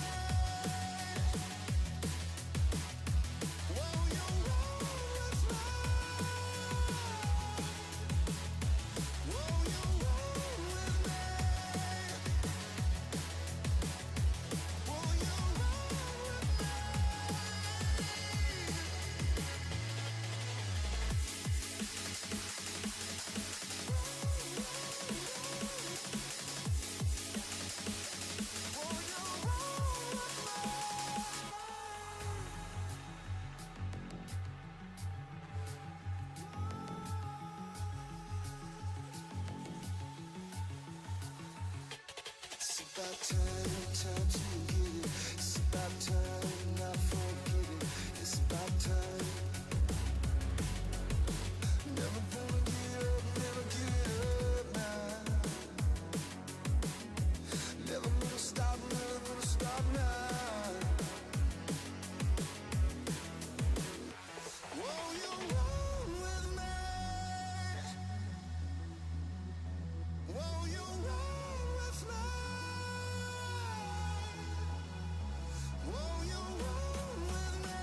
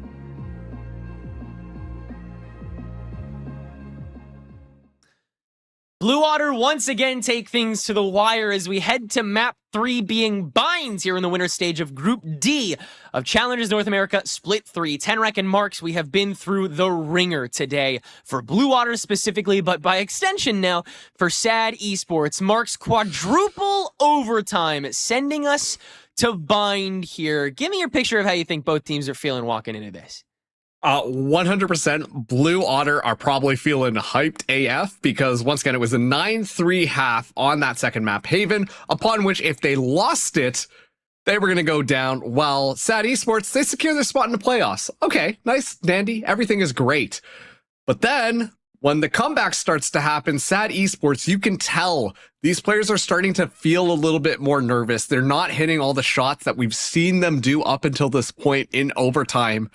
And so, you know, hopefully during this little break, they had a second to cool off their heads because this is a brand new map. All of that hard work that was done in Haven to drag them to that, I believe, 12-7 score line is all gone. You got to start from scratch. You got to build this one back up here. And going up against a Blue Water that is extremely confident is going to be a tall order, especially moving in on the bind. Well, SAD will be starting out on the attack. That's where they elected to begin, so they won't give Blue Water that leisure of getting to just roll right into another aggressive pushback, unless, of course, Blue Water decide to aggressively push back on this defense, in which case I guess I'll be proven wrong. But we'll find that out when we go into the map itself and get a look at these compositions, which are most definitely different from the last time we saw them as well. Obviously, with Blue Water's massive changes to the roster, with SAD's massive changes to the roster, nothing in this world is sacred. Nothing in this world is complete or locked. And nobody knows who's going to end up making it to the playoffs here and who will have to play against Trust and Plug in our third and final match of the night and group stage. Yeah, at this point, Trust and Plug is just watching, waiting to see who their opponent is going to be. Yeah, there you go. Just because it's like, once again, one of these teams are going to be coming off of a pretty heartbreaking loss. No matter which way you slice it at this point, you know, they're both going for gold right now. And one of them will be able to make it in. One of them has to play another series, stretching this out even longer for them. While on the other hand, you know, Trust and Plug, they get a little bit of a chance to relax a little bit, cool off, take a breather, get that mental nice and easy before they head into that final map. And, well, of course, we're going to be going into our final map here. Like you said, Blue Water starting us out on the defense, while SAD is going to be on the attack. And pretty stock standard compositions coming in from both these sides. The one difference here is that Zeke is going to be on that Gecko, as opposed to that Viper coming out from Darkest. Excuse me, no, the Cypher from Nabil. Pardon me. Shondex is on the Viper, which will be the third agent we see Shondex on today. Destroyed. A little bit of variety, and look at this. Just with that Trailblazer pushing up so far, but really, the show is happening on this A site. And Nabil was able to get that opening kill on B lane, and on the while, SAD will just walk up to short. Already implanted in lamps, just waiting for the rest of the team to securely make their way. Potentially to crunch so that minimal util can get maximized output. And lucky for them, Blue Water's on the way to this fight. Bob's gonna fight it early, trade paint shells. Ferbs is in a worse position to handle one though, so he'll get back out of there. Now comes Shondex's roam, and it'll be good for one. Darkest shuts it down with the right click, but Zeke still unchecked. Now Benji checked, waiting for the trigger discipline, and Darkest with the immediate punish. Well tapped. And that should be all she wrote here for Blue. Okay, never mind. Bob is going crazy, and Snakebite's definitely not going to hit her. Nabil can't clutch up against Zostal, and it's now a 1v2 like that. 30 seconds left. Previously, Bind has always been a map that SAD Esports hasn't necessarily been the best on. We're starting to see some of those cracks right off the bat. Obviously, Bob shooting really well. Makes it just a little bit easier. Darkest all the way down to 70 HP. Zostal, meanwhile, also has a shield. So Bob and Zostal, the two players that got taken off of SAD, right now have the chance to clutch up this pistol. Darkest is just taking the chance that nobody's coming through hookah, and for that matter, they are right. Hearing the first defuse from Bob, no snake bite, not even one that they can threaten. But first check is no good. And I think they avoided getting checked by Blue. Hop into garden. Know where else they could be, but for some reason, Zostal's not looking! Another tap! Another kill for Darkest! 4 for the Viper, and Sad somehow still come out with the opening round of the game. Yeah, and it's that was interesting. I mean, Bob just kind of popped off at that point, and she was able to find so many kills onto the Sad Esports squad where it was looking so easy, and causes Darkest to have to run all the way over to that B site, make it possible. But just extremely intelligent play from Darkest. Puts that spike down, rotates all the way over to Hookah, and then plays in such a weird position. You could tell Blue Water had no idea where that Viper could be hiding. So they get that first pistol round. Not completely unscathed, but that's okay. They buy up here, the Cypher Wire gets destroyed. Just with those early paint shells, and Blue Water, they decided to go for an A-site stack. So Sad Esports will have an easier time if they do decide to move into B, but Shondex is in there. And Shondex has been shooting extremely well this match. I got the Sheriff in hand here, ready. Just get this first kill and then pop up the screen. But now Bill peeks, now Bill fires. Shondex still gets the kill. Screen still goes up. It's stunted, it takes a moment, but it still works out for Blue Water. Now the stack can move with impunity. But so could Sad. They could TP into this, or they could extend out onto the site itself. They will do the latter. Mollying the Cubby and getting the spike on default. While Blue Water attempts to just placate any extension beyond that. As Zostal makes the long road up to Hookah.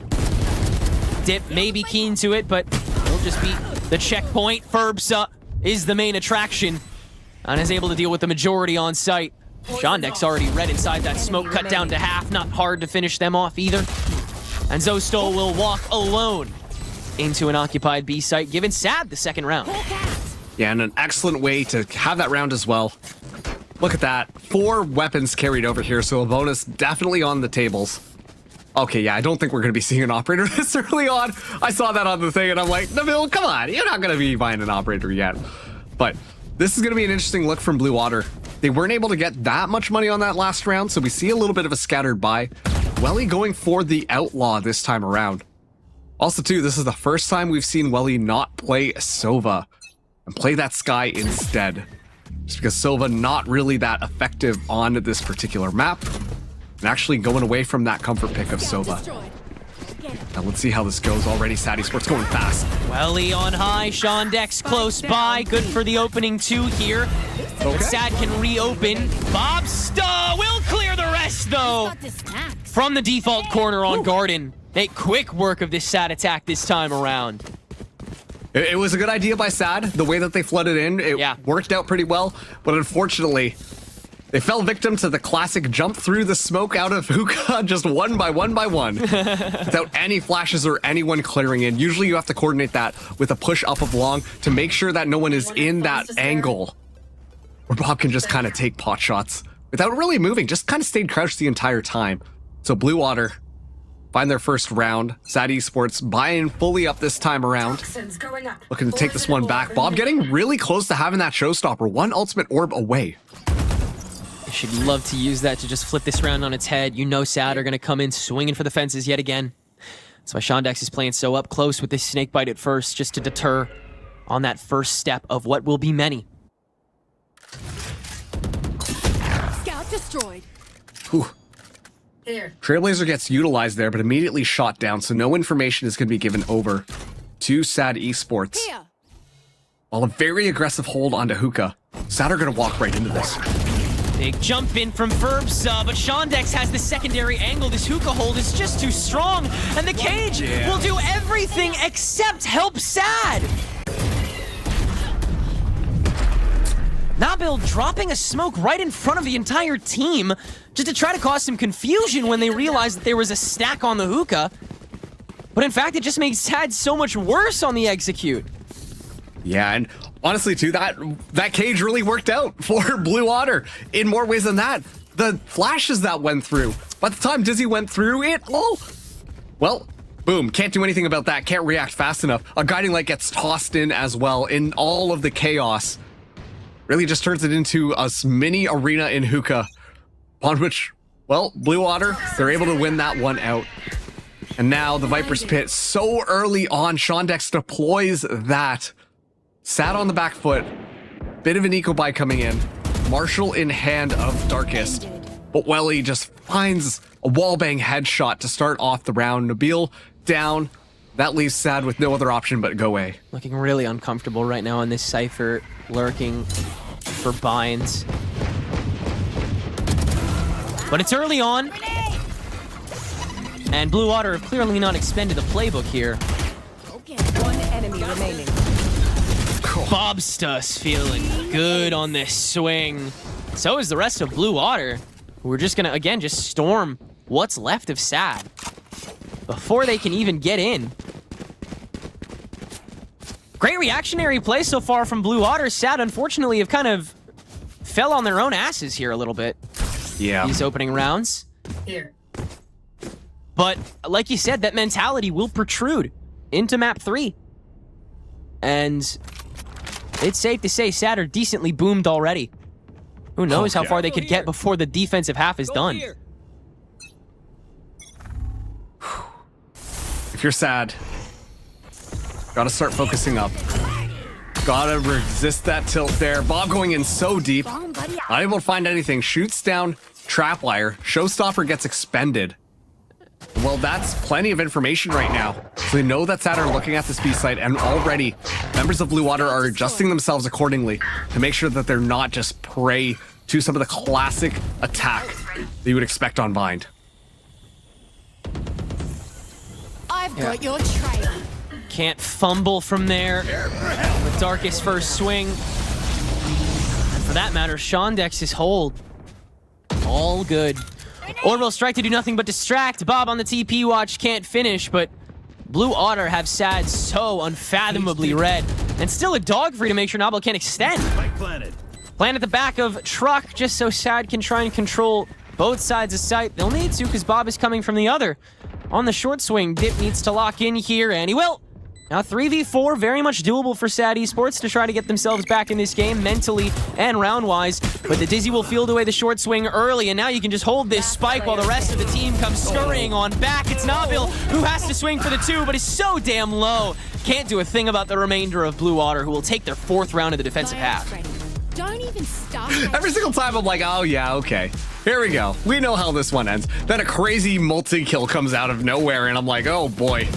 Right back into things. And once again, Nabil, we've seen them do stuff like that before, but not with a degree of consistency where it's worth writing home about. Nabil was classically really good at the flanks, but on a map like Bind, those flanks become a lot harder. You have to really just take over an entire site from these defenders, and the defenders are doing an excellent job at just standing their ground on both sides. All right, this time around, Blue Water might get a little bit more exploratory outside of B long. Running it down this time, looking for a challenge, will not be met with that, but Nabil just looking the wrong way, immediately shut down. Another moment that he'll just be tossed away by Blue Otter here, and Sad forced to immediately change course. Burbsa up decently large with this Bucky in hand, and Shondex caught! Don't get in my way. Burbs is going to try and grab a rifle off of that, and there isn't enough contesting to stop that from happening. Welly going to hop right into this Viper's Pit and spots Darkest. Darkest on the runway, tip the trade back, and it's perfectly choked this time for Blue Water. Burbs to the showstopper just to seal the deal, and it's needed because these last 2 players have plenty in the tank, including another smoke that Dip is forcing to get danced around. Bob, the decoy, still gets the opening kill now. Invading Lamps, the only one remaining to try and save this round. Benji, good stalling. That's going to be all the time she's got. And Sad Esports will get back on the board in the eco. And honestly, good use. Just immediately pop in the Viper's Pit, and you can tell the Blue Water, as soon as it goes up, are like, oh no, what do we have for this? Of course, too, Furbs are finally turning it up a little bit. Also able to get the showstopper, finding a key kill to make it that much easier for the squad, but you can't be reliant on 2 huge ultimates to get yourself these rounds. Blue Water still very much in this. Zostul has the orbital strike online, and that's one that I love seeing come out. Of course, Zeke 1 away from having Thrash online as well. Still quite a bit of stuff for Blue Water to work off of, as Furbs is already going in deep. Immediate orbital strike to try to counteract it, but Furbs is able to get out of dodge, and luckily that's not where the push was headed. It was just where that noise was being made. Now they can either TP Snake or just go for the full-on B hookah push. Oh, Zeke TP'd! Massive space gain here. The garden swing is only one strong. The backside swing only one strong. But they're both agents that can deal a good amount of stall. And with this snake bite, it's so tough to drop down. They will do so anyway. Ferbsa, Voln, caught, dead. Cyber Cage to get the rest of Sad inside. And Welly is dealt with, but Shondex still is not. Spike down. Shondex still not dealt with. Still not dealt with. Now they will be, but it's enough time for Nabil to get thrashed by Zeke, who is back in the fight and ready for this 1v1 against Dip, who is behind this pedestal, getting back on top with the fake plant. Tries to get above and is just watching this, waiting for Zeke. First bird to confirm he's still in this position. He is, and that'll necessitate another tap. Now the full commit, just as Zeke walks up, is the timing going, and no, dead base! His timing's better! I swear to God he was planning, and then he was dead. That play was choking me up right there. I thought for sure Dip was going for the plant on that point. Already got it more than halfway down. Just decides to peek just for a second. Catches perfect timing to get that headshot. Sad Esports right back into this. And they're still all tied up across the board. A couple of ultimates get utilized there. Viper's Pit as well as the Orbital Strike have been expended on both sides.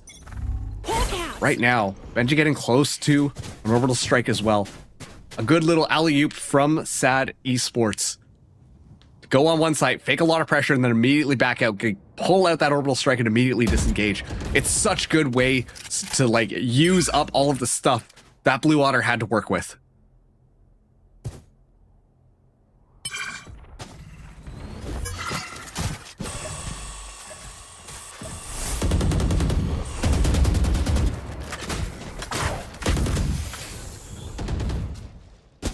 Completely equalized. And only one ult available here. A Neural Theft that's waiting in Garden for an opening frag to confirm which site do we decide to commit to here. Full TP stack from Blue Otter into B site, and that's all the go signal they need. Dip will distract and even get one. As Sad Esports waltz right onto a site that Bob is waiting on, decides to spray instead of tap, and so she's got one, but that's all. Now the Neural Theft to detect Welly just as he steps into frame and will be smoked out post-haste. Shondex on this flank as well. Very much known about. Orbital Strike to force away Welly. Now he's on top of the window and can get sprayed through enough. So they'll overtake Heaven and no doubt the round from then on. So Stolt making themselves known, not killed yet. Nabil, I'm gonna back up just a tad, but again, no way the Blue Otter can make all this space and get all three of these kills in such little time when their positions are already confirmed. Shondex walks right into Benji though. At least deals with him.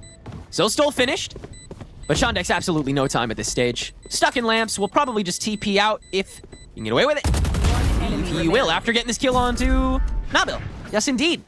So walking away with only one player, but their 5th round and the lead here now is Sad, proving that maybe picking the attack half wasn't such a bad thing after all. It's looking pretty good right now for Sad Esports. At first, this felt one-sided. Blue Waters kind of had them completely clocked, but as time has gone on, this has looked very scrappy from Sad Esports. They're not afraid to try out new, different ideas, are not trying to play conservatively or anything. We see the Orbital Strike come out so early on because they know they need to secure these rounds. And it's when they start playing like this, that's when Blue Water are going to be tested to the max. We've seen them play a little bit more slow, bit more indecisive, and I think that is making the difference in these rounds. Bomb buddy out. I've got your trail. Interesting place to use your Seekers here if you're Dip. Just to try and distract Zeke for a moment. But it forces a roam from Bob that'll get caught. Still though, the fight's not won for Sad here. Not even close. As a matter of fact, they decide to back out of this one. But I want everyone to pay attention to the positioning of Zostal as well as Shondex. We've seen what Bob has done from a little bit of an off angle if they all fled out on Hookah. And right now, that seems like it might be the play. Given the fact Ferbsa doesn't have any satchels either, means that they just have to slowly trickle out. The smokes will come down though. Shondex passed the orb. Camera shot down early on. Tucked out by the molly, so not an optimized angle, but Screen down. now, like you said, Zoe's come back in to help out. 30 seconds left. Now Ferbsa walking onto A site, hears and sees Welly, but gets past it just to check more before trying to get the kill. That could have facilitated an A push, but Enemy remaining. no kills. No kills on either side, and Zoe's still perfectly positioned to catch all of it. No time left here for Rip Benji. You might as well save here, dude. Looks like that's exactly what's going to be happening. Here. Benji just going to be backing up. Keep that rifle into the next round. Completely thwarted by blue yet again. It's just those like off angles because they all commit to moving into hookah, but they don't have enough initiation utility. And that's one of the things, you know, not really bringing that extra initiator into your mix means that you have to just rely on Dip to make sure that those flashes are going accordingly, and those birds do not regenerate. Once the guiding lights are expended, they are gone. That's why you see that single smoke is getting so much value from Blue Otter. It's still 5-5 though, 2 more rounds in this half. And wow, both of these teams right now, they really want this win. Really hungry for it. Right here. Sad trying to once again load that aggression with this save round. And with the Toxic Orb, they'll just do this default tape plant, easily stopped by Shondex just existing here. I'm throwing down one lone snake bite, but Nabil has gotten outside of lamps, and now will get traded out by Ferbsa, who will get one of his own. And Zostal cannot connect before the regrowth will inevitably get all of the members of SAD back in fighting condition. Very well taken. And now can they finish it up? Can they hold off the rest of the fight? With Bob, Showstopper in hand, can get rid of 2 close range. And now it's just a short hold, but a paint shell will deny that temporarily as well. Benji caught, but not dealt with. And a molly on Spike as it's half procced. Oh no. Healing over here. Now the orb as well. And the bite too. Smoke fades away. Benji sprays on Spike. Sad in the 2v1. Can't finish, but Welly can't stick. Welly one more. But Darkest has no reason to peek it. Oh my goodness. Out of all of the agents that could have been left, of course it's the Viper. Oh man, that's so tough. The molly comes out, the stink bite comes out. It's so frustrating for SAD Esports to try and, what do you call it? Or sorry, for Blue Otter to get that defuse onto the Spike. SAD Esports have all the stall that they need. This goes here. It's so tough, and now one more round left of this half. SAD Esports want to take the 7-5. Now that number's curse free, so that must be in a good sign. Blue Otter though, gonna buy up as much as they can. Zeke gonna be the only one who unfortunately won't have a rifle here, but it's a very fast engagement. Oh my goodness. Walking into the mosh, Ferbsa dies incredibly early on an A push that is already committed to here by Darkest.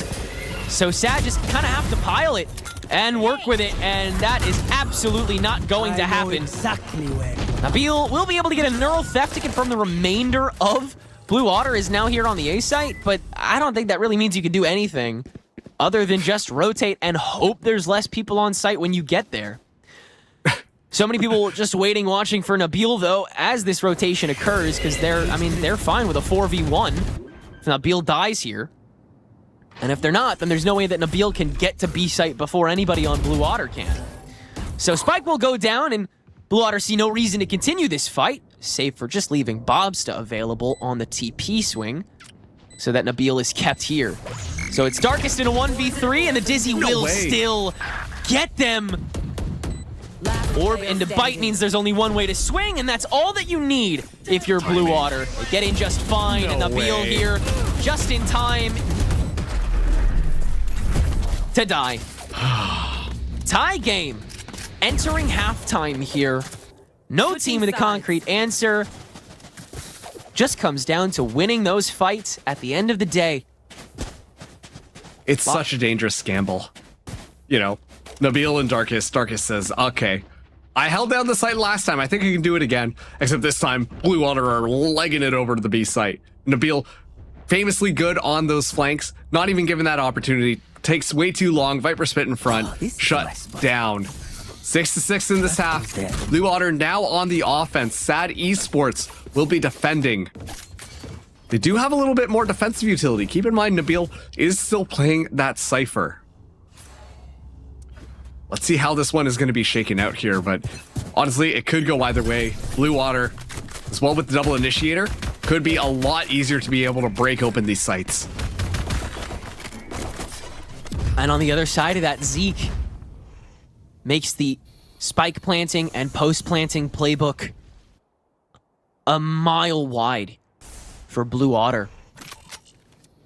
So both teams arguably on their optimal half here. Of course, SAD's choice of attack to start this game would say otherwise, but only one way to find out. Nabil peeking into a world of hurt that's waiting for him, and Blue Otter do not get the bait. Oh, but Darkest does. Well, he'll waltz right in. And now it's got to work as the stack from Blue enters Lamps. Right clicks from Nabil do not connect enough. And Burbs not swinging properly. Bob extending, but still dying. And Dip right behind with the trade back. So it's a 2v2 at the end of the day with the smoke still persisting. But oh my goodness, Zostal has just left with Spike and caused some uncertainty as to where this plant's headed and where Shondex could be. But they'll follow the TP. Hop right in. Zostal gonna barely get out of here. No, Darkest still catches him. They might just fully defuse this before Shondex even gets back. But Shondex will get back as there's halfway. All Benji has to do is stall the fight, and he'll do more than that. SAD will get the pistol again. I mean, that definitely was a panic move at that point. Reload your mag, you know, let's get back out. You see immediately, just, I'm under fire. Gotta take the TP. Takes the TP to the other side, runs for the plant. Shondex doesn't even have an opportunity to go. So as a result, it just makes it so much more difficult to even get there in time. And unluckily for Blue Otter, there's no way for them to secure that spike down. And that pistol round would have been a nice buffer to go forwards, because most teams tend to play a little bit better on the defense, in my opinion, on this map. And so being able to just kind of get that away from the defenders would have been a nice boon. But instead, we got to go in, securing the ultimate orb at least. Dizzy thankfully can just get picked back up and recast in a couple of seconds, but Darkest is just watching like a hawk. Not anymore with these smokes in tow. And Blue will get the easy plants off. Spike planted. The man still getting spiked down, and Shondex evading the cage to get inside and crack Nabil open. Darkest will re-shut that down though, and it's once again silencing a moment of revolution. Bob will get another one going though, trying to grab at least a slightly better gun, and will technically do so, but not for long. SAD can swarm it, and with Zostal mollied away, it is as easy as 1, 2, 3 members of SAD remaining to get them to 8-6. Yeah, that's a little bit better for SAD. They keep most of the weapons intact. Most importantly, Dip has a Phantom in this one. Of course, that Guardian also going to be just as good.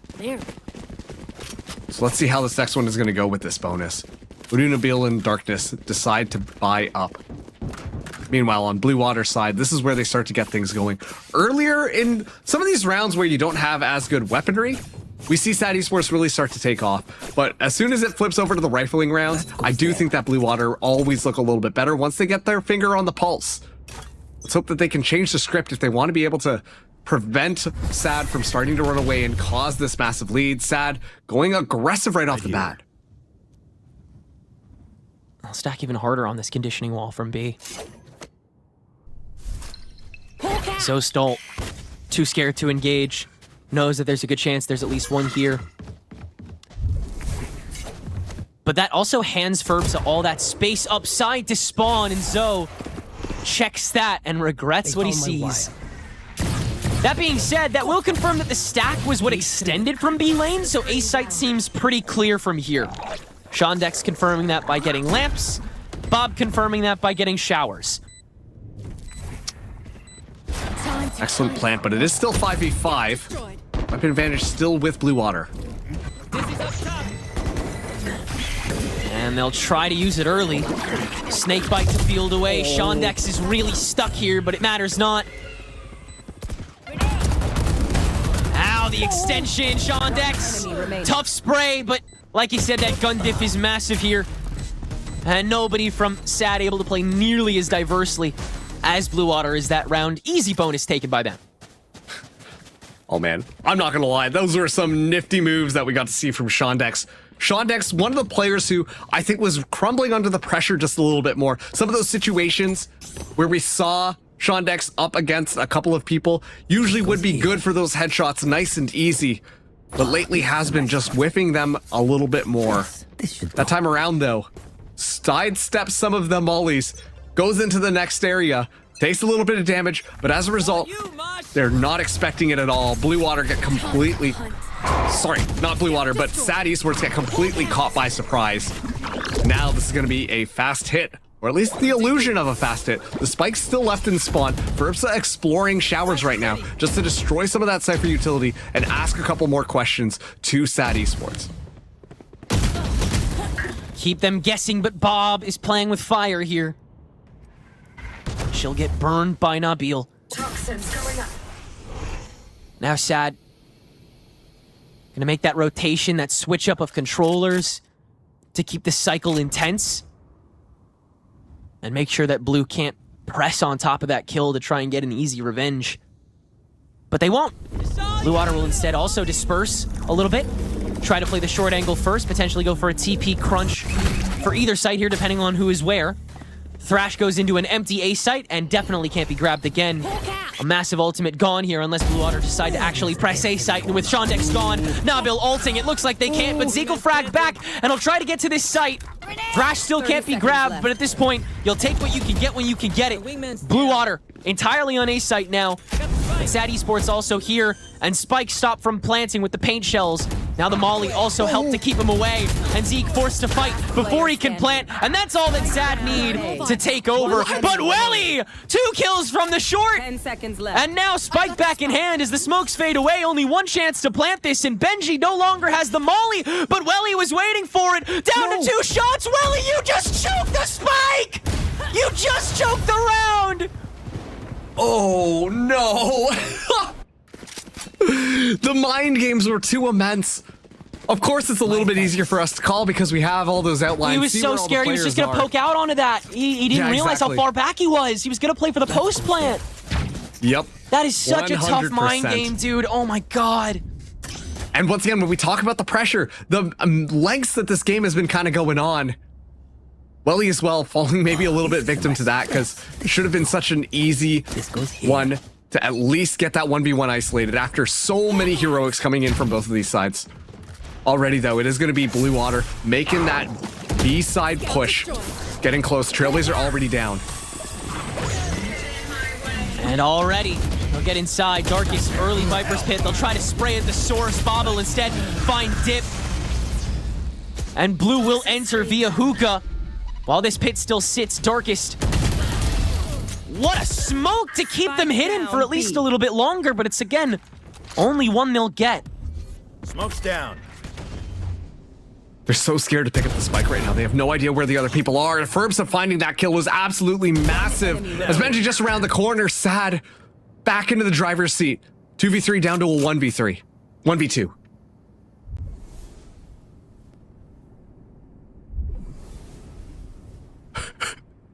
Oh my god. Mission Impossible. I have a fun idea. Okay. So we'll reset the 1v2. But Zoe has 0 util. So, yeah, you have to plant back of truck. Left. Where are you going from here? Oh, this is... Oh, yeah, he's got to clear. Yeah, you got to clear everything. And on top of that, too, He only Ferbsa knows can Ferbsa is there. grab a rifle. Oh, man. This is so tough. SAD Esports. Come out swinging that round and really keep themselves unpredictable. Now Zoe knows exactly what's happening, and it might be too much! Some things you just can't SAD! Cryo Spike forget there's a player on the site, and Zoe still collects for Blue Water, who are once again handed a lifeline back into this game. You get rid of me? Zo still says as they pop around the corner, spraying down the last 2 remaining members. Sticking it to their old team, Sad Esports. Now with the Blue Otters clutching up that round. The reset was so smart, able to slip away, and then excellent positioning there. We both had questions, but just played it so intelligently. Now Sad Esports, they're on this eco. Ferbsa does have the showstopper, but Bob going to be taking first advancement up, Dip just on the other side. But actually, this is the Blue Waters slowing down yet again, trying to bait out aggression from Sad Esports and punish them to make their lives a lot easier. They almost did. Actually, they will with Ferbsa. He'll bite. And get a good angle, but Bob finds a better one. And will now use that to try to curb stop Hookah again. Paint shells first, and now the manual swing again, but Sad could have crossed over, so there's a little more uncertainty in the Hookah push. A might look a lot more appetizing now. And yet still they hold.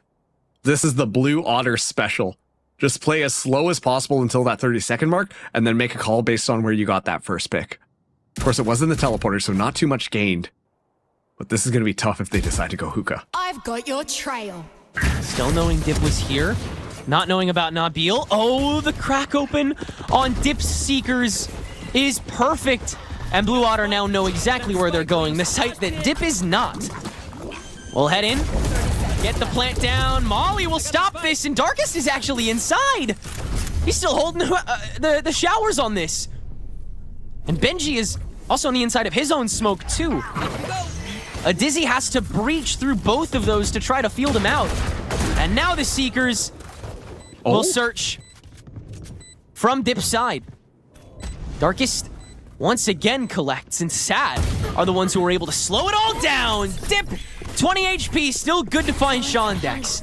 And nothing coming up here for Blue Otter other than the fact that they've gotten this spike down. And to be fair, Zostal is in a great position to stall. One enemy. But Welly is not, and he's already used all the util. Zo, found by Darkest, who's been hiding here the whole dang time. And Sad Esports re-silence the game very quickly. What are with these thrifty rounds, man? What are with these thrifty rounds? The classics are so damn accurate this matchup. It's unbelievable. Oh boy, Sad Esports now at 10. Somehow thwarting Blue Otter.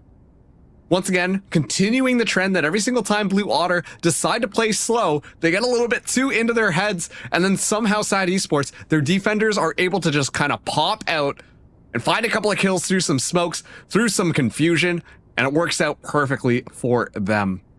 Timeout now being called by Blue Otter. They can't continue to let this slip away.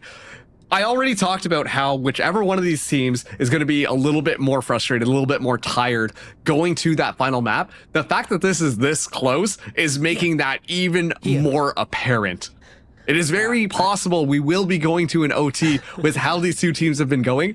And for one of them to lose it and then have to play another series on top of that, oh man, the mental burden alone is so much. But you can't crumble under that pressure. And I hope that Blue Otter, while taking the time to talk about some strategy, are also making sure they keep that in check, because if they don't, that could creep up on them, and the next thing you know, those shots are not finding their mark and the strategies are all out the window. The funny thing is, in a lot of these lobbies in this tournament, you could go into a timeout and tell the players, like, it's just a ranked game, okay? You were just playing a ranked game. And honestly, you would feel kind of immersed, because it feels a little ranked sometimes. But the reality is, right now they are not playing for RR. They're playing for $1,000 freaking dollars. And that pressure is going to persist, no matter what, for some of these players at the very least. Bobsta cutting the cord, and it'll work out for the insert. Shandex on the window ahead of the screen. And Blue Water have opened this up wide. Dip is completely crunched, and Blue Water overwhelm. But Spike once again isolated thanks to the orbital strike on the wingman, and so Blue Water are stuck in Garden entirely with no Spike. Ferbsa decided to use ultimate as well just to continue keeping them away, and now the smoke on Cycle.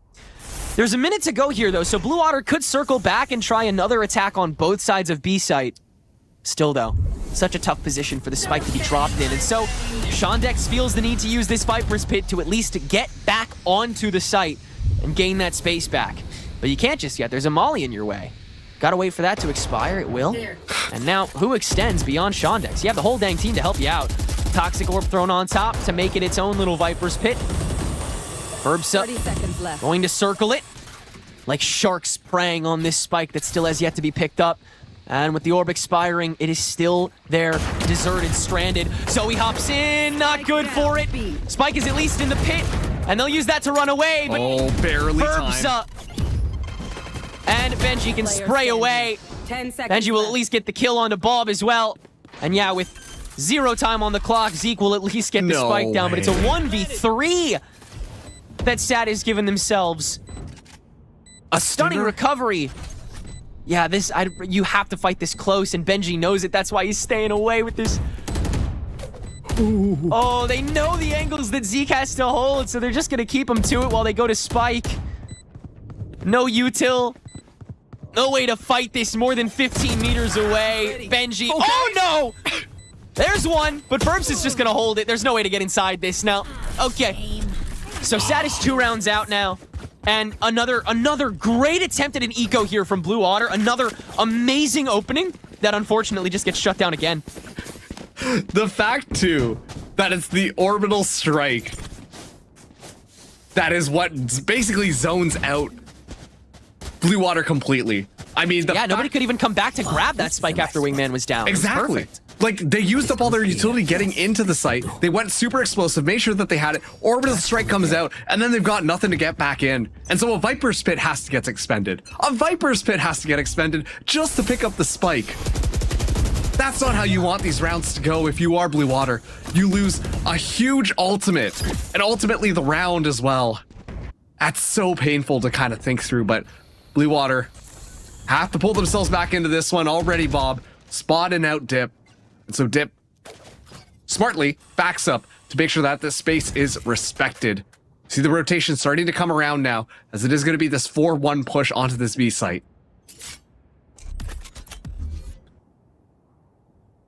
Kabak gonna re-engage this lane early and has the spot on a Nabil. Oh, just in time, Darkest. That screen's perfect, dude.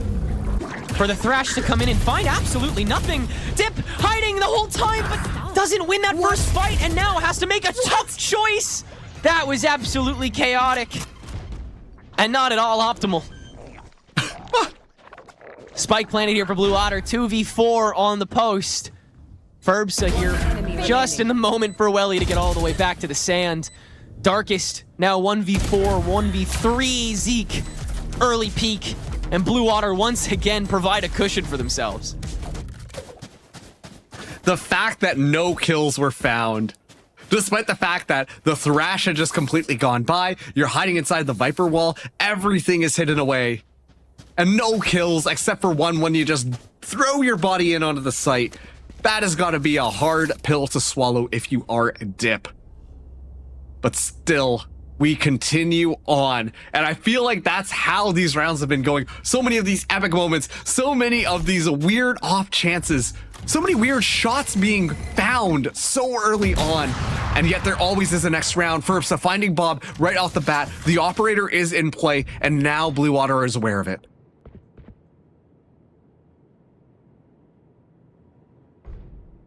How do they react? I guess it's better to say, how do they act?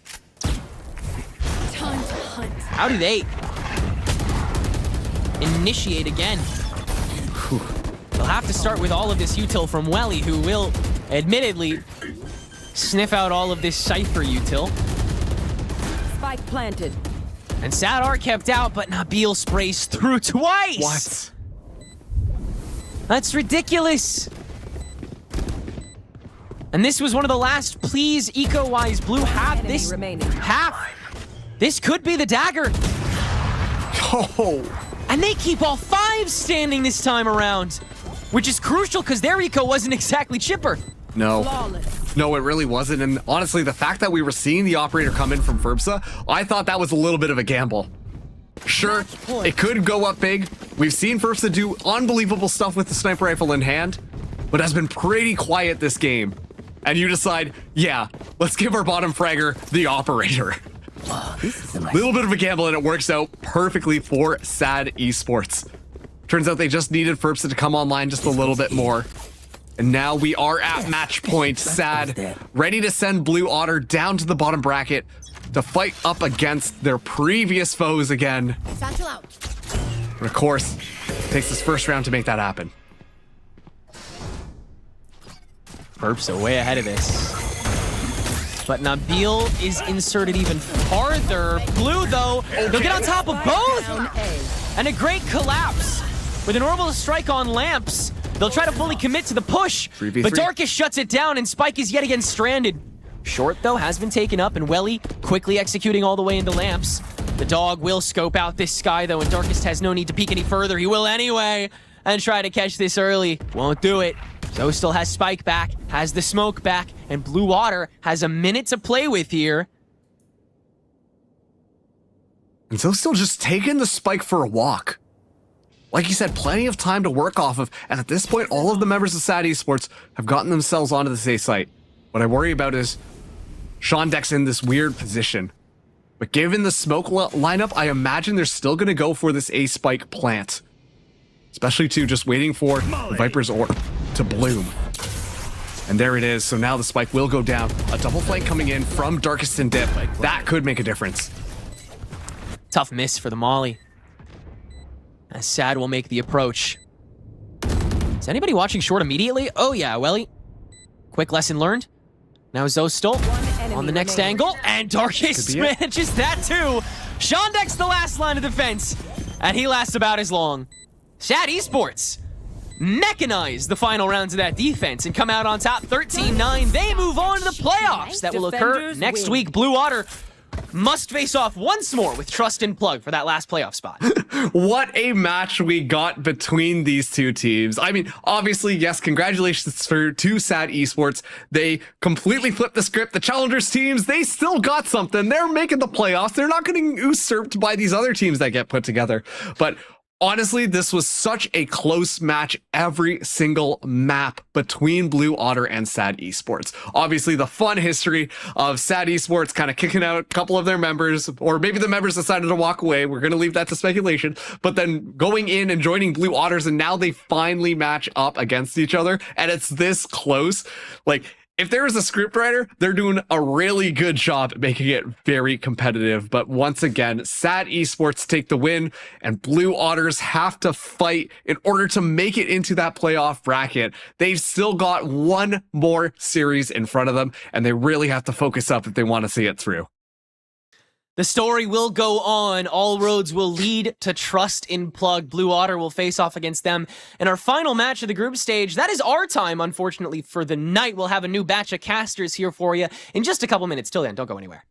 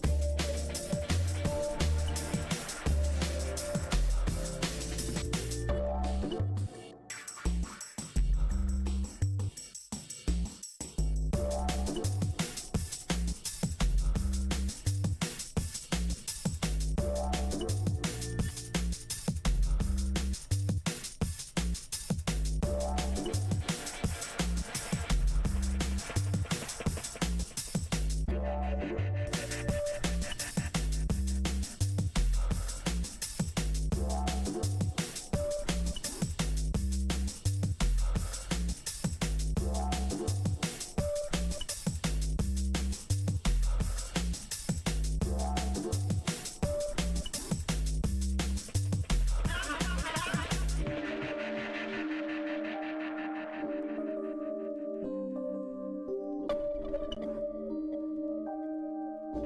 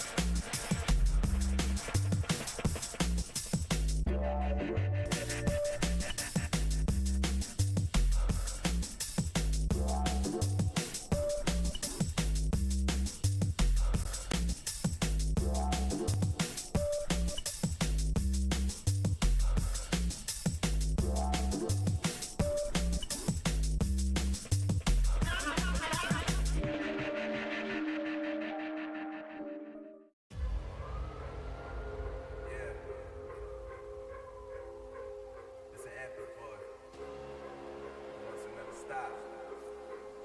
It can't stop. I was taught to hustle through the pain. My body and soul, without each what will I gain? So many try to use me when I help pave the way. But man, that's just life, there ain't really much to say. I'm the one, I know I'm the one, everybody follow me. The one they all trying to beat, I know that I gotta be. I've been training hard, I'm ready for any rivalry. I lost it all but kept the fight in me. Now look, I've been laying low but speak on me and I'ma show up. My squad full of bosses, can't let anybody hoe us. Yeah, my life is sweet, I got the whipping doing donuts. Wanna live like me, well here's the contract you ain't know of. I signed up to grind, I signed up to be the best, man. Chin up when I hustle, I can't focus on the next, man. They said that I gotta work, I said, oh yeah, I'm on it. Cause when it's said and done, we gon' see who really want it. Yeah, who really want it? Who really want it?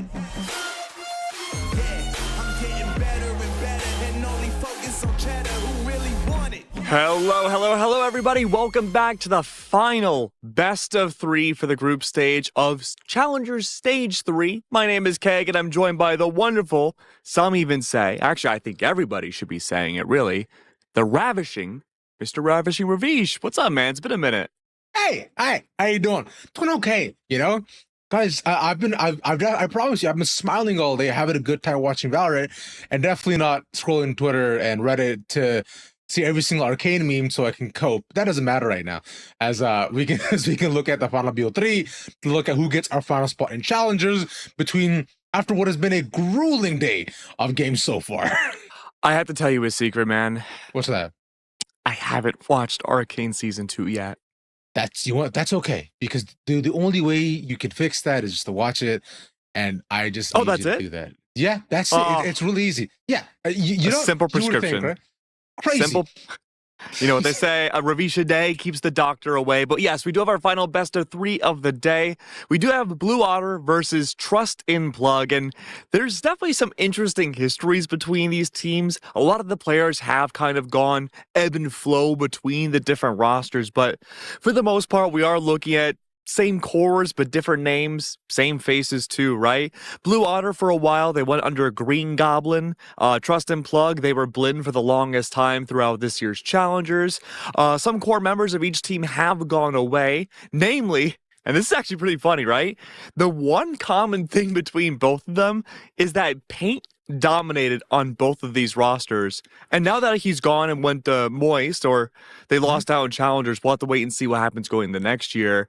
Yeah. Bob, who has historically always been an initiator player, this is her first stint ever as a duelist. Which is the cool part here, right? Because we've been seeing, look, we know Bob from competing all the way back on C9 White, like almost two and a half years ago or so, right? So she's been in the scene for quite some time. And yeah, Bob's been showing up because if you remember, Bob, even way back when, was a incredible duelist. I would say was an incredible aimer, right? Her stats were usually almost always off the charts. And even Bob as well, too, right? She's also been around this kind of whole roster, specifically in Group D, where you saw her previously playing on SAT Esports, right, during Challengers as well, just over this past year. So there has been a lot of exchange in terms of players. Funny enough, Paint also played on SAT Esports for like a month or two as well. So. He's been everywhere. He's just painting the walls, man. Yeah, this guy's been in every single roster, but he's not here right now. What we are here with is Bob, Blue Water, and Plug, to look at our final BO3 of the night, the final spot going to playoffs and Challengers, and one final chance to make a name for yourself in this year of Valorant. Absolutely. Going into our first map will be Sunset, followed up by Haven and Pearl. These vetoes heavily emphasize the teams that have chosen these maps. These are all maps, besides the Decider, which has not been played by either one of these teams in Stage 3, have been won 100% of the time. This is a chance to break it up, though. Bob immediately, that dash in, Jerwin, a good counter. Not too bad, though, yeah. But now Bob, we've seen from the previous series, unfortunately, did catch the tail end of Ferbsa's gun a lot on the Neon. This 1v1, so did lead to a lot of entries and these 4v5s, kind of going wary for Blue Water, specifically against the match against SAD, but they were able to bring it back in quite a large way, specifically on Haven, though, in OT. On Sunset, it'll take a bit to recuperate, recover, especially on his pistol, to look at this B site, look to make their way in. Nice for Paranoia. Jerwin in first, shot pull towards the back, takes one, the second now seen. Also managed to get them as well. Easy does, two taken, plant goes down. Yeah, fantastic look for the post plant here. Not too many bodies left. Zostal and Zeke are the last two. No flashes available for Zoe. But Zeke does have full util. Neither one of these players playing off of each other. Enemy remaining. No need to, right? Because now the 4K for Jerwin. We're gonna set up the airs, and here we go, slide in. Come on, Bao. Why'd you gotta take that? Now, I'm glad we got to see Bao as the final kill of the round, because them and Jerwin had this dynamic duo that they themselves also played on SAD in the open quals, but unfortunately lost out. And so when, the inevitable Sean Gares comes knocking at your door, you don't refuse. It was Spaz and Paint that left Blinn, came into Moist and Shopify, and there was just a perfect spot for this duo to slot in perfectly with the roles that were missing. Yeah, they did really well for themselves, and if we're also going back on to what they played previously on Sunset, right? This is not, of course, it stands pretty interesting because it was Plug starting off on the defense the first time, and they had a pretty runaway game, taking a 10-2 half, and really just shutting down any option that they had. More often than not, they needed to defuse to win the round. It was straight frags every single time, and that's also reflected in the stats too. That is there with Jerwin having pop-offs games. Right there. For now, though, we'll see that continues to be replicated on the attacking side. Whereas Blue Water, they gotta look to recuperate for what's been a tough day so far for them. Interesting fake, rotate back around. I like this call again. The contact in mid will be a big indicator about where at least Blue Waters think these attackers will go, but Plug seemingly were decided on A. They doubled back for just a tiny bit. At this point, Blue Water, they have to be careful. You really don't want to feed ult orbs into the likes of Teague or especially Jerwin, who's 2 away from overdrive. Yeah, he didn't do too bad. By the way, this guy had a 427 ACS on that map. So dropping nice. 30 seconds left. So we can, and I think across the entire map, yeah, he was like up there on 284 ACS across the board, right? Dropping almost 60 across those 3 maps on both Yoru and Neon. And I imagine we'll see more of that too as time goes on in terms of different agent picks. For now, Jerwin cleans up another. On my wire. And like you're saying, they definitely want to give up the rest here for Blue Water. Take this here for Chosen on the outside, but Jerwin doesn't want to let it happen. I'm out of here. A 3 to continue, gets the ult on Lion 2 by round 2. And Zeke is praying nobody finds him in this corner. Oh, that's the whole team. Oh man, I'm really curious to see how this attacking side plays out for Plug. A lot of teams, actually, almost every single team we've seen on broadcast so far in the entirety of the group stage have played out Sunset with the same exact team comp. The only difference has been whether or not we see a Sova or a Fade. Plug are playing it differently though. They have Monsi on the Gecko. That tells me these attacking rounds won't foster a lot of lurks except for Monsi, who's there to fake information through mid at the beginning of the round and be more self-reliant off these flashes. But when they do play together, flashes of Teague and Monsi will be there to suffice for Jerwin to make a fast entry into sight. Only a shorty available too for Jerwin. All rifles sure for blue, yes. But you have a round 3 overdrive. You find a way in, Ravish, all those rifles might get deleted. Well, you were talking about the flashes, right? So that should be their exact way into, considering they chose to set up. They're kind of teetering on mid near the halls. They want to try to commit to this. No smoke on either end, but the crossfire set up from Blue Water in case one does get spotted. And there is a one. Now, look, chose to just set up the fast lane and to push against this to Jerwin in first. No flashes. I walks past in. And overdrive used as well, so that'll be gone to a waste when Blue Water respond aggressively and swiftly against the Russian of Plug, albeit it's to the bonus, but a round taken so effectively nonetheless. You really could not have asked for a better round from Blue Water, and they read into the macro perfectly. You have the overdrive available, you have a team comp perfectly designed for a round like this. Blue Water understand that yes, this is a bonus round, but we cannot over push against a very punchy team like Plug. They don't want to be the Saka, you know? So they take mid control and hold back crossfire. Wait to see what Plug want to push if they want to fake mid. And then they just wait for that inevitable Neon to overextend and go in. And it's going to be back to A again we go. Oh no, never mind. A mini default instead. Plug want this mid control so they could potentially split B. But I think the goal here is to discover not only Bob's presence, but also where exactly Shondex likes to set up this cipher. Yeah, because previously they haven't shown a lot of presence around A at the beginning of the rounds, right, from what we've seen. And even look back at the previous maps too, this is similar to what we saw once again, where Jerwin strucks it off, but there's kind of just split call that they've had setting up this 1-3-1, right, is how they managed to gain advantages in a lot of the rounds, specifically against Blue Water. Yeah. And so here, similar setup, so they had again. So getting one is nice, but I find losing Bob isn't the end-all be-all. Blue Water still maintain the defenses on B. It's not, but I'm not really liking this early defense setup either from Blue Water. You really want to have your Omen and Cypher on B site for the lockdown, and then the breach to help that Neon take space. You really don't want Bob to be by herself without any flashes. Yeah. But hey, this is a good call. Market push, given up almost completely, spotted by the Cypher cam. This collapse should be inevitable. They'll look to move through spawn here too. Jerwin with the way in, past Util, not checking the one corner, but the second now we found. Shondex still there and safe. They had no idea he was there. Past the cam in the corner. No need for the lurk when they don't even check you. Two taken, 2 more left on site. It's Monty to find one of his own. The shorty kill is good, but it's left in 1v1. Monty eats the shock dart. And it's sure. Only one rifle remaining off of Blue Water.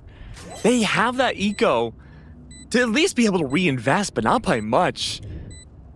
A single rifle left does make things nervous as things go to a tie.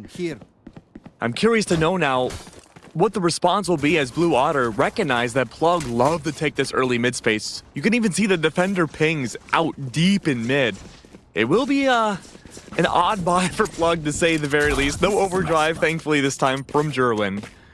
But surely now, Blue Water, they're setting up for this early mid crunch. Yeah, watch this mid play as well, too, specifically from Bob. As you can, she's actually picked up the op this time early on to try to probably counteract all the early presence we've seen towards tiles from Plug here, right? So getting up a pick early this time, and that not being her, will be a great start. And there it is. Sneak in. Oh, beautiful. Okay. For Queen Bobstar. You're just not expecting it. You always see the ops like deep in B main or A, but in mid like that, that's such a risk. You have no information about tiles. You could get swung so easily. But there's just so much faith in Blue Water and in Bob to enable something like this. Now she can throw the op away and go for her own Neon ult right after to finish off Ban Bao and Monsi. Or just save it for another round. Enemy remaining. Yeah, I think it's most definitely down a... mid. We keep these ones going for sure. Especially with the op there in front of them. That was picked up. Oh! Nice shot from Monsi, but only one of his. He's telling his team, all right, boys, I got mine. Where y'all at with that? Blue Water, though, take the lead 3 in a row for themselves. My thanks. And big tell about the adaptability Blue Water have. Communication strong, recognizing again Plug and the space they want to take in these early rounds. I got really nervous when Bob was playing just a few rounds ago, Bayer herself outside A main. But the fact now that we've seen Blue Water completely change up their players and their strategies, showing that they're expecting this to be a big rush from Plug into A site into this next round. It should be met with a paranoia, should be met as well with a stun, and a great collapse with this overdrive. Yeah. See it go down the... just walking in past faces all the breach util too. Where this... Just will match to get out. Gets a double with the util? Sure. Oh my god. It's all past the wall. They tank that. Now, with this, we know that Plug had a chance to come back to this game, but the buy looked fine, but losing 2 off rip like that is not the greatest. Still, though, they managed to even it. Zoe and Valley down. Now Teague and Bao equalize, look to rotate over, but they'll be faced with Shondex, who's been on this look this entire time. Now remember, no recon bolts, no fade haunts, information. Could be much more difficult for looks like Shondex. Guns out, yeah, easy one. The second, the safer play to get out and reposition to find a new angle. Real clear, and Teague will take his chances to being chased, realizes one over there, but can't find the exact pixel to notice where the hat is. And so Teague cut his losses, takes the orb. Should hope to get the plant on, if anything, to maybe get the credits back. 30 but seconds left. there's a tripwire in his way. Oh, Shondex. Yeah, he's gonna eat that. Concussed. And got. Take what's yours. Great teamwork again from Blue Water. And going back to what we mentioned in that mid-round, Monsi's a gecko. You don't get a lot of hard information like you would off the hands of a Fade and Sova. That's become a staple on this map, right? So now, timeout needs to be called by Plug, because they're realizing, oh no. If we can't properly work the map as a team, and we can't get these like super oppressive executes down, the entire team composition we have does not work against Blue Water. So they gotta really put on those thinking caps now and be like, okay, how are we gonna do this with less information that we normally approach attacking Sunset? Attacking side so far, right, has been... I found we haven't gotten to see much of it from Plug, because if we're looking at a pistol, then those aren't actually set up for much more, and then under the bonus, it was, hey man, you just crap it out. But aside from that, it's been mid stacks, tiles, and then you hope you can capitalize off of the first pick, which usually has been Bob. But past it, have not really shown that, okay, you know, they haven't really shown a propensity towards either site. They haven't tried to play post plant at all after this too. It's just been, all right, we'll all stack one angle, we'll see what happens.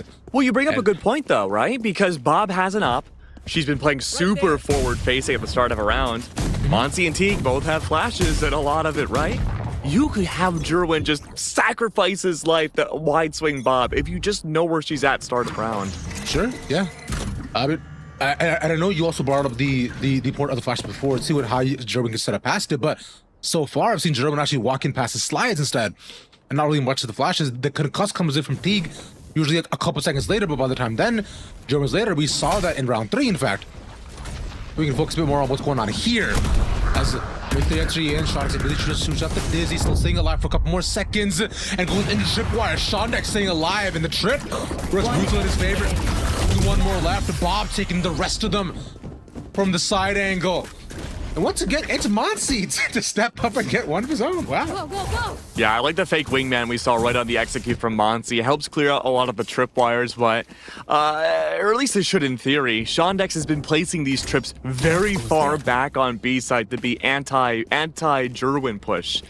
But unfortunately, again, a full team collapse. You bring the cyber cages out, confusion ensues. It makes the comms a little bit more muddled for Plug in those instances. Plug now, they have their full rifle buy. This is what their timeout was for. They have the Rolling Thunder available. Oh no. The Frog Queen's at it again. Yeah. Bob's three-peak. You talking about the overdrive? Has that there, but this time finally Plug playing decently far back, realizing that this is the usual angle that Bob is capped. And now with the op given away, Bob deciding to hold the bangrel at a farther side. And Plug knowing this, Right there. I don't know if you want to continue to force this. You realize the op is there. You could use the concuss to go past it with the force Bob at the angle. There it is, yeah. Bob trying to give it away the space, and now with this, how's German's job? A hard spirit to counteract it. The push to get one tag, but not much more. German all alone and faces Bob once again. Should always get a person. And Bob now with this has forced the breach into the corner. Plug now running out of options. One pick is nice, but a second face with the op once more. Look to push on the side again. It's Monty to get one of his, but now with Blue Otter overwhelming them one by one. Mikey finally shuts down Bob, but it's really at what cost. The Rolling Thunder just really closes the round, and Mikey Gray Screen has to continue the trend. Only to see a bit of color in his life flash before his eyes. The reads from Blue have been unbelievable. I mean, we could talk about Bob at the beginning of the round taking full control of A main, right? But in a very small instance, right before Plug started initiating the exec back to A, Zostal brought out a smoke into mid, blocking off the B wide swing side. If anyone were to approach that, they would either have to go in blind, deep down mid, or force out utility. And that in of itself would have been plenty of info for Blue to rotate or operate something differently off of that. But instead, it forced Plug to re-maneuver back over towards A, directly into the hands of Bob. And Eco again. Deep backside control. Blue had the right read once more. Tripwires set up deep and elbow side for the cyber cages and blind these attackers. And they're all playing offside here too. You notice like Blue Otter isn't necessarily giving up any sort of case or indication. It's anti-rolling thunder. Done. Yeah, overdrive. Also used to walk in and clear the sights and corners they can find. That's the first trip found. The second, not just yet, but hey, we'll be giving up, and this is what they want. Like you said, Rolling Thunder available for one side, but not the other. So look to play off of it. Blue Otter. Right there. Now, how do you retake here, brothers? Go get him, buddy.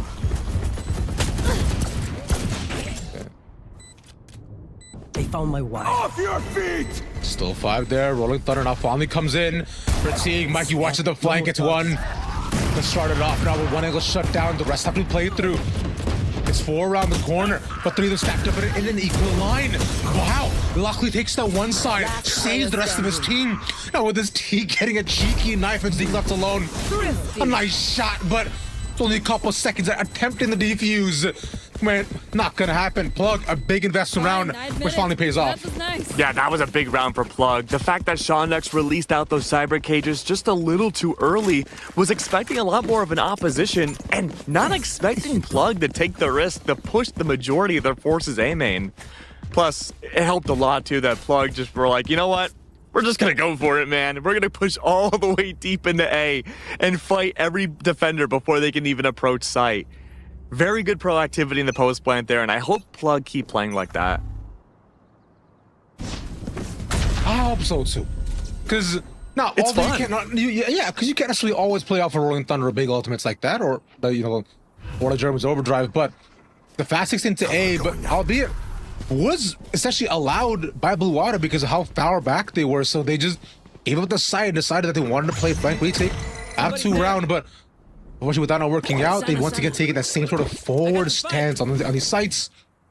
Bob this time, though, still staying with the op, but with nobody around, they've gone back to their mid stacks that we saw in the previous rounds. Bouncing some info, but Plug center round A. I imagine a door push, right, going into B, and there it is. It's put a hard catching Shondex off guard. And that's how you started off. Mikey as well gets involved in the action. Valley blinded, paranoid, can't see nothing but darkness. See 2 more. Zostal and Bob left, being the last, realizing that this round is well out of their hands. So a save is what they want. And Bob, the only one left, try to continue this trend. Save the op. Spike planted. Realizing that this is all that's meant to be done. The collapsing out on Bob. These are all 1v1s.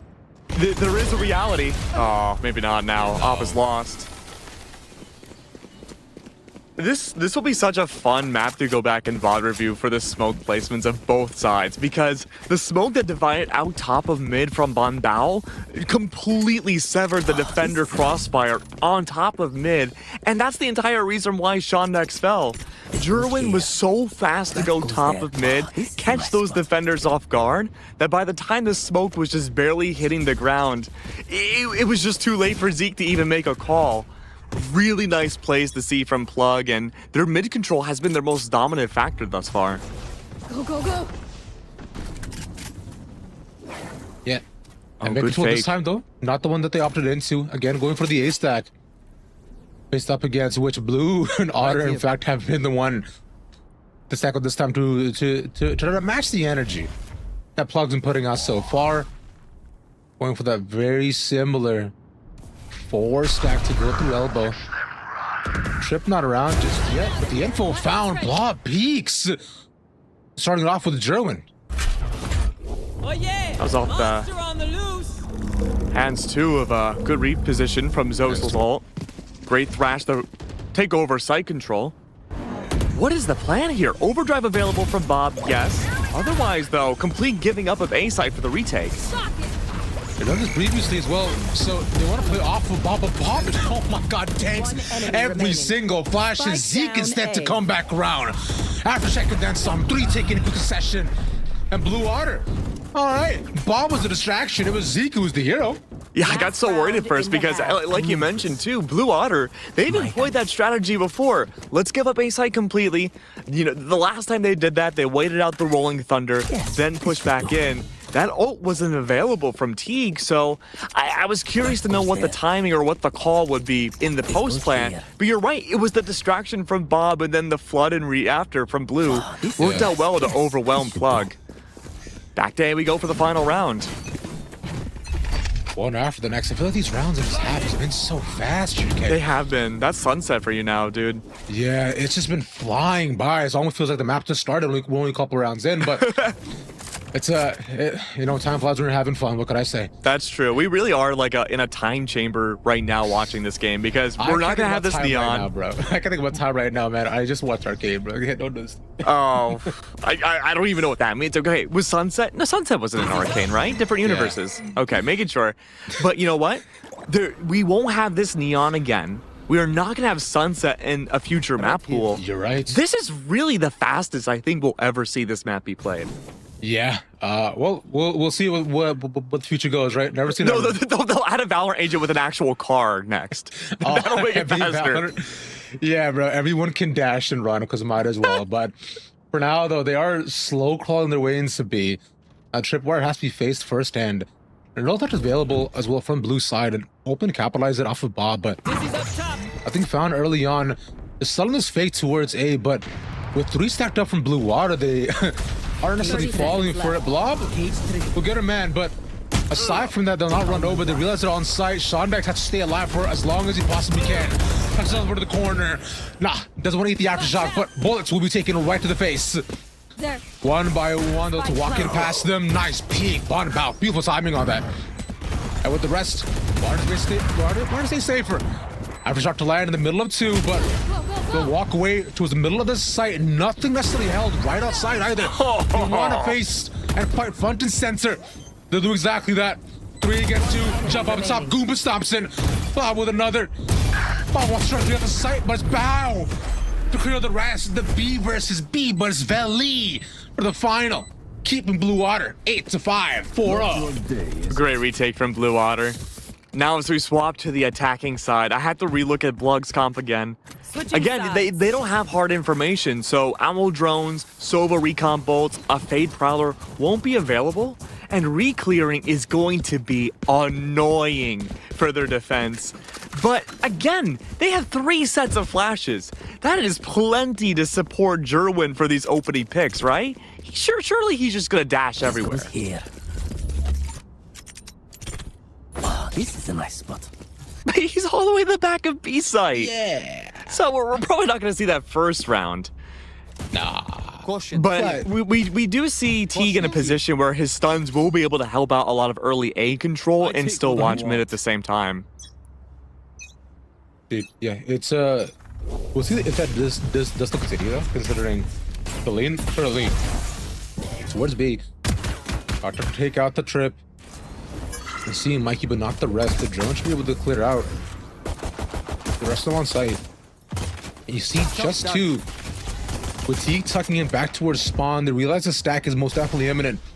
With all the shots raining. They'll get out quickly and join back up with Zostel, who's tailing down by mid. Monsi there in front of them.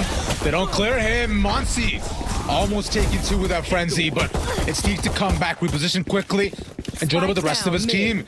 Plug, getting his pistol would be huge to equalize and make their way back into the game. It's just Shondex looking to save this game and the round for Blue Water. The high-low set up. Plug get the first in the second half. We didn't get to see much of Blue Water's attack when they went up against Trust and Plug just a few days, actually earlier today, excuse me. On this map, it was a 5-13 matchup. Blue Water struggled, and they only got 2 attacking rounds under their belts. The change-ups here are going to be important. This has been a flawless map for Trust and Plug so far. This is stage 3.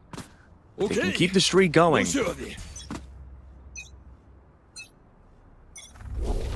early stun's going to be huge to clear out A main. We did see an early cyber cage at the beginning of last round. Plug were still able to win it out. I have to play off this timing very carefully, all the while just buying time for Shondex to lurk through mid. Timing. Jerwin's none the wiser about Shondex crossing. I mean, Shondex has a classic though, so it might be but he can stay there for audio. He can listen to the rotates from A to B. Yeah, no, not much giving up just yet right here. Monsi is around, so they should realize the steps though, but quietly making his way over. Is Jerwin. As the dart manages to catch one, he sees an inkling. Shondex still wins that fight somehow. And oh my god, dude, these aftershocks from Teague have been wild. Both Teague and Zeke have been frying on them finally. Val gets Shondex, but it's a 2-1 by the end. And Plug, they're on a bonus. Losing one isn't ideal, but they gotta face the rest. They gotta come back in, but it's all gonna be off site. We're playing bun set one more. The simulator starts here now. Keg, aftershock comes out, they're peeking through. Past all that. Yeah, just Omen, the blind, the flash, the slide. Way, man. All of it, man. All of it. I swear, I think we've seen more aftershock kills in this map than we have for the entire first 2 stages of Challengers. 100%. No, Teague and Zeke have been completely on point. I've been really impressed with their breaches. I think breaches on this map specifically have been really flimsy for a lot of teams in open quals, but they have by far looked the most prepared. Especially in a not-so-structured environment where, again, I'm coming into this expecting their utility be there purely for Bob and purely for Jerwin's sake, but that hasn't really been the case. Yeah, not currently. Because we talked a lot about the setups for this round so far, right? And oh yeah, I find what's been most prominent, right, has definitely been the fault lines from the breaches. Not Dizzy's from Monty's haven't made a ton of impact just yet, I find, but you know, it's been the breaches on both these ends that have done the Lord's work to set up pretty much the entire team, catching almost 3 people almost on the concussors and so on as well. And out Zeke this time, right, on the attack, wants to continue the streak forward. But Plug, evening up with 2. Guns finally in both hands for both sides, except Bao, who's got a cheeky little shotgun. Yeah, I don't mind this. But it's about what you do with it, though. It's the power that you hold within. Can't be showing off like that. Zoe smoked off, and keeping at least the interest there. The stack now comes in for the rest of Blue Water. The 3 around the corner. Oh, this makes me nervous. Yeah, Spike's still in a pretty non-committal position. So we talked about Monty, right? That dizzy timing didn't find anybody. Now the entirety of Blue's outside A main. Yeah, but the 2 moving over and the rest of them are having to clear the mid, so they realize that A is the take. They have 25 seconds. They're gonna have to commit this now. About taking the initial, that's the one. The second to come into. Meanwhile, the rest of the Plug circle around, watch the initial entrance. And Plug, after all these delays, there's brute forced into dry walking in without making any noise into A, but Plug, we're already ready for them to, you know, ace them. And with that, easy round. Plug is just given too much time to reposition and set up into the mid-round. They can have these early reads based off of very little info gathering to be able to reposition of where do they think the execute will come in from. I think all eyes should be on Shondex for this attack. We didn't see a lot of lurkability from Plug's attacking side, but Shondex has already shown that he loves to take this deep mid space by himself. If there's a way for Blue to at least try to be a distraction factor to execute and give Shondex the room to push up and flank, that could be a way to open up Plug in what otherwise seems like a very well thought out defense setup.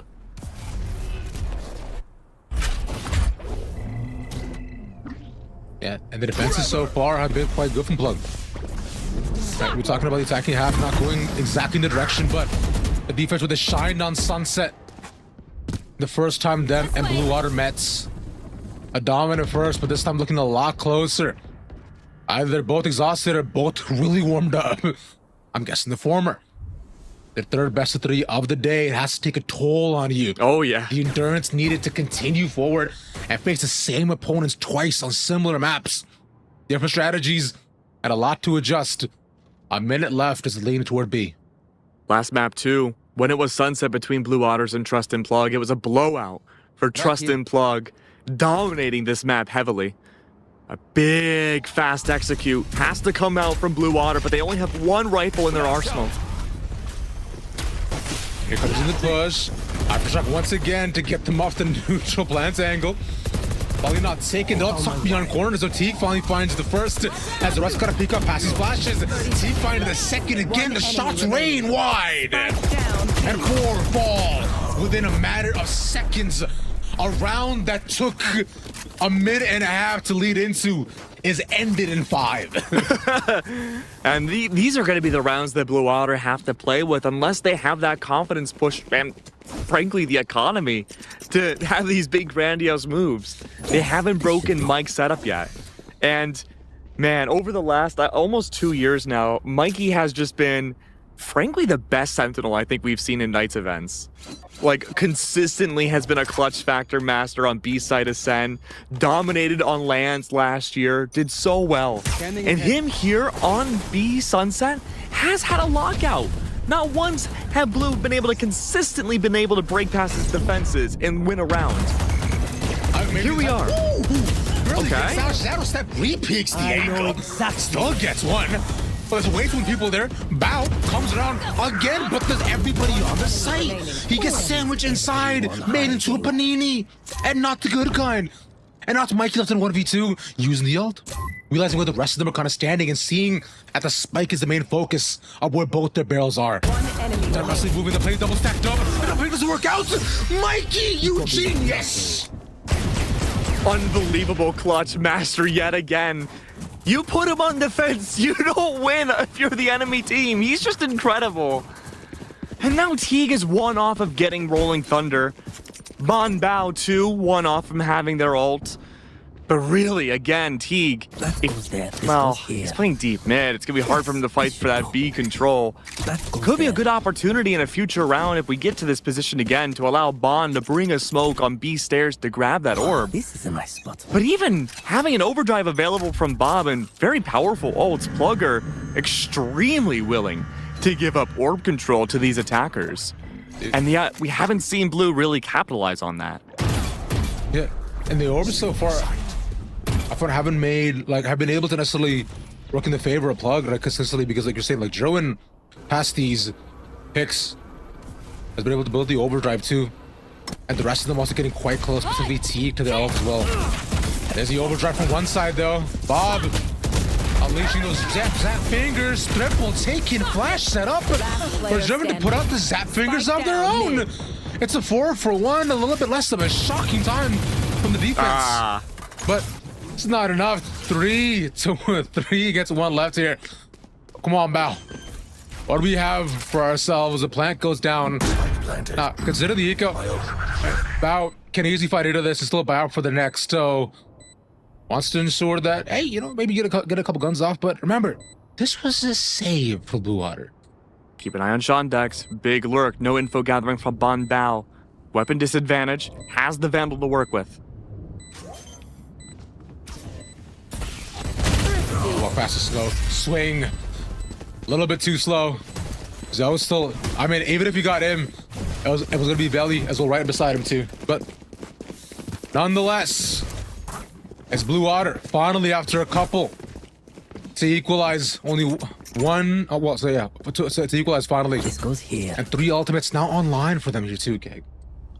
Blue Otter have not been a team to utilize a lot of tack timeouts so far today. Yes. 9-9 with a lot of ults that could require immense coordination to pull off to get site control.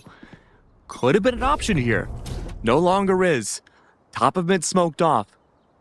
Either you force out utility or Blue Otter have full control. Marketplace is a scary place to be in. You have to clear it out. There's that upper angle where you can get a great one-way without any utility to face up against someone like Bob. Not gonna happen though from Plug's side. Back to these mid stacks we've seen previously. Blue Otter setting up for Rolling Thunder. There it is. Should have caught both there on site.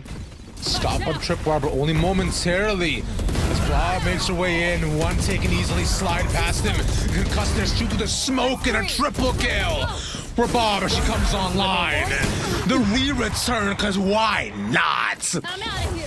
I mean, gorgeous slide, but Joe would have only shut one down, but it's only one is the issue. Joven has the up, and they all know that he wants to save it. Him getting out of this one is going to be a tough time. And really at this point, Jerwin, Operation Save the Op, has to keep it in tow. Economy's not looking great for Plug. Keeping the op would be an expensive investment retained. Zostal. Oh, truly unlucky. Bob's 4K was incredible. And remember, she does not play duelists. This is her first team to play a duelist on, all because Zostal, her duo, plays with the former Green Goblin stack that is now Blue Otter so much over this offseason. Paint leaves the team, and Zostal's like, well, we need a duelist, and Bob steps up to the plate. She's always been a Sova. And let me tell you, man, you're not going to see a Sova dash like that. Yeah, bear in mind, Bob wasn't even on this team too long ago. She's only been playing with them for like maybe like a month and a half, right? So Pug Turnies, she's been doing phenomenal to leading in the role well. Always has had cracked aim, so this has been impressive, but hey, attributed to that and the Neon, of course, too. They're not ready. For now, the initial Soval doesn't catch much, but Blue Otter will walk their way in, checking around B, prodding and poking, see if they can find any more info. Here. But nothing necessarily around them. The trip to be broken right up front, but from here, Shawnex is just perusing around the site, just window shopping. Hey, but anything here I like? Not really. Yeah, I think I might just come back, or I guess go further in the shop, see what else they have to offer. And they'll allow the walk-in. We've seen this from both these sides before. Playing full retake at this point. They have Monsty's ultimate to play off of, but Bob and the rest of the team are still in their way back in. They want to force them off and not allow them to see the spike or have the opportunity to think about it. A good concuss, but Monty really gets out of there. Flash is also used and all the utils being dumped at Plug. But now it's time to, now their time to re-return. Bob finally gets a second once again. The ult used in quick succession, but it may not matter. He's stopped in front of the aftershock to kill him. But by the end, it's still Teague who has to watch his team die and be the final victim. That's so unlucky. Another aftershock kill from Zeke against Monsi. I was waiting for when Monsi would bring out Thrash because that seemed like the best reclear tool that Plug could use. But instead, he finally brings it out a little too late. And then the aftershock goes directly on the Gecko. That's truly unlucky. Timeout call by Plug. Mikey, having a lot of heroics thus far on this defense. Finally, now his Cypher Util is being broken up. Blue are no longer respecting the tripwires, playing so late into a round that they can use that reactivity time of everyone on Plug giving up B site and focusing Marketplace to take Boba control. If I'm Plug, I'm either playing extremely far forwards B main into this round, or I'm looking to play exclusively in Boba. You cannot allow Blue to take this extra space. And speaking of which, right, we've seen that happen pretty often. I mean, specifically on Blue Water side that we saw on the previous half, right, where they managed to like kind of go in for more, kind of set up for one of these 5v5 retakes, playing very off site, and for Plug to try to do the same, recreate it. But one crucial thing was that what they didn't do, Blue did. Blue scaled further back into the site. Meanwhile, meanwhile, Plug was allowed back in. So they're taking a much more heavy-handed approach into ensuring that all these 5v5s are clearly in their favor as they create chaos. Look, I don't want to beat a dead horse, right? But a lot of these retakes start off with Monty still having a full kit of utility. By the time we see those refloods in from Blue's defense, well, he's already used the Apple Drone, the Recon Bolt, their eyes to push in. But we haven't really seen anything to give Plug a good entryway in retakes. We'll see if they can find something now. And that's one entryway to make it in. Bob, not tagged, but looks at the overdrive once again. Previously, she got a 4K. Let's see if that can be done once more. The tripwire not caught out just yet. Tagged and gone, Mikey. A massive pick and out the ult of his own. And real theft to catch them all staying off site. But I have to walk in and scale through the concusses. But with the smoke now there, it is time to play Sunset Simulator, friends. Let's go on straight to the smoke and see what happens. There's a utility we're talking about Pastor Disney, but it doesn't even matter. Blue are just spraying through, and Plug can do nothing but watch the round slip away. Both of these teams have chosen into their vetoes maps that they have been flawless on the entirety of Stage 3. If Blue can win this next round, they are on a perfect path to victory to gain a 2-0 and qualify for playoffs. They just need this last round. Plug have already gone for their attack timeout, Ravish. They've tried to readjust their strategies and go for Sunset Simulator. But we're finally out of the Matrix, man. Polybius is not working. We have broken out of the mainframe. And we're back to A with just Monty's Dizzy to beat Info. Love that. And now from here, we're not taking mine. No ultimates. Bob to just jump back in, clear these corners through elbow. And they'll slowly scale towards A. Spike still not necessarily leaning towards hard A either. But they have the force up, and there's only one leaving one of the lurk. I mean, Plug should be like piranhas here, right? Like on top of any info they know about Blue. Blue Otter, I don't know if they're going to commit to this. They might show presence and back off and rotate. The thing is, okay, the piranhas play off of sense, and the sense gone quiet for quite some time. There was blood in the water, but it's dissipated quite quickly. And right now, there's nothing but silence, this deep blue ocean of sunset. Oh, there are no oceans near LA, it feels like. All that water's dried up. Unfortunately so. LA is in a drought, but right now, oh, believe me, I know. Let's go ahead and add some more fire to this desert. They put up the smoke in the cage to set themselves on the site. They walked their way in. We're setting for a 5v5 here once again. 30 seconds They left. tried to fake the rotate, it seems like, towards B, like you mentioned, cutting sound. Now, again, the stun to take that extra space in the backside of A. They walk back and Holy! Oh my god, Bob is so good! This quick peek gets out, and that discipline shown once again. Not necessarily looking to go ahead over peek and push either. But German finally gets the best of her. It's two taken, but can try to get more. Shondex to clear over into elbow. It's Mikey, 1v2 once more. Can he save this round? A shot in the back of the breach. The robot arm now working 4 bullets in belly. The Utel out just has to delay. Has one shot dart and the second as well too. He's got no time. Attackers win. It's Blue Otter to continue after map 1 on Sunset. And they're looking good. It was a really rough showcase for Blue Otter earlier today when they played against this Trust and Plug on this map, but they brought it back. They've corrected their mistakes after a very long day of 3 best of 3s now that they're playing into.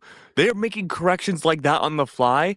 A very, very good sign about how the rest of this series could go if you're a Blue Otter fan. But For Trust and Plug, they kind of fell into a pattern. They tried to retake, they didn't take a lot of space on their defense, and that was their dominant side when they had played it last. They got adapted against Ravish. They did indeed, amigo. But right now, adaptations have to come in. They got to come in quick because it's your final chance, possibly up next if you are a Plug. So for now, we'll take a quick break. When we come back, we'll have more Valorant for y'all. See y'all in 5.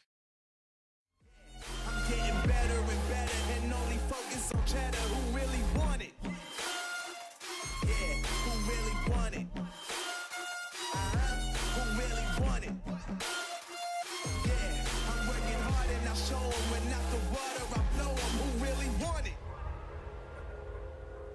Who really want it? It's really the question of the day. Y'all talk a lot, but I don't see y'all walk a lot. You know? Fighter is my name, legendary is my aim. Already legendary, y'all know that we ain't the same.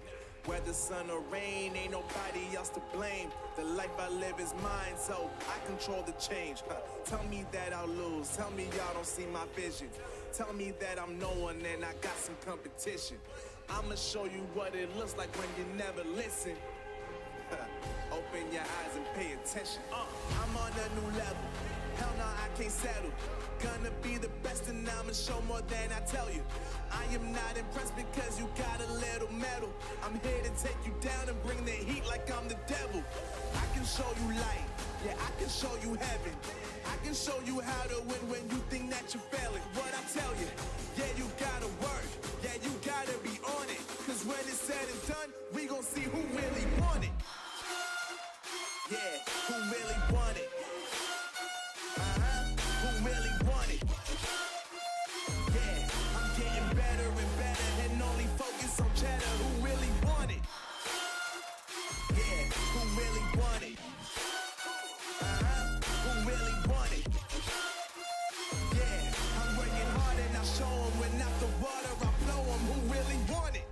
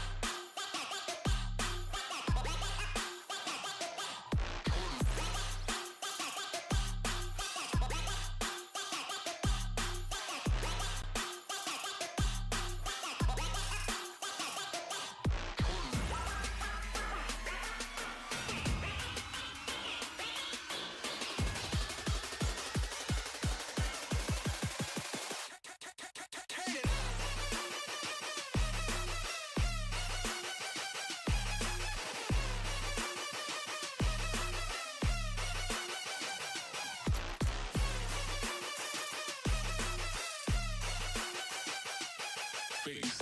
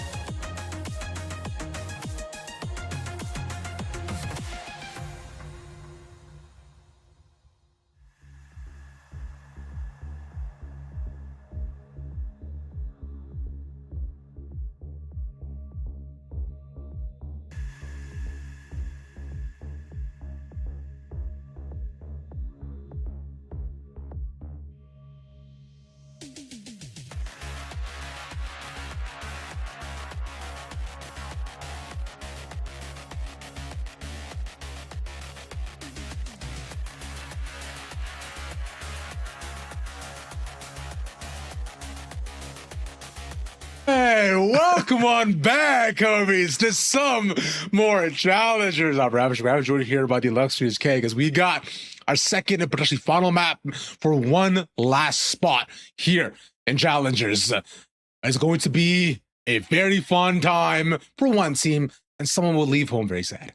Look, if there's anything I've learned from stage 3 is A, don't put predictions online, and B, anything goes at this point, because we saw this map be terrible for Blue Otters earlier today, and with really not much of a break between that last map and now, they completely turned it around and flipped the script on Trust and Plug and brought back what was normally a flawless map for Trust into one of the few they've lost so far in Open Quals. And if we take a look back on the map you're referencing too, in fact, we're not going up to Haven. Haven was also Blue Water's pick, and it's it's the map that they won.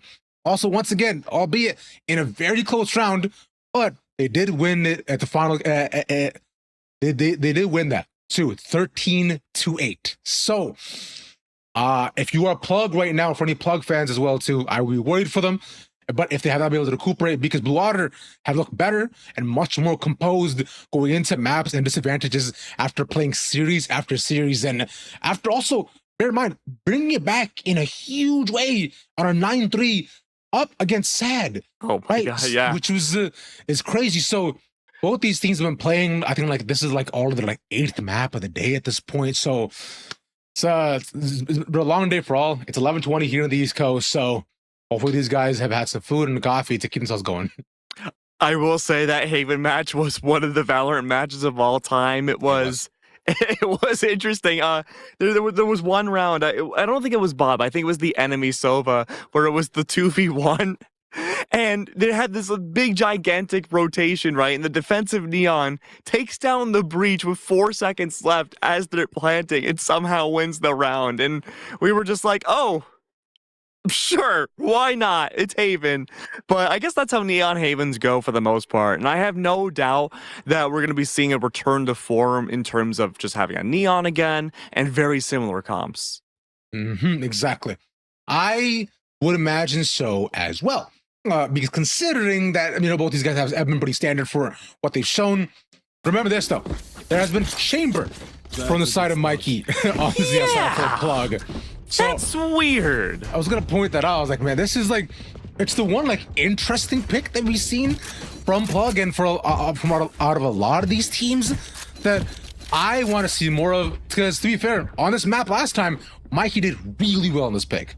He does really well, but it's one of those instances where I'll have to go back and really watch in depth, but it's like, did Mikey do well because he's Mikey or because he's on Chamber, right?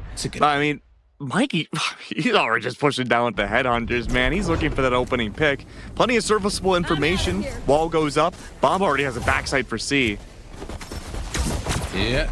And the shoot with the shot darters will get tagged by the Chamber, but from here, though, facing the paranoia, Bob runs her way out, survives through all the shots being pelted, and ASAT's wide open. Okay, shock bolt. Info given above. It's Monty. Shock bolt's good.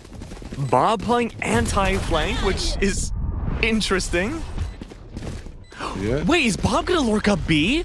No. No, she's gonna come around through sewers, all the way through, right into A. Make their way through here, finally re-clearing every single angle possible as the hit comes in from the side of Plug. One enemy remaining. The 2v2, but once again, they took so much time to walk in. They had to brute force their way in and pistol in Blue Water's direction. This pistol round may have just given the entire plot from Blue Water, because as much as I was singing the praises of Mikey last game, I'm very skeptical about this Chamber pick. We saw the trademark brought down C long start of round. It was bypassed completely by Bob's wall. It was then later detonated, sure, but because Bob was playing so far back in their own spawn post-plant, it left B main completely open. And that means anybody on Blue Water can lurk up for free at really any point in these rounds. And that's info and constant threat pressure Plug need to be cognizant of. The interesting part about this too is that Plug chose to go attacking defense side first because on the defense last time, Blue Water dominated them. Were able to get almost 6 rounds in a row after losing the first 2. And now from here, Blue Water, so they continue that sort of streak of dominance. Sean next with the entry, a double taken quite quickly. That's a rest wall, 1 by 1. It's Mikey to find a single, the right click. It's not enough though against the shields of Bob. The bow left alive is 1. Not tagged, just barely tagged by the dart. Thought he might have got away for that. Shock dart right by his feet. So gotta get new shoes, but this was 95 health and a paranoia. Oh. Early peek from Wets, from Welly. I need to rethink that, but nonetheless, it's 2 taken, but good damage done for Plug side. Yeah, just a great open up from A site for Blue Otter to find that consistent pressure. It was, of course, a full pistol buy for Plug. They chose not to invest. One thing I will say that I like, I swear, this is the last I'll talk about Chamber for a while, is that with Chamber, you can rely more on Headhunters and his ult to have that threat pressure of a weapon too. You can serve as a lot more credits and guns that keep supplying the rest of your teammates in instances where their eco may be facing a lot of issues. Right now, that's an issue. What you trying to win? Yeah, you know, we'll duct tape it. Gets out of that. That was amazing. But not from here, though. Valley for the plant. Sieg, not checked. Easy pick for him, but one responded in kind, and now for the rest, a Plug. Seems to be easy, does it. With guns in their hands. We'll take a clean gun round. Yeah, good collapse from Plug, taking that B control, consistently having all these players float around, no one staying linear and stalwart in their positions. They can move around quite a bit and take aggressive fights too, like Jerwin did, start a round against Bob. Having, again, more proactivity was a big struggle Plug had on Sunset against Blue Otter's aggression. If this is the comp they want to run and how they want to play it, that's going to mean these fights that start within 20 rounds of the round beginning or could very well determine how each of these rounds are played out. It looks like C's the way to go now. Trademark now placed inside of Garage. That's going to make the lurks through Garage a lot more slow, but B main is completely exposed outside of T. The fast lane, he used the fight. He catches beautiful timing. Bob's taken out, but Bob's made his way inside to match Zostal. Now will the rest look to walk in past it? They want this C hit currently to go down, but the rest of them haven't cleared out. Backside's wide open, they all flood in. And Plug take that round in kind, 2-2. It's just another big read from Plug, understanding that Blue are going to want to keep approaching different places each round. First it was A, then it was B, then it was A, now it was C. So Blue are going to try to switch it up by going back to C yet again. I never thought I'd say this in a million billion years, Ravish, but they're taking a page out of Ranker's playbook. Hey man, Ranker's not too bad, bro. Yo, I know. Oh man. Trademark's back down on C. This was bypassed by Bob's wall earlier on. Won't be spotted. Last hit again, but considering they know they have the weapon advantage, that Plug don't need to fight necessarily on site. They can play off and just shoot at them. So it's good for the cover, and plan will at least be secured as the Hunter Spirit from Valley to clear out towards the backside. Gets one tag, but as the rest come in, one more tag taken, but the rest of them are all falling due to the sheer superior weaponry that is present on the side of Plug. There's also in Valley left. I'll try to match the rest of them as they all rush past them, but Jerwin a bit too slippery. I mean, Plug haven't had to change their strategy one bit. They're willing to give up each site for Blue. They can just retake. It's risky too. We see the op brought out so early on from Mikey because, again, their Chamber. Last I'll talk about it. But because you don't really want to go into a position where you have to retake with an op after each round, we're seeing, again, very instantaneous refloods off of Plug. The info is there. The utility brought out to find the info to get these proper angles and confuse Blue in the micro play. Also there. A we go now. Only one on site, and that's going to be Monsi. He's going to have to run away real quick, and the rest of Plug, they're going to go for this very quick flank in mid. Did that connect? That's crazy. No! Shondex with only a frontal lobe left on this cipher. Hey, I mean, if you're Plug, you take those any day. I am not aware of it, but Plug right now, what is available though? The ult from Mikey, but already an op in hand alongside the ult from Teague too. That Rolling Thunder can do a lot to continue to delay. Zeke could try to scale in towards A, play for the orb. Shondex. Coming through. Close, but no cigar. Out from here, German has the confidence to continue moving on forward. And Blue Water forced into A here. But considering they'd been moving here for quite some time, but once again, secured the plant, but Plug are more than happy to play retake. Been a great change of pace from Blue too. They're not looking for the instantaneous execute. They wanted at least one pick before they moved to the site, but now timer, pressure, spike down, a body behind. The paranoia setup here is going to be amazing for the flash dump. And here it comes. They slowed it down for a couple seconds, but no one actually peek off of it. He can use the time to reposition, clearing out hell. There's also the top, sees the leg, but sees him first. One shot gone. It puts up the ultimate sneak. Gets decimated. And Plug, within a matter of seconds, a gorgeous retake to eliminate every single upwards angle that Blue Otter had. Really well done. It's so well done from Plug. Flawless. The reflood in, holding down the line, taking that opening pick. The Blue Otter strategy to slow things down and wait for Plug to overextend worked against them.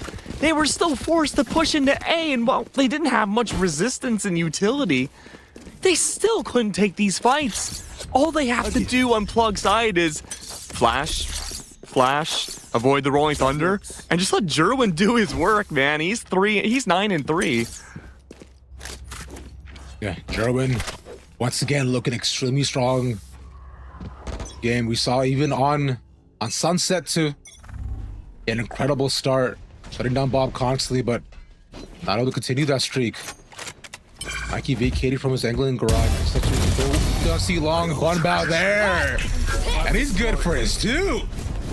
With the garage push now gone, they cannot focus their effort on what's going on to see. A good shot pull from Bob, but wants to continue forward, realizing they're two towards the back on C. Near Link, so with her being tagged, she'll give some time for the rest of them to all walk in, but look at this flank, right? Jerwin can take his time. He can move down to C long.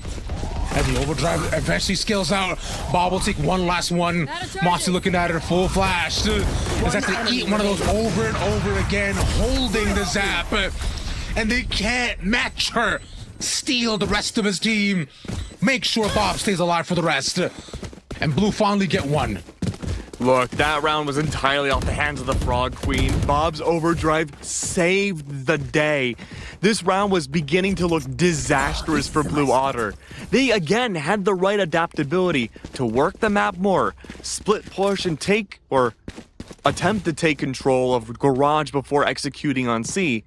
Bunbao has been such a great defender, single-handedly dry swinging and removing every Garage push.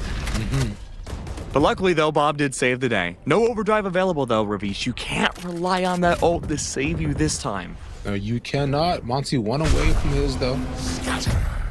Not necessarily positioning to try to get it online, but a plant can most definitely secure that once it does happen. Unless for now, a much slower pace round than what they've done previously. Yeah, they have to work the map. Yeah, they usually attract the attention towards one side specifically. And if you look at Plug right there, they're usually very happy to just kind of gamble stack a lot of these sites. And considering where they're at, it's been a Blue Water to just see, all right, which site does a stack on it, I'll go there. And I think they found a site with a stack on it. Oh, that's going to be so tough now to execute. No more flashes, a stun to enable Bob to have extra space to clear in. Even this, yeah, but if this is a P-execute, you do get to avoid the tour de force in theory, right? But that's going to be such a tough shot without flashes. Speaking of which, that's the paranoia. Yeah, timing not caught on that as they just keep them there, but the B plant's not initiated as it really isn't 30 seconds left. Plug are not finally looking at other sites to continue to throw util at the rest of Blue. C left open, and now Bunbao should be aware that this is happening. As a shot comes in, good on Bob. Once it open, repeat the angle, two around the corner. They can't get trade off this. He doesn't look to move in further. Shot whips, it has to get out of there, but she's up against two at the back. Monsi in front, and three flanking her. Will mean that now for the rest of Blue Water, they gotta play this 3v3 by the end. Good peek from Mikey. Garage Nocturne is taking back every inch of space that was lost at the beginning. Shots left alive. Sees Jerwin. Tap spray gets good for one. As the left is just the Frenchman and is off. And the peek tries to run at him. Sharnex quicker with the flick. I get what Plug's strategy on this defense now is. They don't need Sentinel utility because, again, they're willing to give up so much of C room. They don't need to necessarily keep a Cypher alive and adhering to any utility. They're not restricted by any sort of range outside the trademark. They can consistently rotate around as a team and prioritize retakes. But Blue Water working the map and having a... Honestly, I lost count how many micro fakes they had into that last round, but ending on C and taking extra fight space worked out well. That'll be the strategy that works for Blue. We'll see if this is what. No, that's not really working out that great for Blue, though. Plug take a very heavy-handed approach. He's running at them. Toss it all there. And that's a flawless taken. Wow, that was quick. I wish we had just seen Plug do that on Sunset. I'm sorry, but Jerwin now has overdrive available. A big mow down through mid. Blue again, both teams have the right ideas now. I want to see how they can work A site. It looks like Teague was already prepared to go for a stun inside of A. Jerwin's going to be in position to dash down A long off the hands of this recon too. This will be another fast round with the overdrive. Should be nice. I mean, let's see when they decide to use it though, right? Get the spray off. Bob takes some chip damage, but now it's more past that. It's in fact Bob to punish Monsi. He was there forward on the angle past the smoke. I know exactly where. Realizing the defender there means the German's gonna cover the angle once again. I realize where they all are. It's gonna cuss off too, but Mikey tries to play some interference at the back of the stack. Bob, good for it. There are no Zostal's made their way in though. And they can do what they please, but Blue Water, after the previous round, one and count, wants to respond with a fast round of their own. Not as clinical, but look at be a win nonetheless. A 1v3 left for Jerwin. Not aware of the way the rest of them are. Sees the dart, shoots it out, and now they know he's heaven. And tagged here too. One waiting around. Zostal, you ready? Yes, he is. Really like that smoke that Zostal brought out in A long. That forced either the Neon to respect the smoke and not push up, or push essentially isolated off that Recon Bolt's info going away. Yes. I really like that play because it shut down the majority of the spearhead that Plug had ready for that aggressive push-up. If we see smokes like that, Plug are not going to have a fun early round, and yeah, I'd go for a timeout too. It's really trying to figure out now, where do you think Blue's going to go next? They've found success now on C site. They have found success on A. B and Garage have been a great factor to pivot in and pivot out so quick that it's going to be very confusing for Plug to really find impact unless they can get an opening pick. I mean, for Plug, though, we've seen these very creative rounds where they just look to rush at them, right? Full force. And aside from that, it's been the retakes that have really been leaning into their success. Like these 5v5s, and Blue Water not counteracting it by deciding, all right, we want to give you time to set up. We saw it before on Sunset too, where they pushed up against them, right? Just cutting them off at the source. And even if they lose 2 or 3 at the beginning, they don't care. They're deciding, yo, it's fine. We'll still fight. It's like, dude, it's like, you know, for example, you're 27 and you fight a 60-year-old man. The disadvantage is there. Just lying around, 60-year-old man. I found you. I was wondering where Waldo was. In a boxing even. Oh. Hey, that first round was pretty close. Gotta go. No, it wasn't. Anyways, we'll look at Bob. The Russian this time doesn't get one. Zeke to get the trade, but it's just one past it. As once again we said, Plug love their stacks. A stack probably working in their favor. Blue Water has got to find a way to get around these, or just not walking.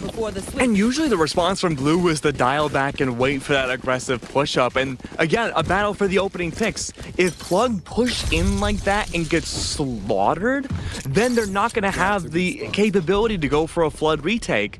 But Blue Otter, each time Plug just say, you know what, we're just going to go for it, they own whatever lane that Jerwin pushes in.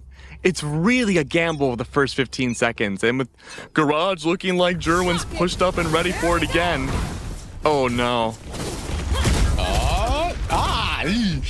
Okay. Top from Bob. Net neutral. To respond with 2. All right. An impressive start off again.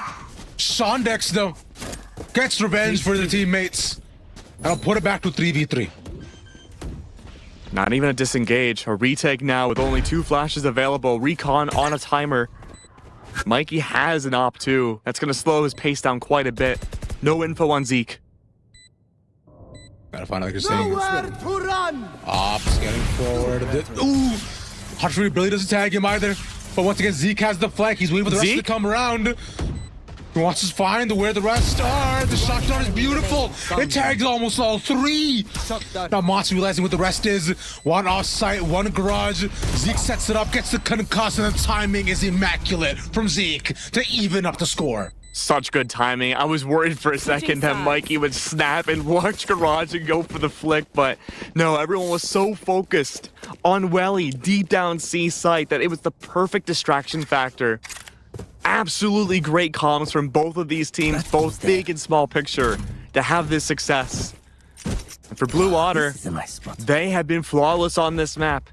This has been a team that is a mishmash of 2.5 teams that have dominated all throughout 2024 on a smaller scale put together. The comms and the synergy are there. Right here. Plug have been in a similar boat. A collegiate core have played for such a long time and finally had their Challengers debut in Stage 2. But right now it's 6-6 and Blue are up ahead of map. They only need 7 more rounds to bring things home for playoffs. Blue Otter want a chance to get the repeating Challengers. They want redemption from the previous season with a couple new additions, right? Here. Being a lot of them from Blinn. You gotta look at what they can accomplish from here. Plug want to do Blinn proud, and Blue want to do themselves proud. That goes down. 4v2. I am at this point, so I was thinking that they would have ran at them at this point. But hey, patience from Plug. Blue, all center around site, finding their angles, covering their corners.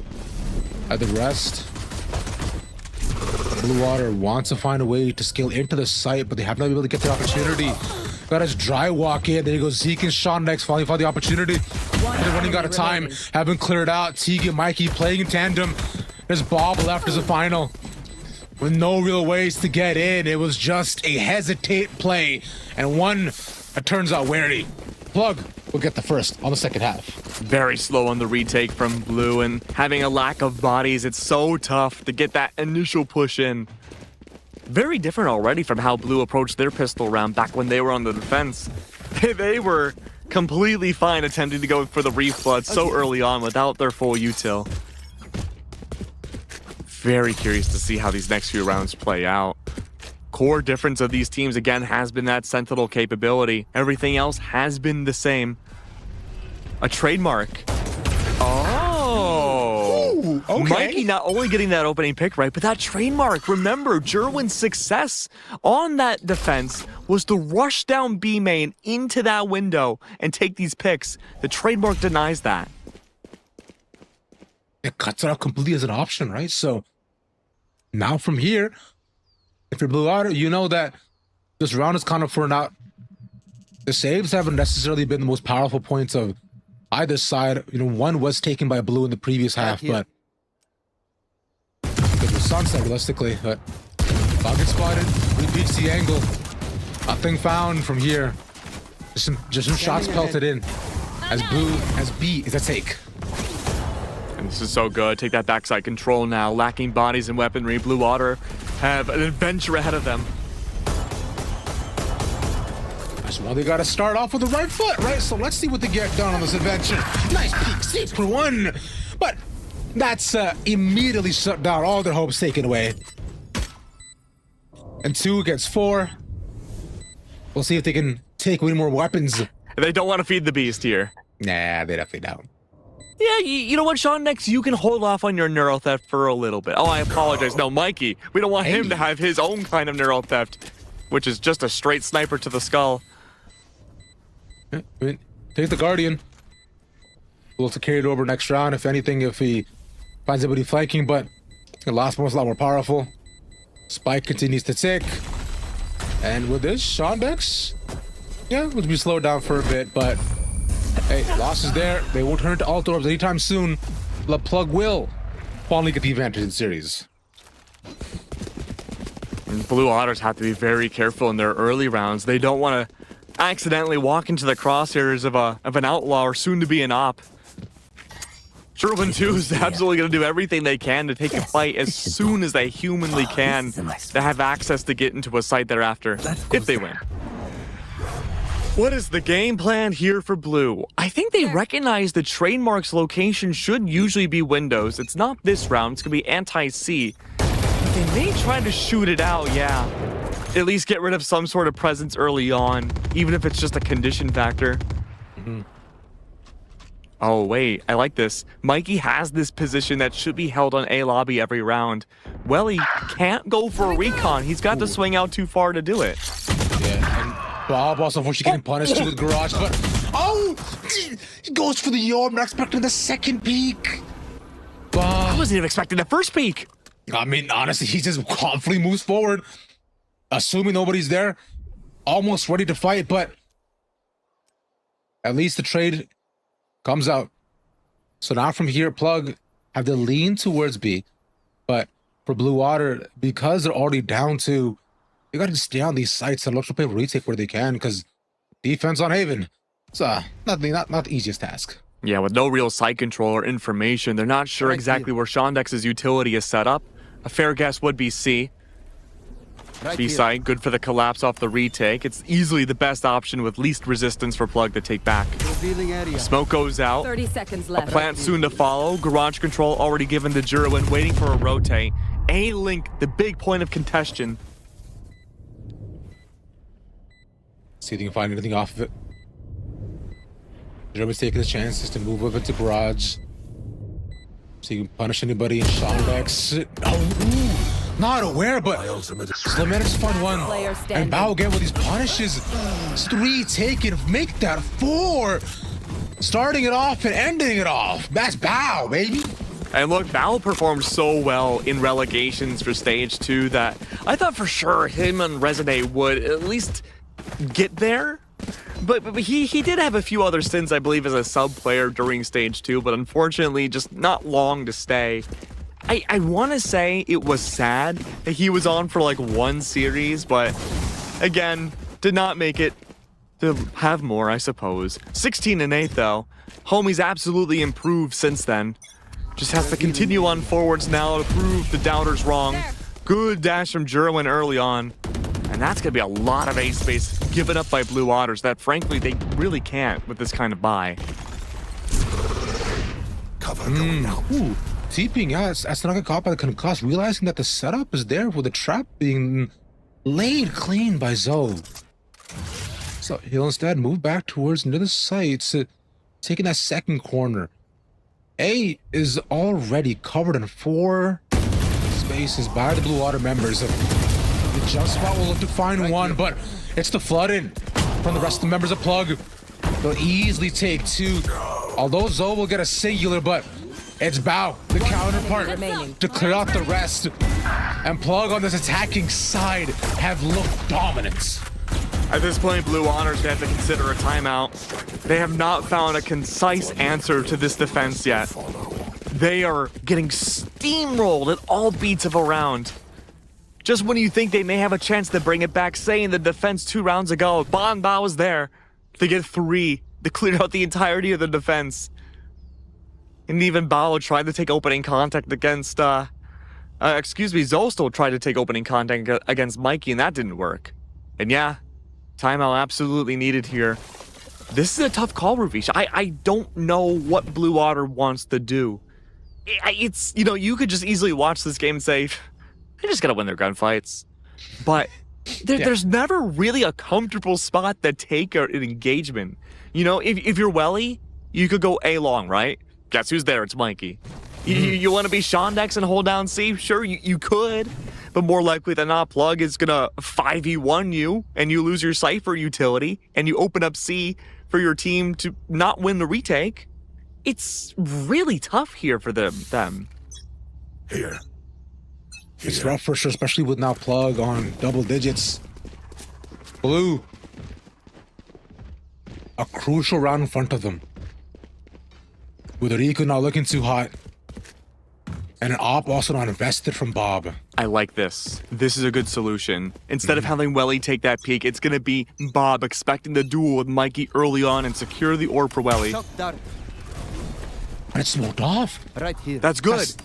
It's just shut down as an option. They don't even want the peek here, K. They're instead looking towards window. No, they'll have to move around and find some more info to see if there anybody is holding it, but currently not. Right. Smoke comes in and they'll look to move back here instead. The garage peek has worked out for them previously to move from garage into C, but it has been Bob holding that previously. They're not aware of the changer just yet, so a slow crawl their way into Right C. here. Smoke in the A long that blocked off Bob's vision enabled the Owl drone to be used A sewers. No longer used for a retake here. It's going to be a big tell to go C site. Zosel, brave enough to just take the peak once more, leads the corner, and the aftershock there in front of him horses him out of there. Teague with a good setup. Resting not up to walk in. And Sherwin wading back and forth, the strafing working. But Blue Water by looking much more alive. And less Bob's on the flank. Ping there, good shots. A second there too. The shot pull not catching 30 anybody. seconds left. Teague to get the punishment leaves it down to a 2v2. What's the call here? Teague, getting that plant down will be Rolling Thunder. They're going to go back C. It's the best opportunity with the time they have left to go for the plant and get that ult off. Zeke has been so slippery, Garage.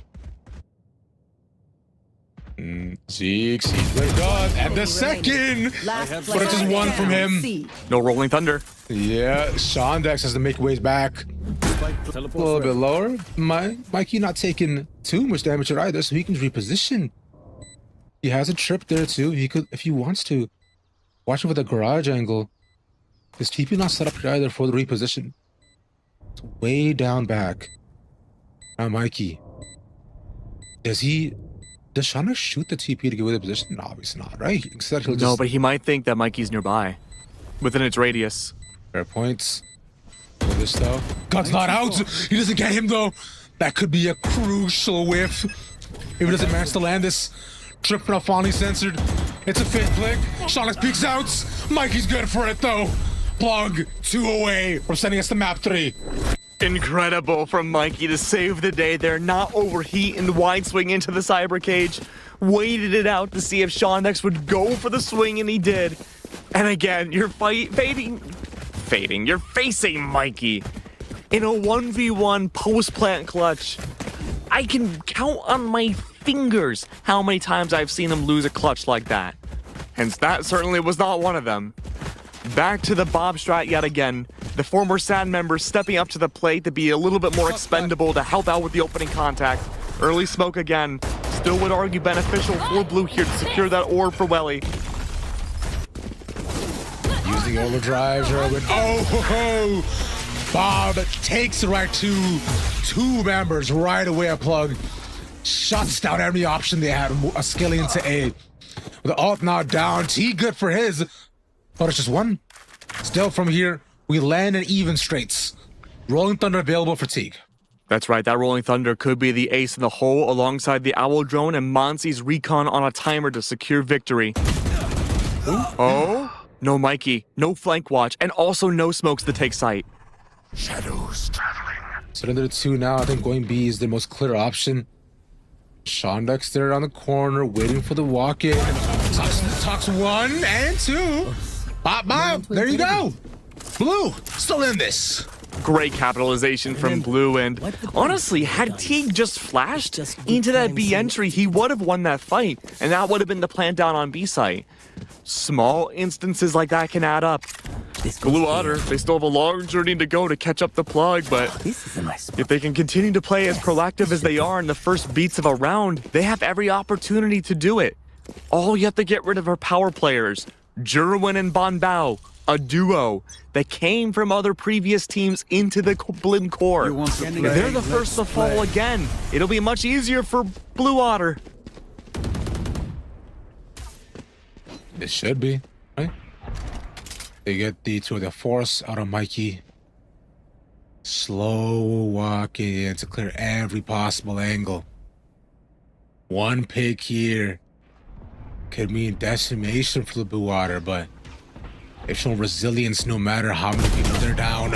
And Blue, Zeke just boldly peeks out, Rolling Thunder out too, but not aware that Warning skill past it. He doesn't get affected. Mikey will still take his pick, and that's a second also put down as well. Have to clear up the site. There's the zip zap. Everyone's hydro bills going up from here. Electricity through their veins, and Blue with 8. I cannot believe Bob dodged that Rolling Thunder with the Neon Dash. Peak cinema right there. Unbelievable. I was so scared for a moment because Zeke went for a panic ult to fight up against Mikey's. And while that didn't necessarily work out, it was enough to force Plug to make the entry in and distract the timings off of Plug from Sewers to not be as cohesive with the rest of the team. And everyone else on Blue went for the reflood. At this point, Plug, maybe not this round, but possibly into the next if they can't convert it, need to consider a timeout. Figure out these early rounds. Teague, your flashes are gone. That's rough. Despite the smoke, she gets one. And now, with the A lane being clearly indexed upon by the rest of Blue as well too, they're waiting. They're assuming they'll probably walk away as Spike's still pretty outside. And it's just two in the keep with their attention. Taken out. But realize also up against 2 as well of their own. That Zone still falls. But Bao walks in. He tries to find one and gets the other through the spray. With the drone and Gerbil might up for the time and touch you run against Doesn't the clear Gerwin. Doesn't find him, yeah. And Gerbil repositions over towards Heaven. Flank. Bob's coming around through A. Like you mentioned. There's 3 of them on site. Try to cover whatever they can. One is pinged out being Monsi. And Gerwin right in the corner, right outside of Link. It's Bob walking in. They see it past Heaven. The shock pulls out, but the gun's not there. Opting for the util to set up for Shondex. And it's just him. Monty up top. He gets one. The second transfer. Not good enough. Plug. Continue the Plug walk. And even losing Teague at the very beginning of the round. Plug still doubled down and approached A site. They won all of their fights. Clinical take of the site, despite being a body down. Now Blue Water. The confidence has risen, possibly even soared on this defense. Still being a map up over Plug. They were able to bring these rounds a lot closer on the board. 4 away. They now need overtime, something they were able to do in the last series to get to this point. They gotta do it again. So stop walking into that! What? Just takes it again. He's out, okay? He stays alive because the paranoia hit him. Still all fine and good. But that's Bob about to get on this flank. A flanking Neon is always impressive. Especially when it works out though, is Joe still with 3 to keep Blue Water in the game. Okay, Ravish. What's up? Do you think? Dude, do you think Plug are gonna walk down A lobby again? There's this no shot, right? Surely not, right? That's surely not. But oh no, they're setting up for it. Okay, they're defaulting. Yeah, it's both these guys are defaulting back from what I see. So actually no. I think Plug are still gonna continue to walk into A lobby once again. They might put the smoke this time, but we've shown that it doesn't necessarily matter. Instead, it'll be the push shot from A, from Bob and Valley. They're not catching them, so those all evacuate completely. B is the take, but there is one at the back of the site, though, being Zeke. Waiting for them to go in, sees one in garage. And now from here, the trip should give you all the info they need. Yeah, Spy Cam 2, reveal the garage presence. A rotate already called, Shondex falls, no neural theft available. Yeah. Not seeing them on either side, they cut off noise. About to walk out of this, Bob again on his flank. Barely missing on the timing, sees him. Does she check the second corner though? Not aware of the other person being there. I don't think so. Oh my god. Timing. Monster gets away with this. To A site. He gets out. Bob walks to the garage. They don't know where Monsi is, but all he does is stay alive. A's wide open, so it's not gonna come around and fight for the rest of his team as they all make their way back in. What is the plan here? Again, look at the weaponry. Plug have nothing but pistols. They have a body advantage. Mikey had the best weaponry with the headhunter. Zeke not using his own util too. There's the tag, but no shot there. Zo still wants to wait for the smoke to dissipate. To walk down. He doesn't reposition towards the bottom. And there's it. It's a beautiful fault line, but they can't go off of it because Bob gets fault line too. Both of them concussed. Joe has the confidence to peek. It's Teague just left alone. You guys put the back. Monsi finally coming around, but it's too little too late. They're not able to play the crossfire. And Blue Water once again, round after round. For a round where you had nothing to work with, Plug gained so much map space over Blue Otters and still had the wackiest plan to get on A site. I would not feel good about winning that round if I'm Blue Otter. Trust in Plug, but honestly, both teams needed the timeout here. Just because you had a big eco advantage, Blue Otter won the round, yes. But they had 2 bodies left alive, and they gave up so much space. We don't even need to talk about the re-clear from Bob that much. She found Mikey, and that was huge. Never knew about, who was that? Monzi's position? That's fine. But the re-clear and everything else still became so close that neither one of these teams can squander this next round. It's becoming rougher as we continue for both these ends. Now, as you look at it, for Plug, they have to make their stand right here if they want to continue forward without much more heartache or headaches. They've got one more bye left potentially after this if Blue win this round even to try to try to force OT, but it has to be now. German 1 for the overdrive and 2 for Teague. But consecutively though, we got Belly with the Hunter's Fury, and of course Shondex, who hasn't been able to use his Needle Theft just yet. And Bob also one away from Standing ahead. Earn Overdrive, which has been a godsend to this team.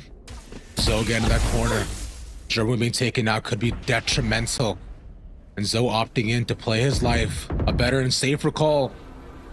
That is just Gerwin scaling towards A. Blue don't fall for that neon push inside sewers. No one overheats beyond the smoke. That could have been devastating for one team or another. A's been all but given up. Bob is one off getting overdrive. Jerwin the same.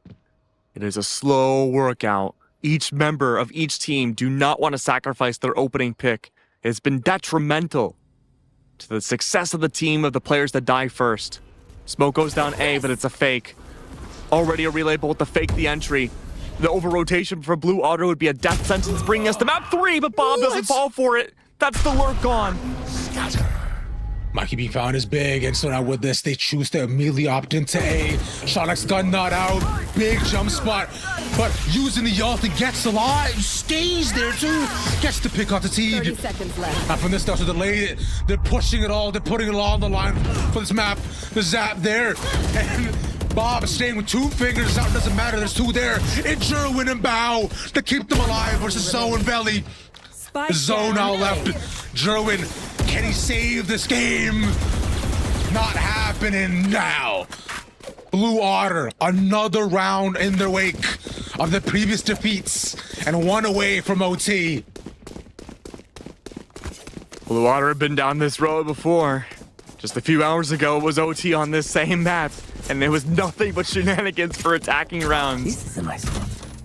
I love the way Blue had approached their overall macro into the round, making sure that, again, just because you hear Jerwin create space on A does not mean the whole team needs to panic rotate. Calls been made now to switch it up and push down C aggressively. Shoots the trip here too. So now with this, the buy that we were calling out previously, now imminent, and Jerwin at least having the overdrive to try to make something happen. Previously used to try to just rush it onto C's and A's, but right, the lane is towards B. There's a fast lane. Spike slip scaling through a garage. Mikey and Valley ready. What a gorgeous shot from the both of them. This shut down both options. And now they're just stuck inside garages in their car. Bro, inside for the winter with the snow covers on, nowhere to go but there. They try to escape, but it's dangerous out there, son. You can't be leaving like that. No code on. Valley, Blue Water, take it to OT. Such a gigantic read in the early parts of that round. I don't want to say it's the win condition, but Bob destroying Mikey's trademark early on forced Plug to play so slow into Garage and B. I'm sure they wanted to take that round so slowly, but they were forced to push up. They couldn't risk the flank to happen. They had to execute. And it forced an uncomfortable scenario for the overdrive to go back site without properly clearing it. Overtime we go. Oh no. Plug are quadrupling down on A site. They are going to collapse upon any attacker that pushes lobby. Oh, nice song. It's like Morse code. Weird. Help me! Get sunset out of the map. All right, but it's leaving soon, but for now, they listen to it. Yeah, it's Blue instead who are vacating the A premises, setting up for any planks that may come around, but Plug right now, they've shown this similar stack previously, just their gamble stacks they've done a lot on A and C, in fact, specifically on A. And Blue, realizing this, do not fall for it. There's a chamber trip through Garage, and C left wide open. As it keeping them interested. They could walk through here, but as soon as they do, they will be found and they'll have to rush in. Right. Good to slow down the Neon. Already a big collapse upon C should be happening soon. Everyone on Plug. They haven't rotated as fast as I thought they would. This is full C-side control for Blue. They need to push up here and take this extra space. Remember for Plug too, Plug on the retake was actually quite clinical and quite good in the previous halves, but now it's spiked down. Let's see what Plug managed to get done. Looking at the spacing with it setting up. Almost all of Blue Water opting to play off-site. Bob taking the initial entry with the jump spots. Seeing nothing in fastings on both ends, cutting off 2 crosses on sites. I like this call. They're not avoiding the flood retake completely. All the utility that Plug can use on site will be useless. Play for the smoke. Yeah, Shonix also going through Garage. So, having to face Monty, meanwhile the rest of them are pushing them all back. Bao's defusing though, he's just taking it. They can't get him off. They don't stop. Bao! Big BB to save the round. Match point. Von Bao again, incredible. Both these smokes have been just playmakers on the decision-making this entire series. The fact that we see Blue Water plant the spike knowing full well how they've lost all their attacking rounds by staying on site and letting this utility rain upon on them. They back away completely and play default C anti-clear. They wait for that utility to drop and spray through the smoke, and even that doesn't work. It really comes down to who wins an attack round, Ravish. Yeah, that's... They pulled that off, Bao with no fear. Continuing to push them, Zoe spotted. Loves that corner angle. Bob is so far forward. A disgusting 2, and she's not stopping here, nor there the smoke to cover up. Mike in front, and Queen Bobster is bringing Blue back from the brink. Once again, 13-13, let's go round 2 of OT. Surely we see an OT timeout brought out by one of these teams here, right? 2 teams, very similar comps, very different ideas of how they approach their attacking sides. What is the game plan here for Blue Waters? They've done pretty well so far. Maybe not so much on their attacking side, but they've had so much confidence built up from their defense, and they've recognized full well how Plug like to orient themselves on their defensive retakes. It's just a matter of outsmarting this team, and a cyber cage early on could promote the cross in the sewers. It needs to be re-cleared. Triple stack onto A early, but considering Blue have never really shown much presence around A lobby previously, so to keep up with that trend, instead it's an early smoke onto C. Almost trying to signal to try to understand where the stack might be this time, as that has been what Plug has shown a propensity of so far as they scale it back to a default hold. Yeah, and there have been times where Plug will overheat and try to take this opening pick. An Owl Drone, very audible to the hands of these attackers, don't know about Mikey's forward position. Now, though they're not aware, Mikey, ooh, no barely flash. gets out of there, luckily enough. Sending ahead. But now from here, though, Deploying drone. do you still commit to A is the question. Almost all the members are here, but watch the flank as well. Coming out from Shondex. Here's them all running. Gets Jerwin. Cage triggered. It's a good start. But Bao now also around the corner. Realizes that he scaled back in. Bob, ADing, shaping across. Taking 2. And Bao's to come up big. T round him. 30 seconds The left. sandwich him in the corner. Beautiful shot from Bao. The ball time, Knocks him 30 down. seconds. They've got up to plant, and it's got to be now as well. To C seems to be the take, but the rest of the plug are all going back in. They're just shooting at them. Mikey and Teague start to save the day. Is Zoe with the final? One more left in 1v2. 13 seconds. Planets go down right now. Teague has so few options. No players to bounce off of, no flashes, Ace. no life. Oh my god. Is Zeke with the final? Somehow Switching bring it sides. back 1v1 Point. to continue. Once again, like you mentioned, the attacking rounds are what may benefit them, and Blue finally get theirs. The second half has been Blue Water's favor, but let's see if that trend continues. Oh, Belly has an Odin. Odin could be great to open up. Wait, what? Caution, Oh. Oh? You know, on the left Caution, side of B, you can spam the Odin there, yeah? Yep. But you can also spam it in sewers, too. It looks like that won't be the case for Welly. But that's a huge opening pick. Monty, your info gathering's gone. Good luck clearing out A site. Where's your owl drone? It's incredible, and it's got to be a huge morale boost for the team. The Jabbertop setup gone. Not Shondex. Looks to peek, nothing in the corner. Not much damage done here either. Instead, it's Plug opting in to keep the Spike flank planted. onto B and wave the rest of not walk in. Bob? Blue Outer, 5 people strong. Just Monty missing. See Mikey. Now the flank has to be shut down. Now Mikey being indexed against all 4 rushing at him. Shot after shot. He's not taken down. They're all gonna jump. Body slam if they have to. I can give him a chance to breathe. It's a 5v3. The flash is set up. 1 dot below. Bun Bow. They hit the savior previously. And once more again. But he doesn't have a cape. He can't save him this time. It's Blue Water to go to playoffs. Blue Water played amazingly. They took advantage of the team comp that Defenders Plug had win. brought out. They worked the map and they corrected all of their mistakes from the first half of this map. And they looked amazing every single half that we've seen this series. Dude. Oh my god. Right? That's been the second OT that they forced. And the second time they almost got that again. An incredible run they've had. And Blue Water do not want to say die just yet. We can talk about the heroics from, players like just especially Bob specifically, but it's been really impressive how they kept the resilience after 8 maps.